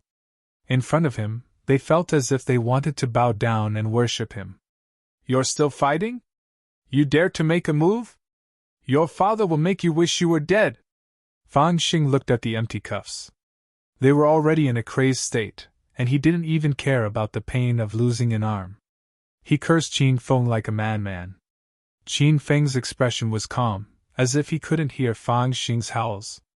He slightly raised his hand and a white light flashed. Pu-ci! This time, Feng Xing's left leg was cut off, but it didn't fly out. It landed right in front of Feng Xing, and Feng Xing's curses came to a stop. Looking at his last remaining right leg, he finally came to his senses. Qin Feng was back. He really was back. His victorious return was here for revenge. He no longer needed to rely on the Acropolis City's Qin family's influence. In fact, with Qin Feng's current abilities, he could revive the Acropolis City's Qin family. Young Master Qin, Big Brother Qin, Young Master Qin, Old Master Qin, Father Qin, Ancestor Qin. Please spare me, I don't dare to offend you anymore. In the future, if I see you, I will immediately scram. I beg you, please let me go this time. Feng Xing had finally returned to reality, directly kowtowing and begging for mercy. Zhang Hui also came back to his senses. He looked at Feng Xing, then at himself, and the gloominess in his heart from having one of his legs broken suddenly dissipated, and he started to kowtow and beg for mercy. Father Qin, Grandfather Qin, Ancestor Qin, you have a lot of people. Just let us go like farts. Qin Feng felt disgusted when he saw how the two of them were being so cheap. He picked up Lin Bei Bei, who was squatting on the ground, and gently placed her on a comfortable spot in the air to let her rest. Qin Feng, be careful. Lin Bei Bei suddenly grabbed Qin Feng's arm with a nervous and worried expression. Qin Feng tapped Lin Bei Bei on her red lips, patted her head, and smiled. It's fine. Sit here and rest. I'll be right back. When the crowd saw this scene, they were also speechless. When Qin Feng returned to stand in front of everyone, Fang Xing and Zhang Hui took the lead, and the rest of the lackeys, like the two young masters, kowtowed and apologized. Brother Yunze, why don't you leave first? I'll take care of the rest myself. Qin Feng ignored the people who were kowtowing and looked at Yunze with a smile. Brother Qin Feng is preparing. Yunze frowned slightly but did not say it directly. These people have a grudge against me to begin with, so I will naturally do as you say. You know your limits. The Feng family and Zhang family still have some small influences in Acropolis City. I also do not wish to implicate Brother Yun with this matter. Brother Qin Feng, since I've made my move, I'm not afraid of their retaliation. These uncultured evil people relied on the power of their family to run amok. Kill them and eliminate them for the common people. Yunze didn't have any intentions of backing down. Qin Feng was moved by this person's righteousness, but he still refused. I appreciate Brother Yun's good intentions. Take this blood vital pill and find a quiet place to eat it. It can help you break through to the 4th level quickly. Qin Feng waved his hand and a blood-red pill appeared in his palm. The smell of blood in the area was instantly filled with the medicine's fragrance. Yunze's expression changed greatly as he stared at the blood-she pill in Qin Feng's hand with a burning gaze. He clearly knew how precious this pill was. After a long while, Yunze finally came back to his senses. Brother Qin, this gift of yours is too valuable. I can't accept it. Yunze came from a large family in the capital. He was well aware of the blood-she pill's effects, but he still refused them. This action caused Qin Feng to be slightly startled, and his impression of Yunze multiplied. Brother Yun, there's no need to be courteous. I still have a lot of blood-she pills with me. Furthermore, with my current strength, I don't need these pills anymore. You can have them. At this time, Qin Feng forcibly stuffed the blood-she pill into Yunze's pocket. Yunze hesitated for a good while, but in the end, he still accepted it. Brother Qin, there's no need to thank me. Leave your contact information for me. When I break through to the 4th level, I'll come and find you to reminisce about the past. Qin Feng gave Yunze his cell phone number. Yunze immediately called him. This is my number, then I'll go first. With the blood-she pill, Yunze was anxious to break through. Qin Feng didn't keep him, and wade him leave. After Yunze left, Qin Feng turned around and looked at the group lying in the pool of blood. A thick killing intent emanated from Qin Feng's body. Ancestor Qin, have mercy, have mercy! Grandfather Qin, please don't kill me. Our Zhang family can give you money, a lot of money. If you need any cultivation resources, our Zhang family will do our best to get them for you. Fang Xing and Zhang Hui both felt the murderous aura from Qin Feng's body, and knew that Qin Feng was ready to kill. They were so scared that they wanted to pee, so they started to kowtow to Qin Feng with all their might. Qin Feng's killing intent didn't decrease at all. He was determined to kill the two of them because the two of them didn't have good intentions. If they were able to see Lin Bei Bei wanting to take over her today, then maybe tomorrow they would target Bai Qing, Lu Wenjing, Zhao Lingxian, or Liu Qin. Swoosh! A white light flashed, and just as Fang Xing was about to kowtow, he was sent flying all the way to Zhang Hui. Zhang Hui jumped up in fright. One of his legs was on the ground, and his lower body suddenly felt hot and wet. Damn it, fuck it!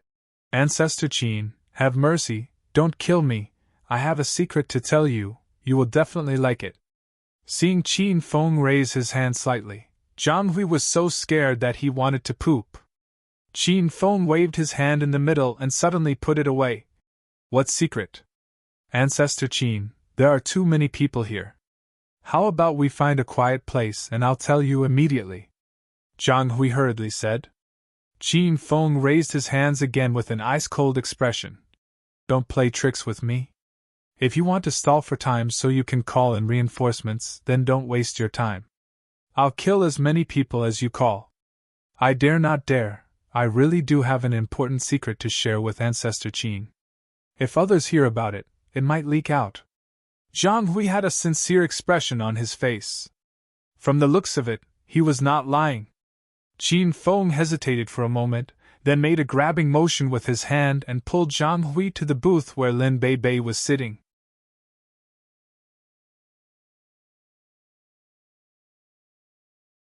Chapter 487. Chapter 487. Chapter 487, Qin Zuzong. Acropolis City, Cloud City Hua Manor's first-class mansion. Lu Wenjing had just finished her work and hurried back from the Flying Sky Bar. She parked Qin Feng's cool and dazzling Lamborghini and took the keys back to the villa. Elder sister, you're back. Little Jia has already prepared a sumptuous dinner. Quickly wash your hands and eat. Lu Shijia is only 16 years old this year, but she is diligent and capable. The household chores and washing and cooking are not a problem, often evening snacks for her sister to eat. Lu Wenjing washed her hands and sat down in the living room with a smile. On the tea table, there was a plate of freshly baked beef pizza. Little Jia is really getting stronger and stronger. Whoever marries you in the future will truly be blessed for 8 lifetimes. Lu Wenjing patted Lu Shijia's head, praising her. Lu Xiaojia was very happy, but her mood suddenly dropped. When she heard her sister say that she was going to marry someone in the future, she unexpectedly thought of Qin Feng first. Lu Xiaojia hadn't seen Qin Feng for over 3 months, and when she heard that something had happened to Qin Feng, she was extremely worried. Little Jia, what happened to you? Lu Wenjing asked while eating the delicious pizza. Sis, I miss big brother Qin Feng. Lu Xiaojia didn't want to hide anything from her sister, so she pouted. Lu Wenjing's heart ached. She put down the pizza and pulled her sister into her embrace. She suddenly laughed. Little Jia, big sister will tell you some good news. What good news? Is there any news of big brother Qin Feng? Lu Xiaojia suddenly became excited. Yes. Not only is there news, but your big brother Qin Feng has already returned to Acropolis. We even met before, but he said he had something very important to do. After he was done, he came over to our house to play with little Jia. Really? Big brother Qin Feng is fine? Then Xiao Jia will be relieved. But did he have anything important to do? Is it more important than seeing little Jia? Lu Shijia was extremely excited when she found out that Qin Feng was alive and that he had returned safely. However, she quickly started to complain that Qin Feng didn't pay enough attention to her. Lu Wenjing was also speechless at her sister's worry for loss and gain. She carefully took out 2 blood-red pills from her pocket. Elder sister, what kind of sugar is this? Is it sweet? Lu Shijia took a blood vitality pill and swallowed it. Lu Wen was immediately stupefied. He looked at his sister in a daze, not knowing what to say. Sis, are you dumb? Why do you look so senile? Didn't I just eat a candy from you? Just look at how much money you have. If worst comes to worst, little Jia will pay you back. Lu Xiaojia complained to her sister. The corner of Lu Wenjing's mouth tweed. She truthfully said, 5 million. What? 5 million? Big sister, you even tricked your own little sister. You don't have to play like this. Lu Xiaojia was scared silly. Lu Wenjing said seriously, Xiao Jia, this is the blood energy pill your big brother Qin Feng gave us each. He said that as long as we ate it, we would become great experts. This pill is very precious. It's really worth 5 million per pill. Hearing Lu Wenjing's explanation, Lu Xiaojia's expression changed and she said unhappily, Sis, you actually joined up with big brother Qin Feng to trick me. Do you take me to be a child? I wouldn't believe such a childish lie. Lu Shijia clearly didn't believe it, but Lu Wenjing believed it because after seeing Long Hair eat the blood-chi pill, she followed him. He looked like a different person. Lu Wenjing originally wanted to take out the blood chi pills for her sister to see and tell her that Qin Feng actually cared a lot about her. She didn't think that Lu Xiaojia would directly swallow the blood chi pills. Xiaojia, you. How do you feel? Lu Wenjing carefully asked her sister. I don't feel anything. Sis, I've already said that I've grown up and that I'm already an aunt. Don't take me for a child. I can get pregnant and give birth now. Lu Wenjing jumped in fright. She immediately patted her sister's head.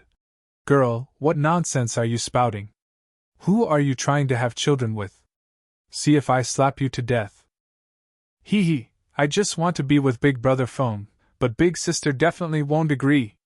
Lu Xiaojia snickered. Lu Wenjing didn't think much of it. She thought little Jia was just teasing her on purpose. After regaining her senses, Lu Wenjing didn't dare to delay any longer and hurriedly swallowed the blood chi pill in her hands. She didn't know what sort of side effects the blood chi pill would have if she swallowed it, but since her sister did, how could Lu Wenjing not eat it? Either she was safe and sound with her sister, or she died together with her sister. Sis, it's not your style to eat a 5 million pill like candy. Even now, Lu Xiaojia still couldn't believe it. She looked at her sister with disdain. Lu Wenjing didn't argue with her sister. She focused on feeling the changes in her body. Xiaojia, do you feel a sudden surge of air in your body? It's so strange running around. Lu Wenjing quickly felt the spirit energy in her body. Lu Xiaojia also felt it, but in order to expose her sister's lie, she stubbornly shook her head. I don't feel anything at all. Sis, did you hallucinate? Illusion? But that feeling is very strong, little Jia, do you really feel it? No, of course not. Lu Xiaojia didn't even want to bother with this matter any longer. She felt like big sis and big brother Qin Feng had insulted her intelligence. This sort of small trick was more like fooling a 3-year-old child. Although Lu Xiaojia refused to admit it, the surge of qi inside her body became more and more intense, so much so that she could barely breathe. Lu Xiaojia was also stubborn, and she had been holding it in, until now, when suddenly, there was a boom from her body, as if something had exploded. Aya! Little Jia, why did you fart so loudly? I don't know how you did it in advance, but you scared big sister to death. Lu Wenjing was caught off guard and directly jumped in fright. Lu Xiaojia was so scared that she cried and fell into Lu Wenjing's embrace. Woo-woo. Elder sister, I didn't fart. Something exploded in my body. Elder sister, what exactly did you give me to eat? Am I going to die? Ah? Why would he die? Little Jia, what happened to you? It was Lu Wenjing's first time consuming a blood chi pill, so she didn't know that her sister's normal reaction was to break through. This would scare Lu Wenjing to death. Boom! Suddenly, an explosion came from Lu Wenjing's body, giving the two sisters a fright. Sis, your body exploded too? It's so strange. Lu Xiaojia slowly came back to her senses. She realized that her body didn't feel painful or uncomfortable after exploding. Instead, she felt like she had been suppressing the pleasure out of nowhere for too long. Could it be? Could this blood chi pills really make a normal person into an expert? Have we broken through? After Lu Wenjing said this, she couldn't believe it. Lu Xiaojia suddenly sprinted across the room. Her speed was at least 3 times faster than before. Sis, look! I'm flying away! Lu Xiaojia shouted excitedly. She felt like she was running with the wind blowing by her ears. Little Jia, what are you doing? Stop! Lu Wenjing saw her sister suddenly run in front of the excellent trophy she had obtained. The trophy was made of bronze, so Lu Xiaojia didn't hesitate to smash it with her fist. Clang! Lu Wenjing wasn't able to stop her sister. She threw out the bronze trophy with a punch, which even had a dent in it. Whoosh! Lu Wenjing was so scared that her eyeballs popped out. She suddenly dodged and discovered that her speed had also increased a lot. In just a few moves, she had grabbed her little sister. Xiaojia, stop for a while. Sis, let me go first. Little Jia suddenly became superhuman. I'm going out to fight bad people, to protect world peace. The pill that big brother Qin Feng gave was too amazing. Sis, how long can this pill last for? Lu Shijia was dancing with joy. Forever. Wow. That's great, little Jia really became a superwoman. Lu Shijia's voice was hoarse with excitement. The two sisters chased each other around the house for a while. Finally, Lu Shijia got tired of playing around and returned to lean on the sofa. Lu Wenjing finally let out a sigh of relief. Sis! I'm so hot. Lu Shijia sat for a while, then suddenly tore off her nightgown. The two sisters were wearing nightdresses at home, but there was nothing inside. Lu Shijia was completely naked. Aya! You're really not ashamed. Quickly put on your clothes, don't see a cold. Lu Wenjing's heart jumped when she saw her little sister's exquisite and small chest. She found out. He actually felt it. Sis, touch my body, it's not cold at all. Lu Xiajia suddenly grabbed her sister's hand and pressed it against her chest. Xiao Jia, you! What are you doing? Lu Wenjing's delicate body trembled. Her body felt like it was being electrocuted. A strange idea suddenly popped into her mind. Push down her sister. Sis, hug little Jia. Little Jia wants you to touch me. Lu Shijia consumed the blood vitality pill first, and the effects of the herb were already fully felt. Her vision was blurry, and she was already in a state where she was half drunk and half awake. Lu Wenjing's eyelids also felt a little tired. Her thoughts blended together, and the reason she was supposed to have slowly disappeared. Lu Wenjing gently tore off her clothes and suddenly hugged her little sister. Her mouth uncontrollably stuck to hers, kissing every inch of her little sister's skin. Sis, I want to be with you forever. Xiao Jia, elder sister can't leave you either, elder sister has to hug you tightly. Half an hour later, the medicinal properties of the two sisters had dissipated, and the two girls woke up from their stupor. Looking at the other party's naked body, the sofa, messy hair and their ambiguous posture, the two sisters let out a piercing cry. Ah! Little Jia, what are you doing? Sis, you actually bullied little Jia. Woo, if Big Brother Feng knew about this, even little Jia would not have the face to live.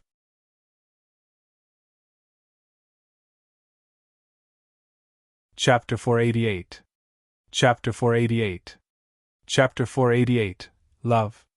Yunzhe received the blood chi pills that Qin Feng gave him and immediately ran back to his villa in Acropolis City. After an hour of cultivation, Yunzhe successfully broke through to stage 4 inner chi. Whether it was the inner or outer sect cultivation, the fourth layer was a feng shui ridge. Yunzhe had already been at the peak of the third layer for more than a year.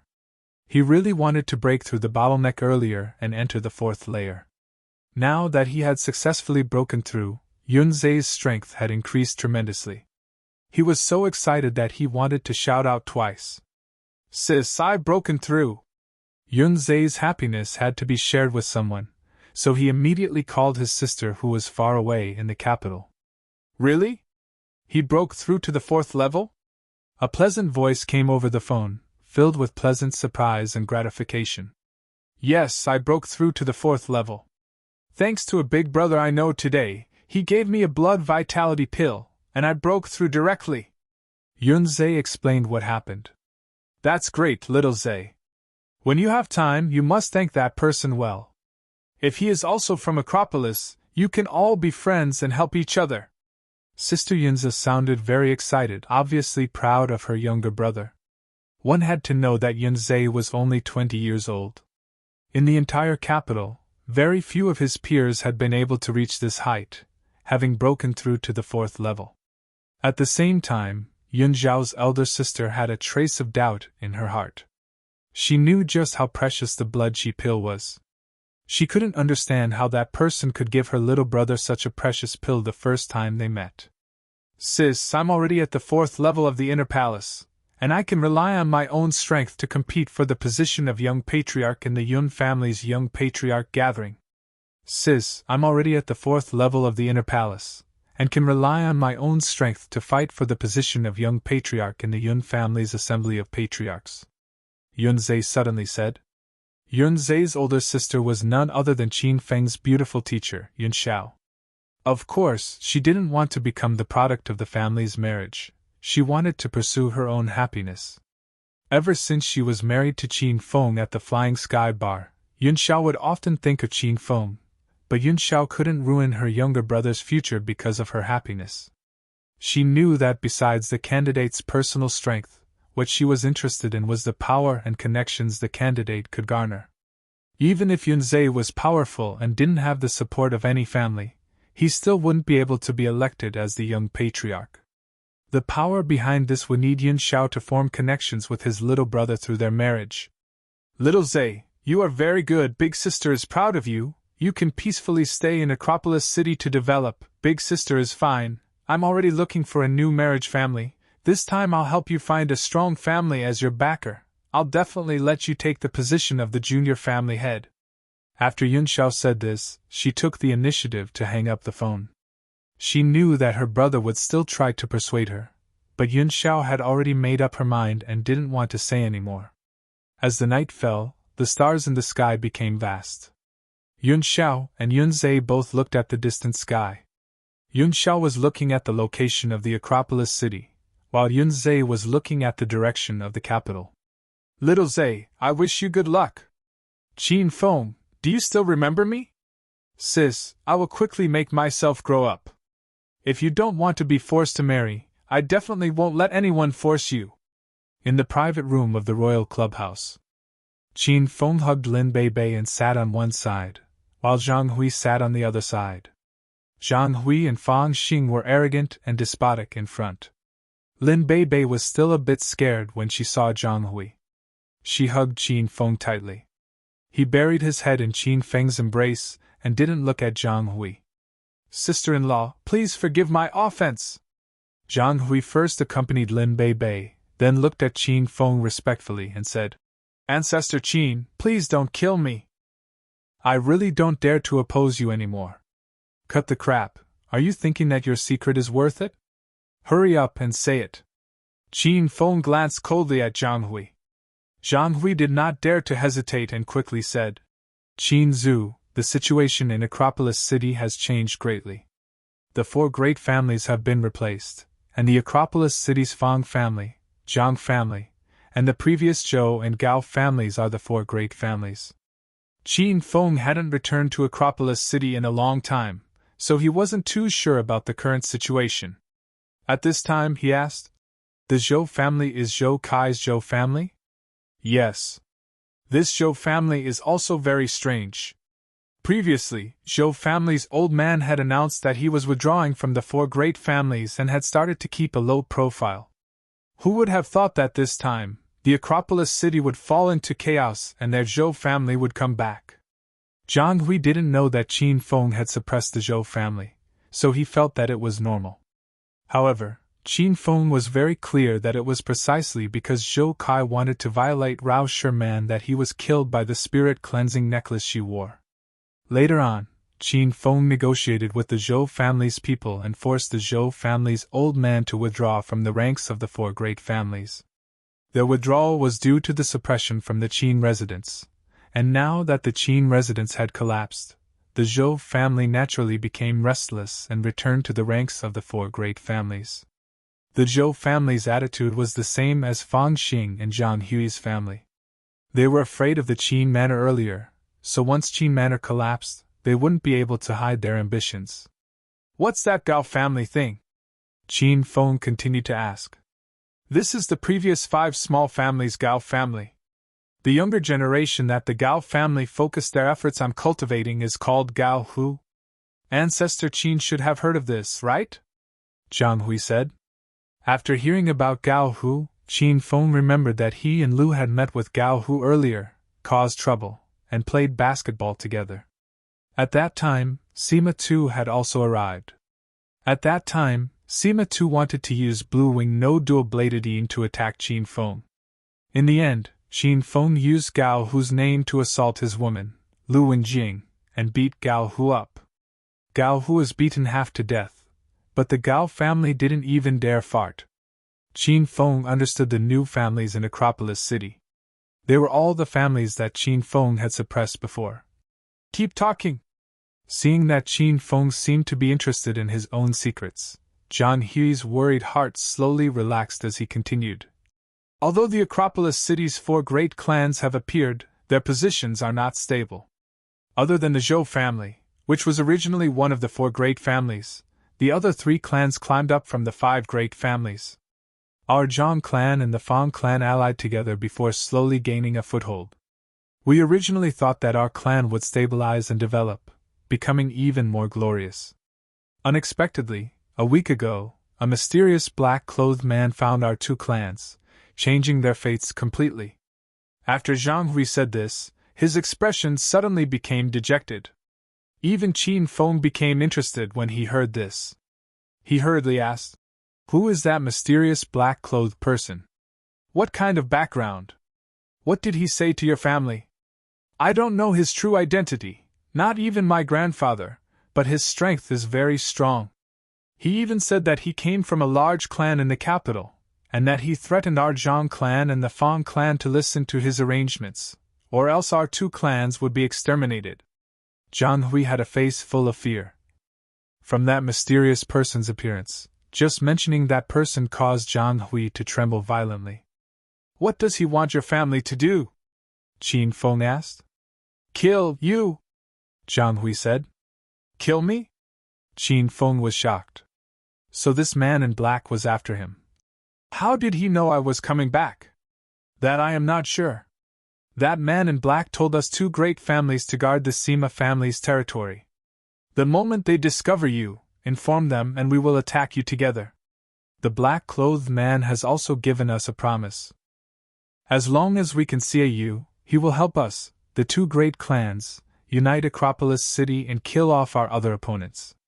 We thought that the Qin clan would be destroyed and would be easy to deal with, so we agreed to deal with him. Zhang Hui sighed. Although he didn't finish speaking, Qin Feng's heart was clear. They didn't think that he had become so amazing. He was regretting offending them. "Is what you said true? How can I trust you?" Qin Feng's expression turned cold and a thick killing intent exploded from his body. Zhang Hui was frightened to the point of trembling, and quickly begged for mercy. "Qin Zhu, if I say even half a word of lie, then it will be like thunder striking the sky. Our Zhang family is also forced by that black-clothed man, although he says that he will help us reunite Acropolis City's forces on the surface. But even I can see that our Zhang family is completely reduced to the role of that black-clothed man. He is only borrowing our Zhang family's power to indirectly control the Acropolis City. Our Zhang family appears to be brilliant, but isn't he just a dog?" Zhang Hui displayed an expression of unwillingness and anger. Qin Feng had been paying attention to his expression the entire time, but it didn't seem like he was pretending. "Little pig, if my 5 poison needles were to pierce this kid, how long would it take for him to die?" Qin Feng still couldn't completely trust Zhang Hui. He had to give this guy some restraints. "It won't take too long, probably 10 seconds. "Yes." Qin Feng's mouth tweed. He thought to himself, "This Zhang Hui is too trashy. He died in 10 seconds. The Yin and Yang elders got the 5 poison needles, but they're still holding on and returning to the sect to treat him. Master, the 2 Yin Yang elders came from the poison sect, and they grew up in a vat of poison. They also know how to detoxify poisons. This brat doesn't even know a fart. How can he be on par with those 2 old monsters? In fact, if an ordinary person were to be poisoned by the 5 poison needles, they would die within 5 seconds. This brat is at least an inner level 2 warrior, which is why he was able to last for 10 seconds. Little Pig explained. Only now did Qin Feng realize that his 5 poison needles were incredibly powerful. If the 5 poison needles were like the wind blades and could shoot out endlessly, then Qin Feng would treat them like chickens when facing a group of experts on the 6th floor. Oh no! Kill them like chickens! But I don't want him to die too quickly right now. Is there anything I can do? Qin Feng was a bit worried. He felt that the 5 poisons needle was too powerful, so he wanted it to be less powerful. Then Master can just directly stab that brat with a needle. The poison will be very small this way, and it will only take effect once every half-month. By then, Master can have him take out the antidote once every half-month and control him. Yes. Qin Feng suddenly didn't understand. Would it take more than 10 seconds to stab him? Master, the 5 poisons needle requires the activation of qi in order to release all the poison concealed within the needle. If you are only normally stabbing someone with your needle, then the strong poison within the needle will not enter the other party's body. It is just that the poison powder on the surface of the needle is absorbed, so the poison powder is not very potent, and it will not die that quickly.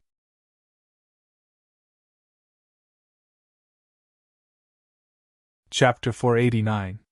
Chapter 489. Chapter 489, Important Secrets. Little Pig explained in detail, and Qin Feng completely understood. Ah! Ancestor Qin, please spare me. What I said was the truth. Why are you still trying to kill me? Zhang Hui suddenly jumped up and begged Qin Feng for mercy in shock. It scared Lin Bei Bei. Qin Feng calmly sat on the sofa, lightly patting Lin Bei Bei's back to comfort her. At the same time, he glared at Zhang Hui and scolded. Who wants to kill you? You sit down, isn't it just stabbing you with a needle? It's like biting a mosquito, you're so scared. After knowing the reason, Zhang Hui felt embarrassed. He smiled apologetically at Qin Feng and nodded. What Ancestor Qin taught me is true. However, why did he prick me with needles? This is a poisonous needle, you are now poisoned. This poison is colorless and tasteless. It flares up once every half-month. When it flares up it starts to rot, then it spreads throughout your body. Within 10 minutes you will be turned from a living person to a rotting corpse. Qin Feng said casually, as if he didn't care about this at all. Zhang Hui was so scared that his hair stood on end. He kneeled down and said, Ancestor Qin, since this poison is this strong, why are you still stabbing me? I beg Ancestor Qin to give me the antidote. Wanting the antidote is very simple. Follow me wholeheartedly and help me investigate the actions and plans of that black-clothed person. As long as your performance is outstanding, you will have the antidote. Qin Feng laughed evilly. Zhang Hui was regretting working with Qin Feng. This person was no better than the black-clothed man. The two of them were sinister and merciless demons that ate people without spitting out their bones. But things had already gotten to this point, and Zhang Hui didn't dare to betray Qin Feng anymore. If he did, he wouldn't even know how he died. Thank you, Ancestor Qin, for giving me such a difficult trial. This is my honor. Rest assured, Patriarch Qin. When I return, I will definitely use all my strength to find out the background and repay Ancestor Qin for not killing me. Zhang Hui had an expression of sincere gratitude, as if Qin Feng stabbing him with a poisonous needle was the greatest honor of his life. Lin Bei Bei couldn't stand it any longer. She pouted and complained. Qin Feng, it looks like I was wrong to blame you before. No wonder you were so vulgar and loved acting. The people around you are all like this, and they've even led you astray. Bei Bei is right. It's all because of these bastards that a great youth like me went astray. Qin Feng glared at Zhang Hui with hatred. Zhang Hui wanted to cry, but there were no tears. The other rich and young masters had learned this from Qin Feng. All right, you can go back now. How are you going to explain this to the family? Qin Feng looked at Zhang Hui. Ancestor Qin, I'll report this as a matter of fact. I said that you suddenly appeared and caused trouble for Feng Xing and me, and then both sides went to war. With your great strength, you killed the bodyguards and Feng Xing, and I continued to play dead on the ground. So the mastermind would believe it? Qin Feng was a bit doubtful. Ancestor Qin, who would cut off a leg just to lie and deceive people. Zhang Hui looked depressed. You're right. Then hurry up and get the hell out of here. If you find anything, report it to me in time. Qin Feng waved his hand and a dozen or so flashes of white light appeared. The struggling bodyguard on the ground breathed his last in the next second. Zhang Hui was so scared that his body was trembling. He immediately used his remaining leg to leave the royal clubhouse. What is it? Scared? Qin Feng looked at the shivering Lin Bei Bei in his embrace and felt the pain in his heart as he caressed her pretty face. Lin Bei Bei shook her head. Qin Feng, let's leave this place first. All right. Qin Feng also knew the ring. The situation was too bloody. He carried Lin Bei Bei and in a few moments, they arrived at the entrance. As they walked down the street and breathed in the fresh air, Lin Bei Bei felt as if she had been reborn. Bei Bei, I'll send you back to the hospital. Qin Feng hugged Lin Bei Bei's small waist. Then where will you sleep tonight? I'll just find a random hotel to stay in. You don't have to worry about me. There were only 2 beds in the intensive care unit. One Lin Bei Bei slept, and the other Lin Mu slept. Even if Qin Feng could squeeze into the same bed as Lin Bei Bei, with Mother Lin there, the 2 of them felt a bit embarrassed. If he thought about how Qin Feng was going to sleep alone tonight, would he be lonely? Lin Bei Bei suddenly felt a little uncomfortable. How about I'll go get a room with you? Then Auntie will be worried, right? After hearing Lin Bei Bei's suggestion, Qin Feng's heart suddenly became excited. He had just been in bed with Lin Bei Bei, and considering that it was the first time Lin Bei Bei had woken up, Qin Feng hastily finished without finishing his work. If the 2 were to stay together tonight, Qin Feng would have to spend the night with her. Then, I'll call my mother and ask for her opinion first. If she doesn't agree, then I can't do anything about it. Lin Bei Bei shyly took the phone and ran to a corner where no one was and made a call. Bibi, are you having fun? As soon as the call connected, Mother Lin laughed happily. Now that her daughter had woken up and her son-in-law had returned safely, Mother Lin would wake up laughing even in her dreams. Mom, we had a good time. I might be living outside with Qin Feng tonight, is that okay? Although she had grown up, she was still very shy when she said these kinds of words to her mother. The other end of the phone went blank for a moment, and then Mother Lin laughed. Haha, Bei Bei, you've grown up too. You decide these things yourself. Since you promised Qin Feng, you feel like you'll have to entrust your entire life to him. Seeing that her mother had agreed, Lin Bei Bei let out a sigh of relief. Mom, then I won't go back tonight. All right. Oh yeah, you guys should be doing it for the first time. Remember to make sure Qin Feng does not get pregnant. Mother Lin suddenly yelled anxiously into the phone, causing Lin Bei Bei to be so shocked that she almost threw her phone away. How is it? Does Auntie agree? Seeing Lin Bei Bei finish her call and walk back, Qin Feng asked her with a smile. We go get a room. Lin Bei Bei shyly took Qin Feng's arm. The 2 happily walked down the street for a bit, then went to the Royal Hotel and got a room. They arrived at the door of the 886 Presidential Suite on the top floor, and the door to room 888, which Qin Feng used to stay in, opened. Ah! Seeing Qin Feng hold Lin Bei Bei's hand, Han Ying jumped in fright. Director Han, you usually do too many things that cause you to be so shocked, right? When he saw Han Ying, Qin Feng's heart was filled with rage. Originally, when he came back, he didn't hate Han Ying as much as he did before. However, after hearing about Han Ying's bad deeds from Fan Xing at the Royal Clubhouse, Qin Feng somehow became angry. Ah? Oh, it's Qin Feng. Han Ying didn't think that Qin Feng would take the initiative to greet her.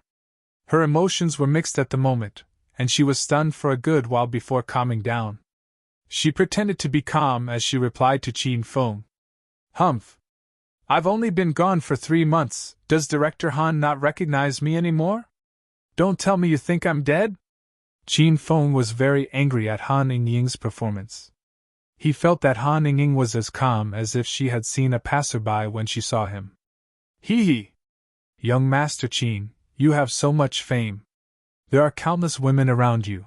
A woman like me shouldn't enter your eyes, right? I still have things to attend to, so I'll be leaving first. Han Ying felt a slight stabbing pain in her heart. When she saw Qin Feng hug Lin Bei Bei dotingly, the taste was indescribable. She wanted to quickly leave this place so that she wouldn't be unable to hold back from crying, which would be embarrassing. Just as Han Ying walked out, her hand was suddenly grabbed by someone. Qin Feng pulled her forcefully and forcefully pulled her into his embrace. Director Han, you're wrong. What do you think I, young Master Qin, am? I've already taken a fancy to you. I don't know if you can accompany me for one night, so just name your price. Qin Feng held Lin Bei Bei with one hand and unrestrainedly squeezed Han Ying's full chest with the other. This scene shocked Lin Bei Bei and infuriated Han Ying. Qin Feng, let go of me. What kind of woman do you think I am? I'm not letting you go. Qin Feng's hand slid down and directly entered Han Ying's dress. Who are you? Don't you know it yourself? What's more, this young master has never slept with you before. What are you pretending for? Han Ying's outer appearance was coquettish, but her heart was always the same. Ever since Qin Feng took over her body, she never let other men touch her again, and even some clients discussed business with her.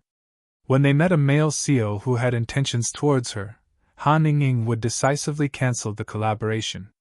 She had been protecting her body and heart the entire time in order to wait for Qin Feng to come back. Don't touch me! Han Ying suddenly exploded. Who knew where she got the strength, but she pushed Qin Feng away and quickly ran away on her high heels. Qin Feng was slightly stunned, but quickly recovered. He thought about his previous actions and felt a bit regretful. He wanted to chase after her and say a few words to Han Ying, but she had already entered the elevator and went downstairs. Qin Feng, you! Why are you doing this to her? Lin Bei Bei looked nervously at Qin Feng. She knew Han Ying. Previously, Qin Feng had arranged for Lin Bei Bei to stay at the Royal Hotel, but had only met her a few times. In his impression, how did the ambiguous relationship between Qin Feng and Han Ying become like this? Lin Bei Bei couldn't help but worry. Did Qin Feng get tired of Han Ying? Then would he end up like Han Ying? She betrayed me. Qin Feng sighed and hugged Lin Bei Bei as he entered the room. Lin Bei Bei widened her eyes. She had thought that Han Ying's betrayal was due to her body. Lin Bei Bei thought that she would definitely not do such a thing and relaxed. Qin Feng, don't be sad. I promise I won't go off the rails. Don't worry. After entering the room, Lin Bei Bei was pulled onto the bed. At this time, she took the initiative to climb onto Qin Feng's body and solemnly swore an oath. Qin Feng was stunned. Bei Bei, why did you suddenly say this? Ah? It's nothing, you just need to know. Lin Bei Bei didn't mind and looked stupidly at Qin Feng. That pair of beautiful eyes that were as clear as water was too alluring. With a flip of his body, Qin Feng pressed down Lin Bei Bei. His large hands madly tore off Lin Bei Bei's pink qipao. This time, although Lin Bei Bei was trying her best to cooperate with Qin Feng, he discovered that Lin Bei Bei wasn't as wild as she was on the hospital bed. However, Qin Feng didn't think too much about it, and thought that Lin Bei Bei was tired. The two battled until the latter half of the night. Only when Qin Feng's heart ached for Lin Bei Bei did he let her rest. Qin Feng had just finished and was full of energy. He sat on the bed and thought about the black-clothed man who controlled the Feng and Zhang families.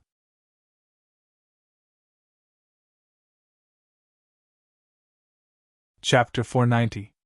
Royal Hotel, Staff Break Room.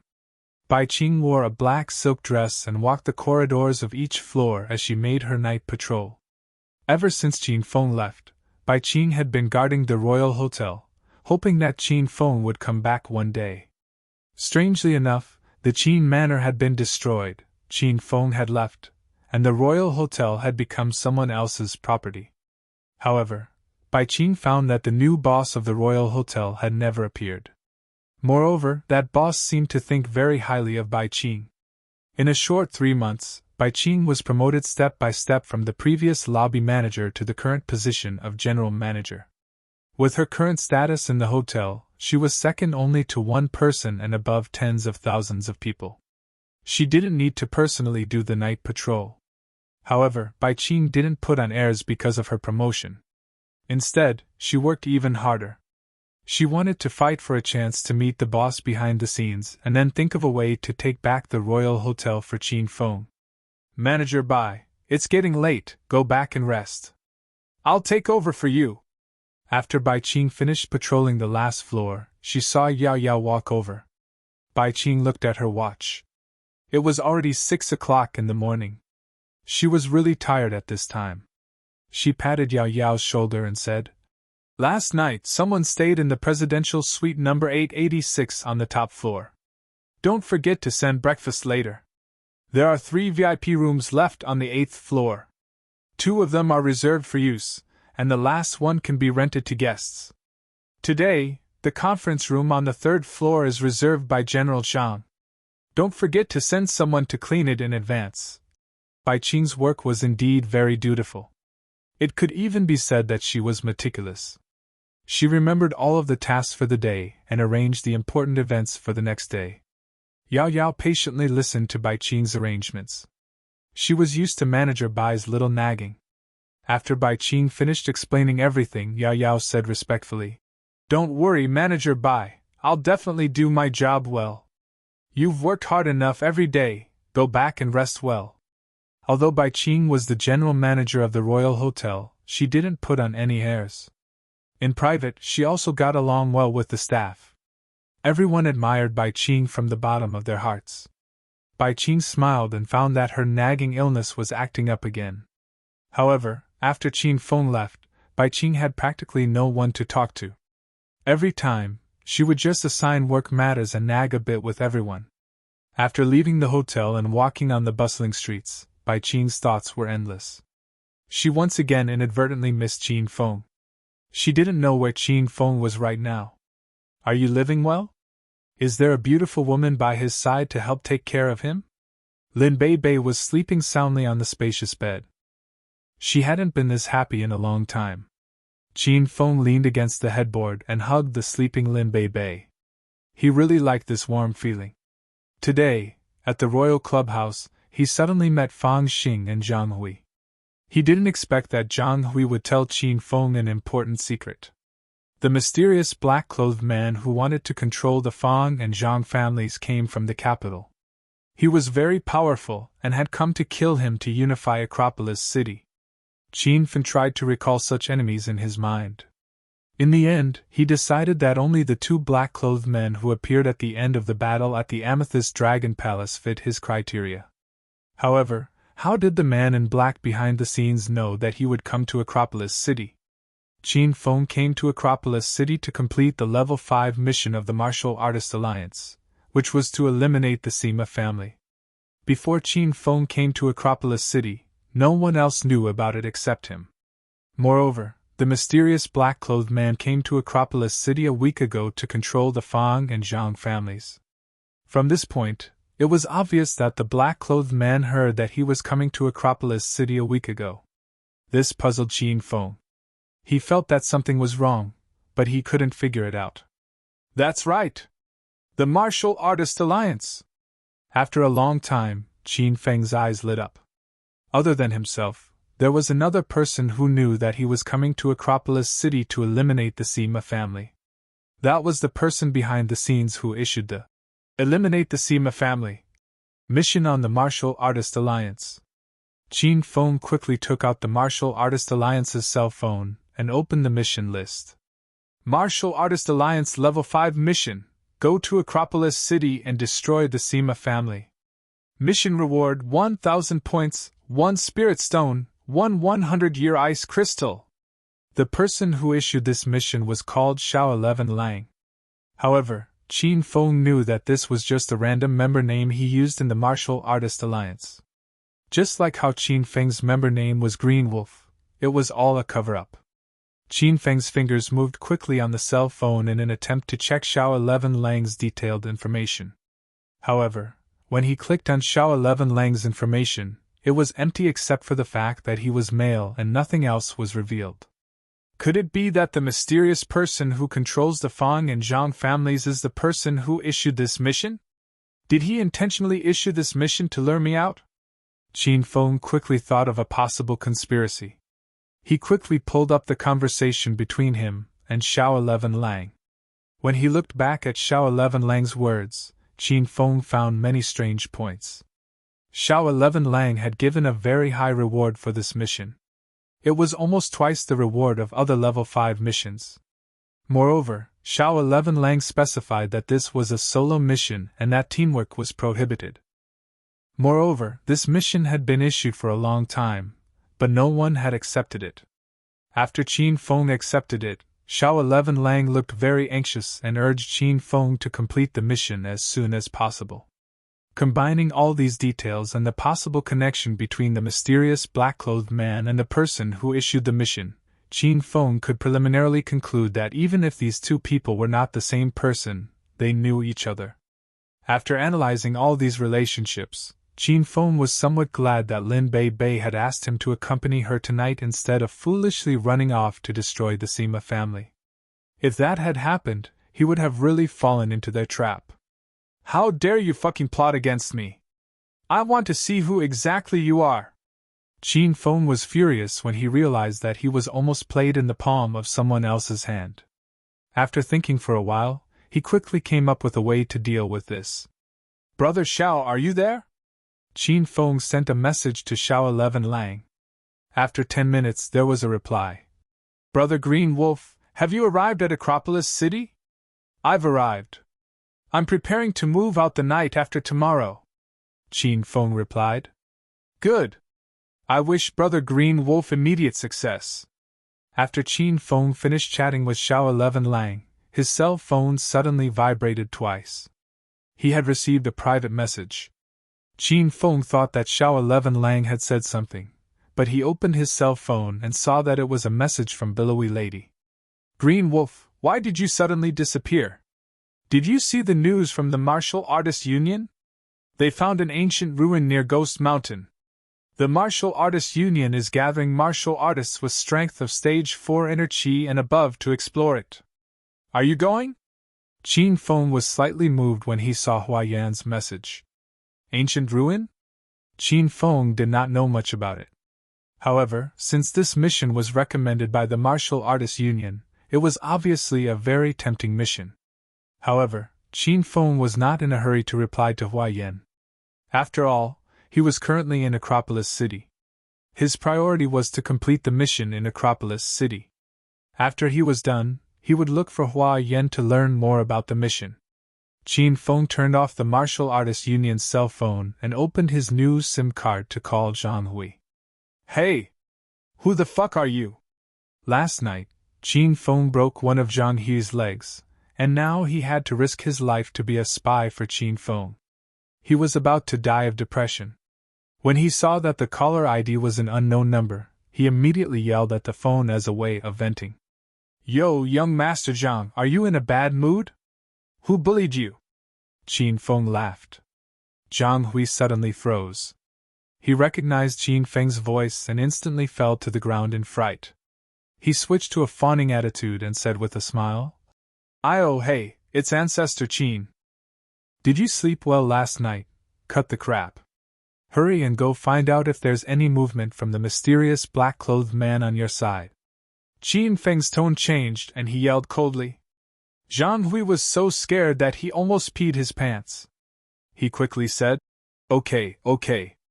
Don't worry, Ancestor Qin. I'll go and find out now. Qin Feng hung up the phone.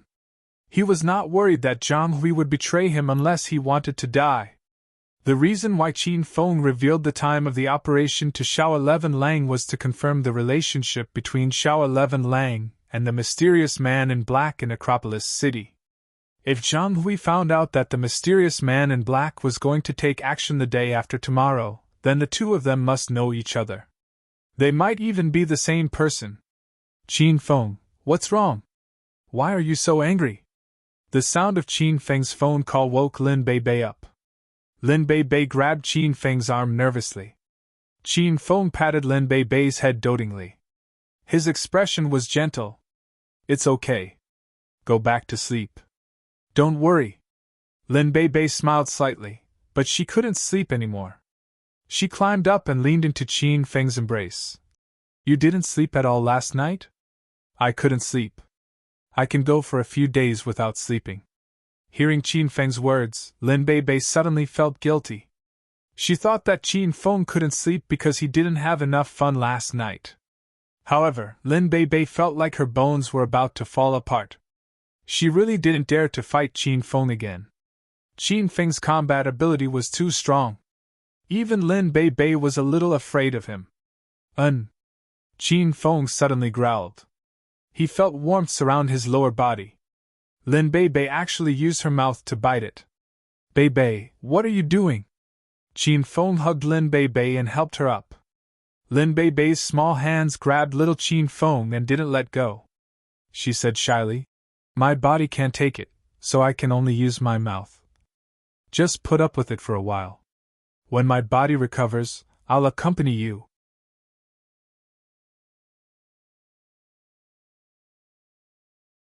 Chapter 491. Lin Bei Bei had never done this before, so she was not familiar with the technique. She bit Qin Feng a few times, but it was this inexperienced and clumsy feeling that piqued Qin Feng's interest. In the end, Lin Bei Bei vented all of it. Cough, cough! Lin Bei Bei felt an impact on her throat. She could not help but cough. The corners of her mouth were glistening, and her face was flushed. She was very alluring. Qin Feng, are you done? Qin Feng heaved a sigh of relief. He was too excited just now. Now that he saw Lin Bei Bei's pitiful appearance, he patted her head and said, "Go to the washroom and clean up." Lin Bei Bei nodded shyly and ran away obediently. She was glad that Qin Feng was finally released. This torment had lasted for more than 3 hours. If Qin Feng did not finish it in time, Lin Bei Bei's mouth would have cramped. "Great Ancestor Qin, it's me, Zhang Hui." Lin Bei Bei had just gone to the washroom when Qin Feng's phone rang. "There's news?" Qin Feng had just assigned Zhang Hui a mission 3 hours ago. Could it be that there was news so soon? Yes, Great Ancestor Qin. The Zhang family had just held a family meeting half an hour ago to discuss the plan to deal with you. The elder of the family must have received the order from the black-clothed man. He said that he will bring his men and hide near the Sima family's residence tonight, ready to capture you at any time. Zhang Hui added, "Great Ancestor Qin, I came to report to you as soon as the family meeting ended. Don't you think I'm doing my best? Cut the crap. As long as you listen to me and perform well, I'll give you the antidote." Qin Feng interrupted Zhang Hui. Qin Feng knew what this brat was going to say the moment he stuck out his butt. All right. I won't disturb Great Ancestor Qin anymore. I'll report to you immediately if there's any news." Ma Hui quickly hung up. Qin Feng frowned and leaned against the headboard. From the looks of it, Shao 11 Lang was definitely related to the man in black who controlled the Feng and Zhang families. Moreover, Qin Feng could also conclude that Shao 11 Lang's mission in the Martial Arts Alliance was to lure him out. Although Qin Feng knew the relationship between Shao 11th Lang and the black-clothed man, he still could not conclude that this group was the same black-clothed man who appeared 3 months ago at the Amethyst Dragon Palace. However, Qin Feng was not in a hurry. He had already started to play along and prepared to lure the black-clothed man out. Once they met, all the mysteries would be solved. Little Pig, the system issued the 4th side mission of Yun Province Disturbance's 4th side mission. I need to return with a powerful force. Yun's Xiaoyun's mission. Qin Feng had originally wanted to return with Yun's Bei's mission.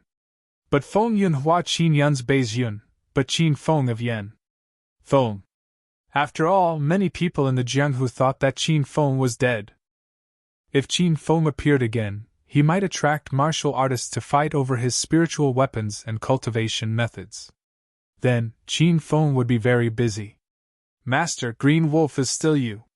Therefore, the system is very humane.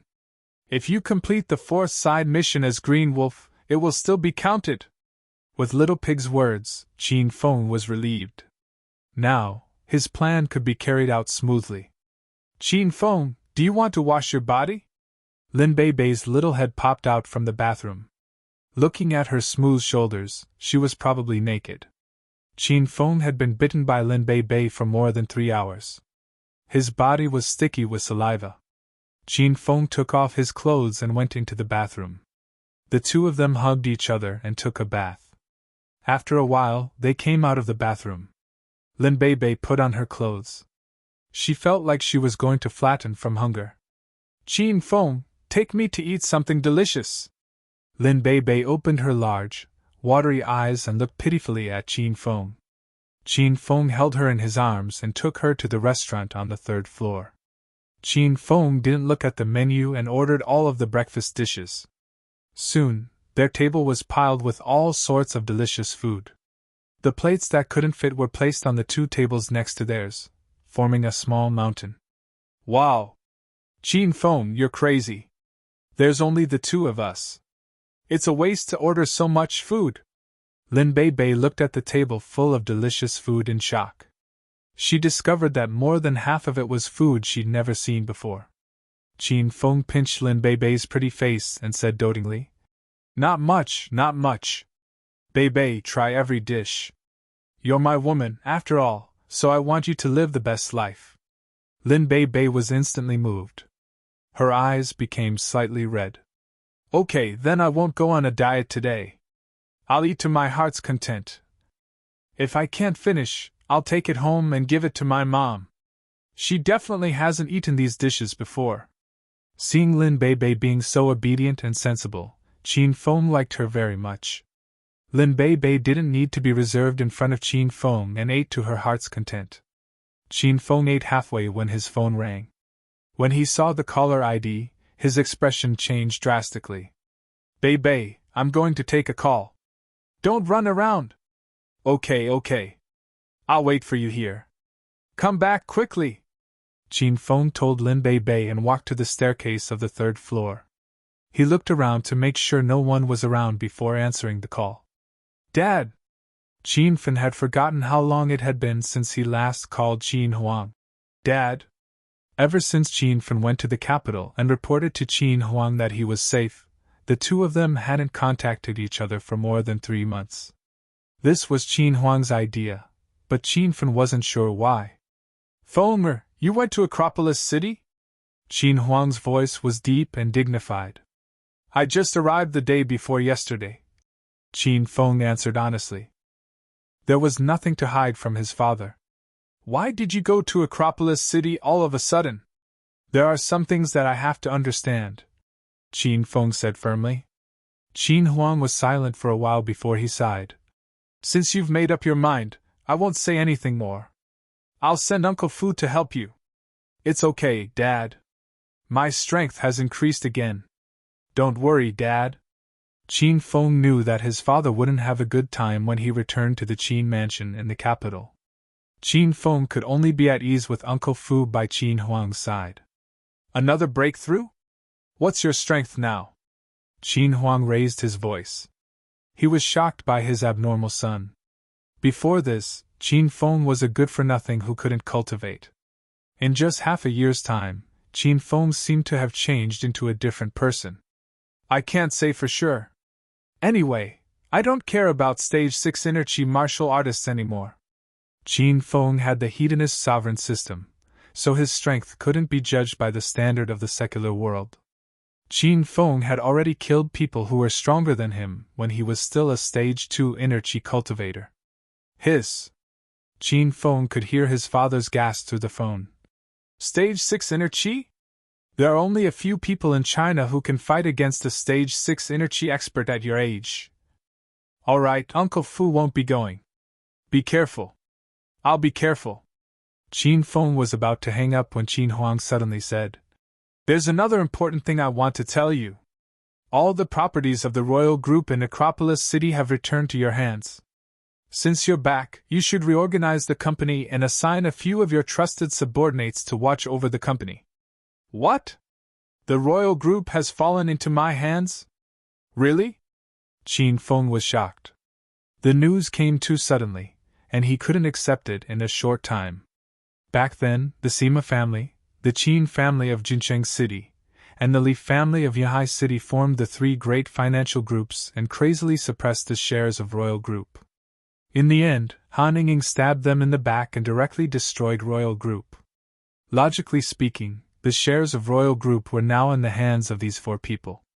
Even if Qin Yi died and the Sima family declined, Han Ying and Li Shaojia would definitely swallow the remaining shares. Why did these shares suddenly return to him? Don't ask too much about it. Anyway, all the shares of the Royal Group are in your hands. You've grown up, so I'll leave the company to you, Qin Huang said as if he was going to retire and enjoy the happiness of his family. All right, I'll take some time to inspect the company's properties and reorganize them. Qin Feng was still in a daze after he hung up the phone with his father. He walked toward Lin Bei Bei while trying to figure out what was going on. From afar, he saw a perverted man standing in front of Lin Bei Bei. He didn't know what he was talking about. Beauty, you ordered so much food. Are you alone? Can I sit down and have breakfast with you? Lin Bei Bei was enjoying her breakfast when she thought it was Qin Feng. However, she saw an unfamiliar man standing in front of her. Lin Bei Bei said expressionlessly, I'm sorry, my boyfriend will be back soon. The meaning of Lin Bei Bei's words was clear. She came with her boyfriend, but the suited man didn't leave. His smile widened. Beauty, my name is Hedonist. I'm the HR manager of the Royal Group. Can you give me your WeChat ID? Hedonist was really shocked by Lin Bei Bei's pure beauty. He couldn't walk anymore. Even if he heard that Lin Bei Bei had a boyfriend, Hedonist didn't care. In today's society, which beauty didn't have 3 or 4 boyfriends? If she didn't have one, it could only mean that she wasn't beautiful or sexy enough. Hedonist revealed his identity as the HR manager of the Royal Group. He thought Lin Bei Bei would give him her WeChat ID and throw herself into his arms. Huh! You're from the Royal Group? Lin Bei Bei felt a sense of familiarity when she heard the name Royal Group. After all, it was Qin Feng's family's previous company. Haha! Of course I'm from the Royal Group. This is my name card, it can't be fake. Seeing Lin Bei Bei start to talk to him, Hedonist thought he was about to get his hands on her. He sat in front of Lin Bei Bei and handed her a golden name card. Beauty, if you want to enter the Royal Group, I can help you.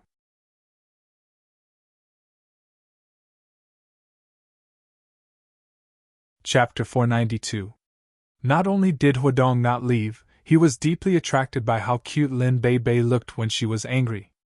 His triangular eyes fell on Lin Bei Bei's pretty face, and he looked like he wanted to pounce on her. Beauty, what's your name? If you have nothing to do after breakfast, come to my room to play. I'm staying in the VIP room. Hedonist was a bit impatient. Lin Bei Bei didn't care. She stayed in the presidential suite with Qin Feng, so the VIP room was nothing. You're so annoying! Hurry and leave! Seeing Lin Bei Bei's weak personality, Hedonist suddenly reached out and wanted to hold Lin Bei Bei's hand. Lin Bei Bei was so scared that she cried out. What are you doing? Don't do anything stupid, or else I'll tell Qin Feng. Qin Feng? Who's Qin Feng? Hedonist asked suspiciously. At this moment, a tall and straight figure walked over and looked at Hedonist with a smile.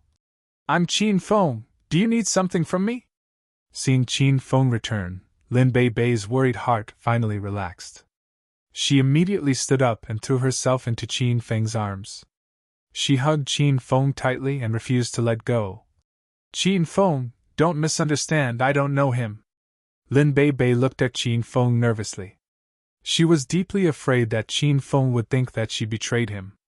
After seeing how Qin Feng treated Han Ying, Lin Bei Bei was very afraid of being misunderstood. Is there anything else you need? Qin Feng patted Lin Bei Bei's back and looked at Hedonist with a smile. Hedonist didn't think that Lin Bei Bei's man would really come. Moreover, looking at Qin Feng's big build, Hedonist felt that he wasn't a match for him, so he immediately got up to leave. Wait! Qin Feng suddenly stopped Hedonist. What? I'm just greeting a beauty, can I do that? Hedonist thought that Qin Feng was looking for trouble, so he was a bit nervous. However, he pretended to be strong. Let me tell you first, I'm the HR manager of Royal Group. In Acropolis City, I work for both the underworld and the underworld. Don't look for trouble for yourself. Qin Feng acted as if he didn't hear Hedonist's threat and smiled. You're fine, but I have something to talk to you about. What? I'm usually very busy. Hurry up and tell me. Hedonist looked impatient. I want to slap you. Of course, I think I'll dirty my hands. You can slap yourself 10 times and scram, Qin Feng said with a straight face. Hedonist was slightly stunned. Then, he burst into laughter. Huh! Did I hear wrongly? Are you fucking sick in the head? You can slap me just because you want to? Do you think you're Acropolis City's #1 young master? So you're saying that you don't want to hit yourself? Qin Feng said with a smile. You little bastard, you're talking nonsense to me. Do you believe that I won't beat you up first? Do I look like a psycho to you? Which normal person would whip themselves? Hedonist was furious. He didn't know how a beautiful woman like Lin Bei Bei found a psycho as her boyfriend. Pa! Just as Hedonist finished speaking, he felt a burning pain on his face. Qin Feng had acted as fast as lightning, and before Hedonist could react, he fell to the ground. Who the hell hit me? Do you want to die? How dare you go against me? Hedonist quickly got up from the ground and looked around. Aside from Qin Feng and Lin Bei Bei, there was no one else around. It's you? Do you want to die, brat? Just you wait, I'll call someone right now. Hedonist pointed at Qin Feng and started cursing again. Pa! Just as Hedonist took out his phone, he heard another slap. This time, his phone was sent flying. Hedonist flew into the air and smashed the glass table beside him when he landed. Clang! This was a heavy fall. Hedonist felt as if his bones were going to fall apart. Ahem! Who are you? Don't do anything stupid, or I'll call the police. Hedonist was shocked by Qin Feng's powerful skills. Who could send someone flying with one slap? Was this brat even human? You've already slapped twice. There are 8 more slaps left. Are you going to do it yourself, or do you want me to do it for you? Qin Feng acted as if he didn't hear Hedonist's words and walked in front of him with a smile. After Lin Bei Bei became Qin Feng's woman, she went along with everything Qin Feng did. This time, she didn't try to persuade Qin Feng to stop. Instead, she stood behind Qin Feng like an obedient wife. What right do you have to hit me? You have no right to do this. If you mess around again, I'll really. Pa! Qin Feng greeted Hedonist with another slap. This slap was even more ruthless than the previous 2. It sent 2 of Hedonist's front teeth flying. Hedonist felt as if his neck was twisted, and his head almost flew off. There are 7 more slaps. Qin Feng continued to smile at Hedonist. This time, before Qin Feng finished speaking, Hedonist hurriedly started to slap himself. Big brother, don't hit me.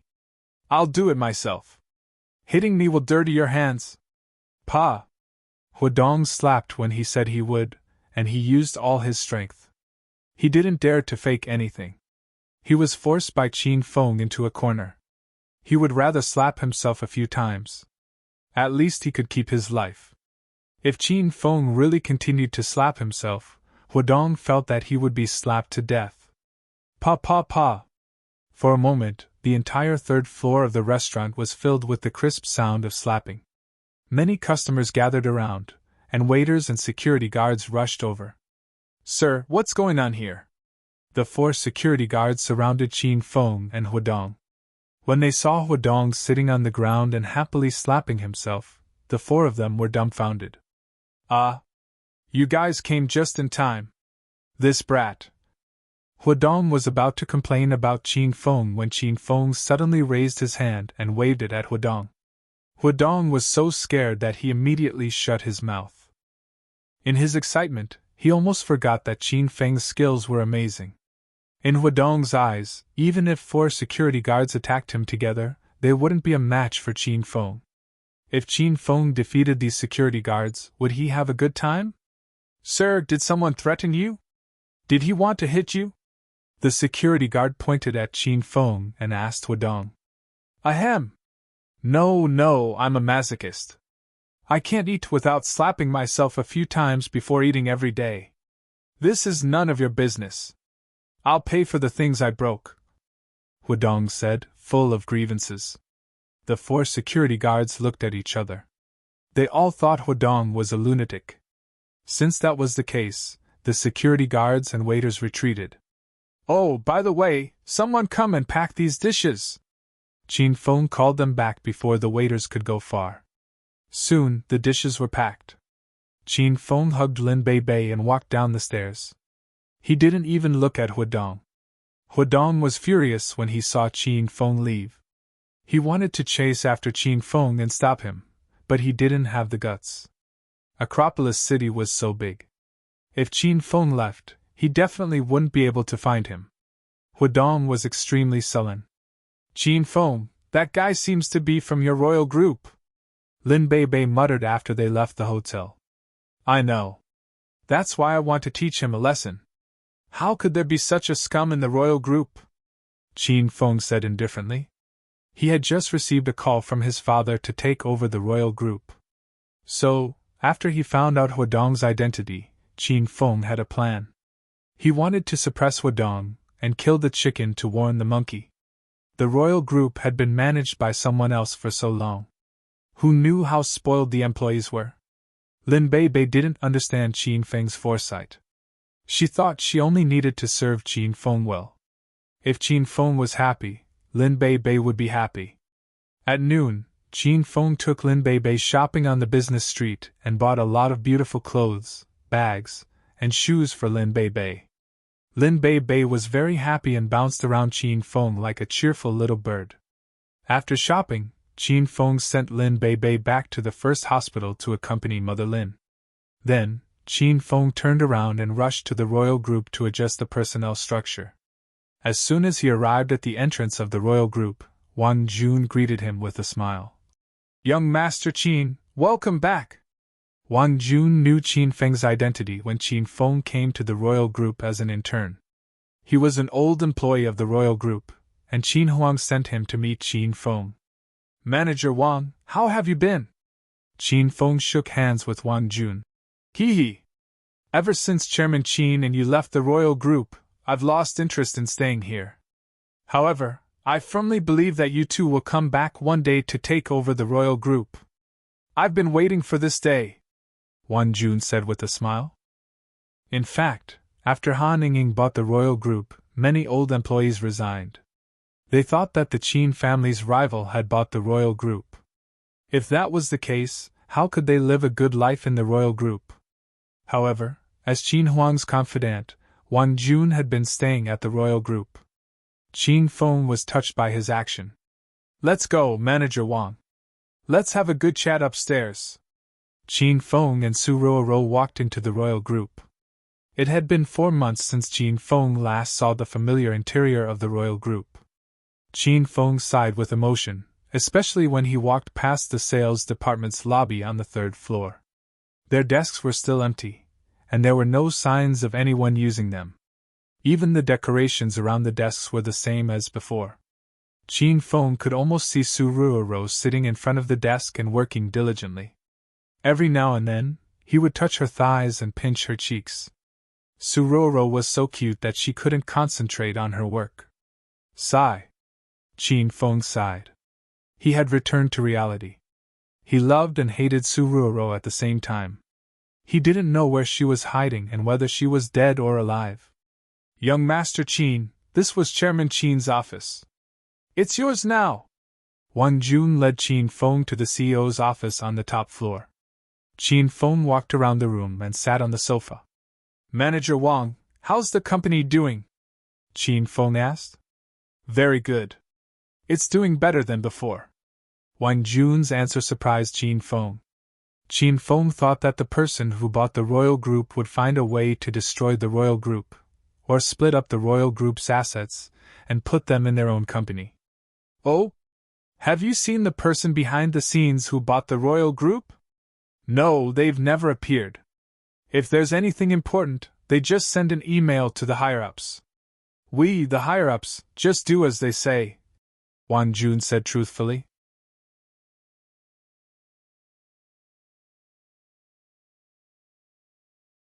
Chapter 493. Qin Feng suddenly brought up Liu Qin. He was a bit worried about this woman. After all, when he worked at Royal Group, Qin Feng had taken advantage of Liu Qin quite a bit. Later, he even disguised himself as young Master Qin and went to Liu Qin's hometown, Qinshui Town, to see her parents. However, Qin Feng frowned when he recalled the last time he met Liu Qin. At that time, Everyone was celebrating in the KTV at the Royal Clubhouse when the members of Martial Arts World came looking for them. Qin Feng, Zhang Jin, Huang Bizi, and Li Kuaishou were fighting fiercely at the stairwell when Li Yuchen suddenly appeared. To prevent Li Yuchen from getting hurt, Qin Feng said a lot of things to provoke Li Yuchen. "Young Master Qin, you're talking about the previous sales manager, Li Yuchen, right?" Wang Jun had an impression of Li Yuchen because Qin Feng loved to tease Su Ruoro, Li Yuchen, and Han Ningning at the company. "She's still here. She's still the sales manager.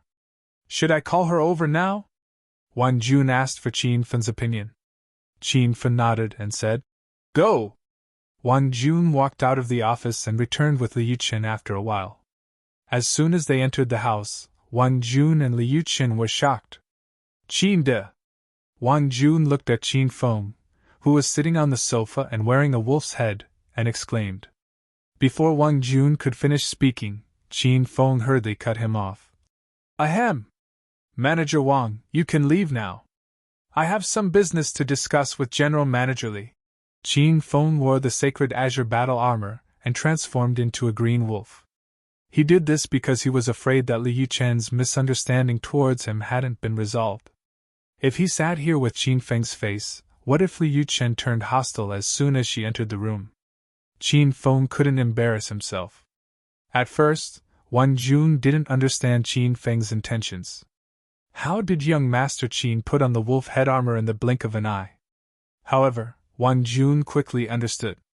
He had long heard that young Master Qin was Acropolis City's #1 hedonistic young master, and was dissolute and uninhibited. It seemed like he was going to do SM and cosplay. "Boss, I'll take my leave first." Wang Jun hurriedly retreated. Only Qin Feng and Li Yuchen were left in the room. Li Yuchen seemed a bit nervous, and her hands were tightly clenched in front of her. She was in the office doing the monthly report when Wang Jun suddenly called her over. Li Yuchen knew Wang Jun's identity. He was a high-ranking manager of the company. Moreover, Wang Jun's attitude toward the wolf-headed monster was so respectful, so Li Yuchen vaguely guessed the wolf-headed monster's identity. Seeing Li Yuchen again after 4 months, Qin Feng was slightly moved. Li Yuchen was still wearing a black silk suit. Her legs could be said to be of the highest quality. They were slender and straight, and Qin Feng couldn't help but take a few more glances. "Boss, why are you looking for me?" When Li Yuchen saw Qin Feng's vulgar gaze, she felt a wave of disgust in her heart. However, out of consideration for Qin Feng's status as the CEO, she could only endure it for now. Qin Feng's green wolf identity had even changed his voice. Otherwise, Hua Yan would have seen through him. At this moment, Qin Feng spoke in Green Wolf's voice. "General Manager Li, don't just stand there. Come sit on the sofa." "Ah? I don't need it. Boss, if you have any arrangements, just tell me. I still have a lot of work to do." Li Yuchen couldn't understand the wolf-headed man. When she saw his appearance, Li Yuchen became vigilant. She even thought that this person was crazy.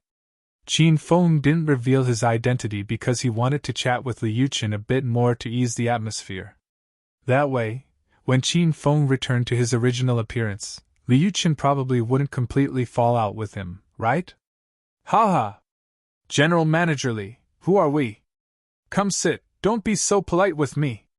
Seeing that Li Yuchen was very reserved, Qin Feng took the initiative to stand up and pull her to sit on the sofa. Li Yuchen didn't think that the wolf-headed man would be so daring. "What are you doing? Don't touch me. Just tell me what you want." Li Yuchen was so scared that she stood up again. She glared at Qin Feng with an icy expression. Even Qin Feng jumped in fright. However, he quickly regained his composure. He was now Green Wolf, so his actions just now were probably too intimate and scared Li Yuchen. "General Manager Li, don't be afraid. I don't have any ill intentions towards you." Seeing Li Yuchen's angry expression, Qin Feng had a wicked idea.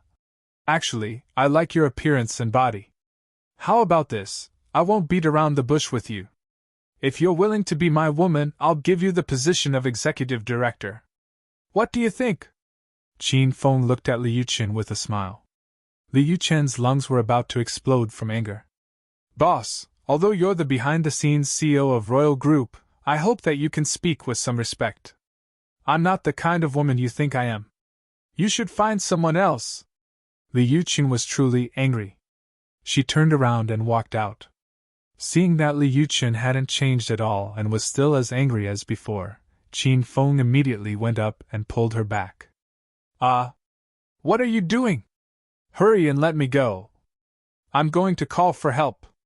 Li Yuchen was suddenly grabbed and cried out in fright. She thought that if she didn't agree, this wolf-headed monster would use force. Li Yuchen's screams were too ear-piercing, and Qin Feng felt like his eardrums were about to burst.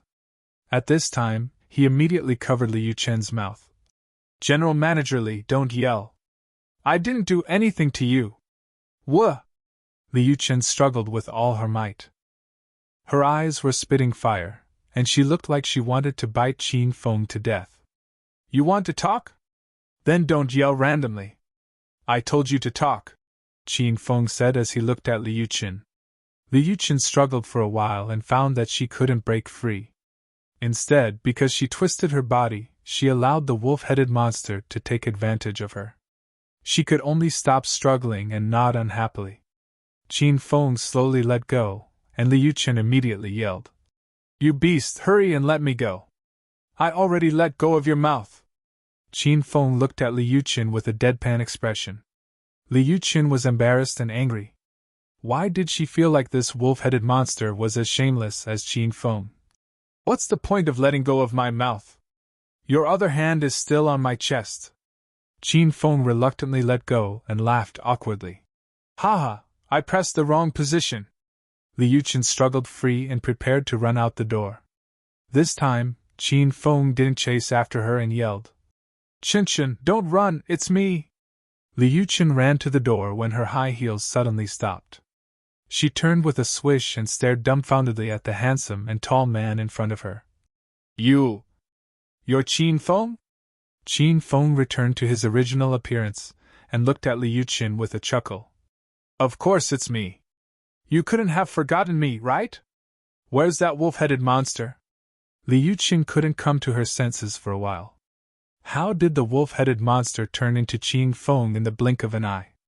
When he heard Li Yuchen call him wolf-headed monster, the corners of Qin Feng's mouth twitched. That's just a disguise. Look, I'll change you back. Qin Feng turned into a green wolf in front of Li Yuchen. After a few seconds he changed back to Qin Feng. Now you understand, right? Li Yuchen understood. So the wolf-headed monster and Qin Feng were the same person. She was taken advantage of by the wolf-headed monster earlier and wanted to die. However, now that she knew it was Qin Feng, Li Yuchen wasn't sad at all. Qin Feng, you're finally back. You worried me to death. Li Yuchen suddenly pounced and threw herself into Qin Feng's embrace. Qin Feng was dumbfounded. When Li Yuchen saw him, shouldn't she have cursed at him, or even beat him up? Why did she throw herself into his embrace? Qinshan, are you okay? Qin Feng asked probingly. Li Yuchen hugged Qin Feng tightly and wouldn't let go. Her shoulders trembled slightly as if she was crying. After a while she said, Qin Feng, I already know. What do you know? Qin Feng asked suspiciously. Last time at the Royal Clubhouse KTV, the words you cursed at me in the hallway weren't your original intention, right? Later, I found someone to pull up the surveillance video in the hallway. At that time, you were threatened by 3 bad people. You cursed me away to save me, right? Back then, Li Yuchen had been scolded by Qin Feng, and her heart had been shattered into pieces. She had hated Qin Feng for a few weeks, but after finding out that Qin Feng had disappeared and the Qin residence had been destroyed, Li Yuchen felt that something was wrong. In the end, she found the video in the hallway and understood everything. Now, not only did Li Yuchen not hate Qin Feng, she was extremely moved by Qin Feng's actions. Because of this, she didn't resign and waited at Royal Group for Qin Feng's return. So that's how it is. That saves me a lot of explaining. Qin Feng understood. Li Yuchen was still lying in Qin Feng's embrace. Moreover, she hugged Qin Feng very tightly. Qin Feng could clearly feel the softness being squeezed and deformed. The fragrance on Li Yuchen's body was extremely enchanting. It was a familiar yet long-lost scent. Ah! Li Yuchen shrieked and suddenly jumped out of Qin Feng's embrace. Ah! Qinchin, you scared me to death. Qin Feng looked like an innocent victim. Li Yuchen was embarrassed and angry. She glared unhappily at Qin Feng. She discovered that even after so long, Qin Feng was still the same and hadn't changed at all. Why did you pinch my butt? And you used so much strength, it's already purple from your pinching. Qin Feng immediately ran to Li Yuchen's side and squatted down. He lifted Li Yuchen's skirt and was about to take off her stockings. Li Yuchen was so scared that she pressed down on her skirt and retreated. Qin Feng, what are you doing? Qinchin, stop moving around. Let me look at your butt. Is it purple from my pinching? Does it hurt a lot? I'll help you take a look and rub it. If it's serious, you'll have to go to the hospital immediately. It won't be good if you lose your life. Seeing Qin Feng's serious expression, Li Yuchen gritted her teeth and stomped her feet. Are you sick? If you're sick, then hurry and go get it treated. Will someone die if your butt turns purple? Don't try to find excuses to take advantage of me. I won't fall for it. Oh? Actually, I'm not too sure either. How about you pinch my butt and I'll see if I die? Qin Feng looked seriously at Li Yuchen and received a roar from Li Yuchen. Pinch your grandpa.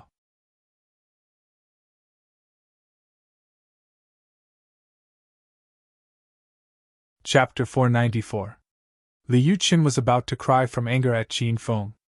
She had already escaped to her office. Li Yuchen was indescribably happy as she sat in her office chair. Recently, she had been worried about Qin Feng's safety. Now that he had returned safe and sound, Li Yuchen felt a weight lifted from her heart. Moreover, Qin Feng had returned triumphantly, reclaimed Royal Group, and given the position of executive director to Li Yuchen. Li Yuchen's heart was filled with warmth. Dang dang dang! There was a knock on the door. Li Yuchen hurriedly put away her silly smile and put on her usual cold expression as she said in a low voice. Come in! Ha ha! General Manager Li, you're such a dutiful employee. When did I come to find you? You've always buried your head in work.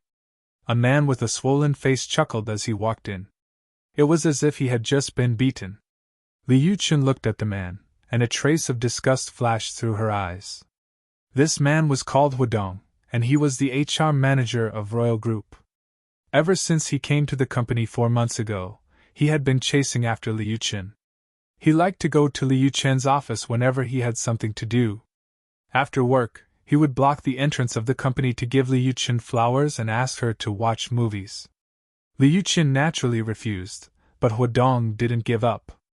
After a while, Li Yuchen was annoyed by Hedonist. Manager He, did someone just beat you up? Li Yuchen looked at Hedonist's swollen face and felt indescribably happy. If she knew who hit Hedonist, she would definitely thank that person in person. Hedonist looked awkward, but he was thick-skinned and quickly recovered his lecherous smile. I accidentally fell down.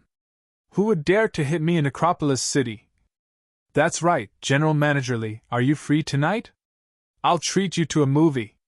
Li Yuchen didn't believe that Hedonist's face was from a fall because both sides of his face were swollen. How could a person fall so symmetrically? I'm working overtime tonight, so I'm not free. If there's nothing else, you can leave.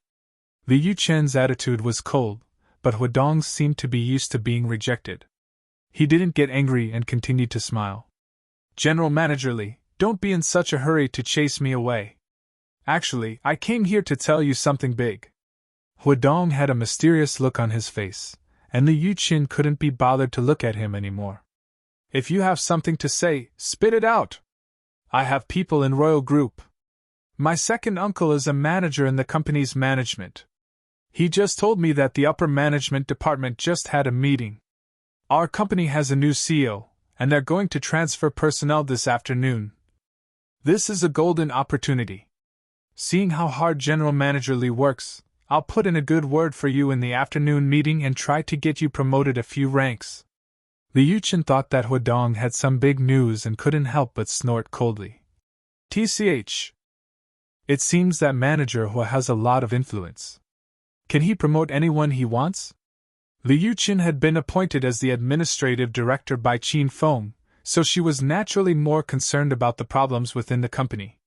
She was trying to get information out of Hedong. Hedong foolishly thought that Liu Chen was moved. He immediately patted his chest and said, "Hey, isn't it just promoting someone? To me, Hedong, this is child's play. Did you forget that I'm the human resources manager? My second uncle also said that he'll try to promote me to the administrative department manager? My future is limitless. General Managerly, you won't lose out if you follow me. Don't talk nonsense. You can leave now." Liu Chen's expression turned cold. She wanted to slap Hedong. She had already decided to kick Hedong and his second uncle out of the company during the HR change meeting in the afternoon. General Managerly, if you still have this attitude, then it's no fun. You have to understand that although I'm very capable in the company, I can help other women get promoted. If you're not willing to listen to me, then you'll be fired by the company. Hedong had already lost his patience. He completely shed all pretense of cordiality with Liu Chen. He wanted to use this opportunity to force Liu Chen. Scram! Liu Chen couldn't be bothered to look at Hedong. "Motherfucker, you stinking bitch, can't you speak to your elder properly? Do you really think you're a plaything? Your elder is telling you, I've slept with many women like you. You usually pretend to be aloof, chaste, and self-loving, but after you're fucked, you're fucking wild. I think you're one of those bitches." Slap! Hedong's words angered Liu Chen so much that her entire body trembled. She slapped him without hesitation. Hedong had just been beaten up by Qin Feng in the morning, so his face was swollen. Liu Chen had used quite a bit of strength in her slap, so Hedong's wound, which had just healed, split open again. He wailed in pain. "Whore, you fucking dare to hit me? Your elder will show you how capable you are. I'll take care of you right now." Hedong didn't know how many times Liu Chen had rejected him. In reality, he had been suppressing his anger towards Liu Chen for a long time. At this time, Hedong completely shed all pretense of cordiality and exploded. He bared his fangs and brandished his claws as he pounced on Liu Chen. "Ah! What are you doing? Fuck off!" Liu Chen jumped in fright and dodged Hedong in a panic. At this time, the door to the room opened and a figure flashed by. He was already standing in front of Hedong. "Fuck off, which son of a bitch is blocking in front of your elder? Hurry up and fuck off, or else your elder will fire you." Hedong raised his head and recognized Qin Feng. He was so scared that he retreated 3 steps. "It's you? Why are you here? Why can't I be here? But you don't seem to have changed." Qin Feng originally wanted to find Liu Chen to attend the HR change meeting, but he didn't expect to see this scene. Hedong's face was done by Qin Feng. He hated Qin Feng to death, but Qin Feng was too strong, so Hedong didn't dare to act recklessly. "You're from our company? How come I've never seen you before?" "I'm new today," Qin Feng said with a smile. Hedong let out a sigh of relief and immediately became domineering. "Humph. So you're going to work at Royal Group, brat? Then you better behave yourself. Let me tell you, I'm the manager of Royal Group's HR department. If you want to do well in the future, you'll have to curry favor with me." "Really? The HR manager has that much power?" Qin Feng said dumbly. His acting was extremely realistic, and Liu Chen couldn't help but want to laugh. Hedong looked at Qin Feng's dumbfounded expression. It was obvious that Qin Feng was new to the company and had started from the bottom. He was full of confidence and wasn't afraid of Qin Feng. Of course, the HR manager is very powerful. It's normal that you don't understand since you're new. How about this? From now on, you'll be my lackey and listen to my commands. As long as you perform well, I'll promote you. That way, we'll forget about our previous unhappiness. Qin Feng was very skilled, and Hedong wanted to subdue him. In the future, if he wanted to beat someone up, he could just call Qin Feng out. That sounds pretty good, but how can I trust you? What if I become your lackey and do my best to work for you, but you still remember the grudge from before and deliberately mess with me? Qin Feng said dumbly. How about this? The company is going to hold a personnel change meeting in a bit. At that time, I'll promote you to the position of vice manager of the HR department. That should be fine, right? Hedonist said. Qin Feng looked like he was deep in thought. In the end, he nodded. Okay, then I believe you. When you really pull me to the position of vice manager of the HR department, I'll be your lackey. No problem. Hedonist was very happy. If he had Qin Feng as his lackey, he could do whatever he wanted in the future. If he didn't like someone, he could just call Qin Feng to beat them up. Qin Feng's sudden arrival spoiled Hedonist's mood. Naturally, he couldn't continue to force himself on Liu Chen. He coldly glared at Liu Chen and left, pleased with himself. Qin Feng. That person was going to bully me. Are you going to pretend you didn't see it? Liu Chen felt a bit disappointed.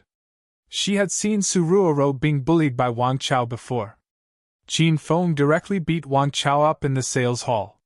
Could it be that she had no place in Qin Feng's heart? Qin Feng patted Liu Chen's shoulder and said with a smile. Of course I saw it.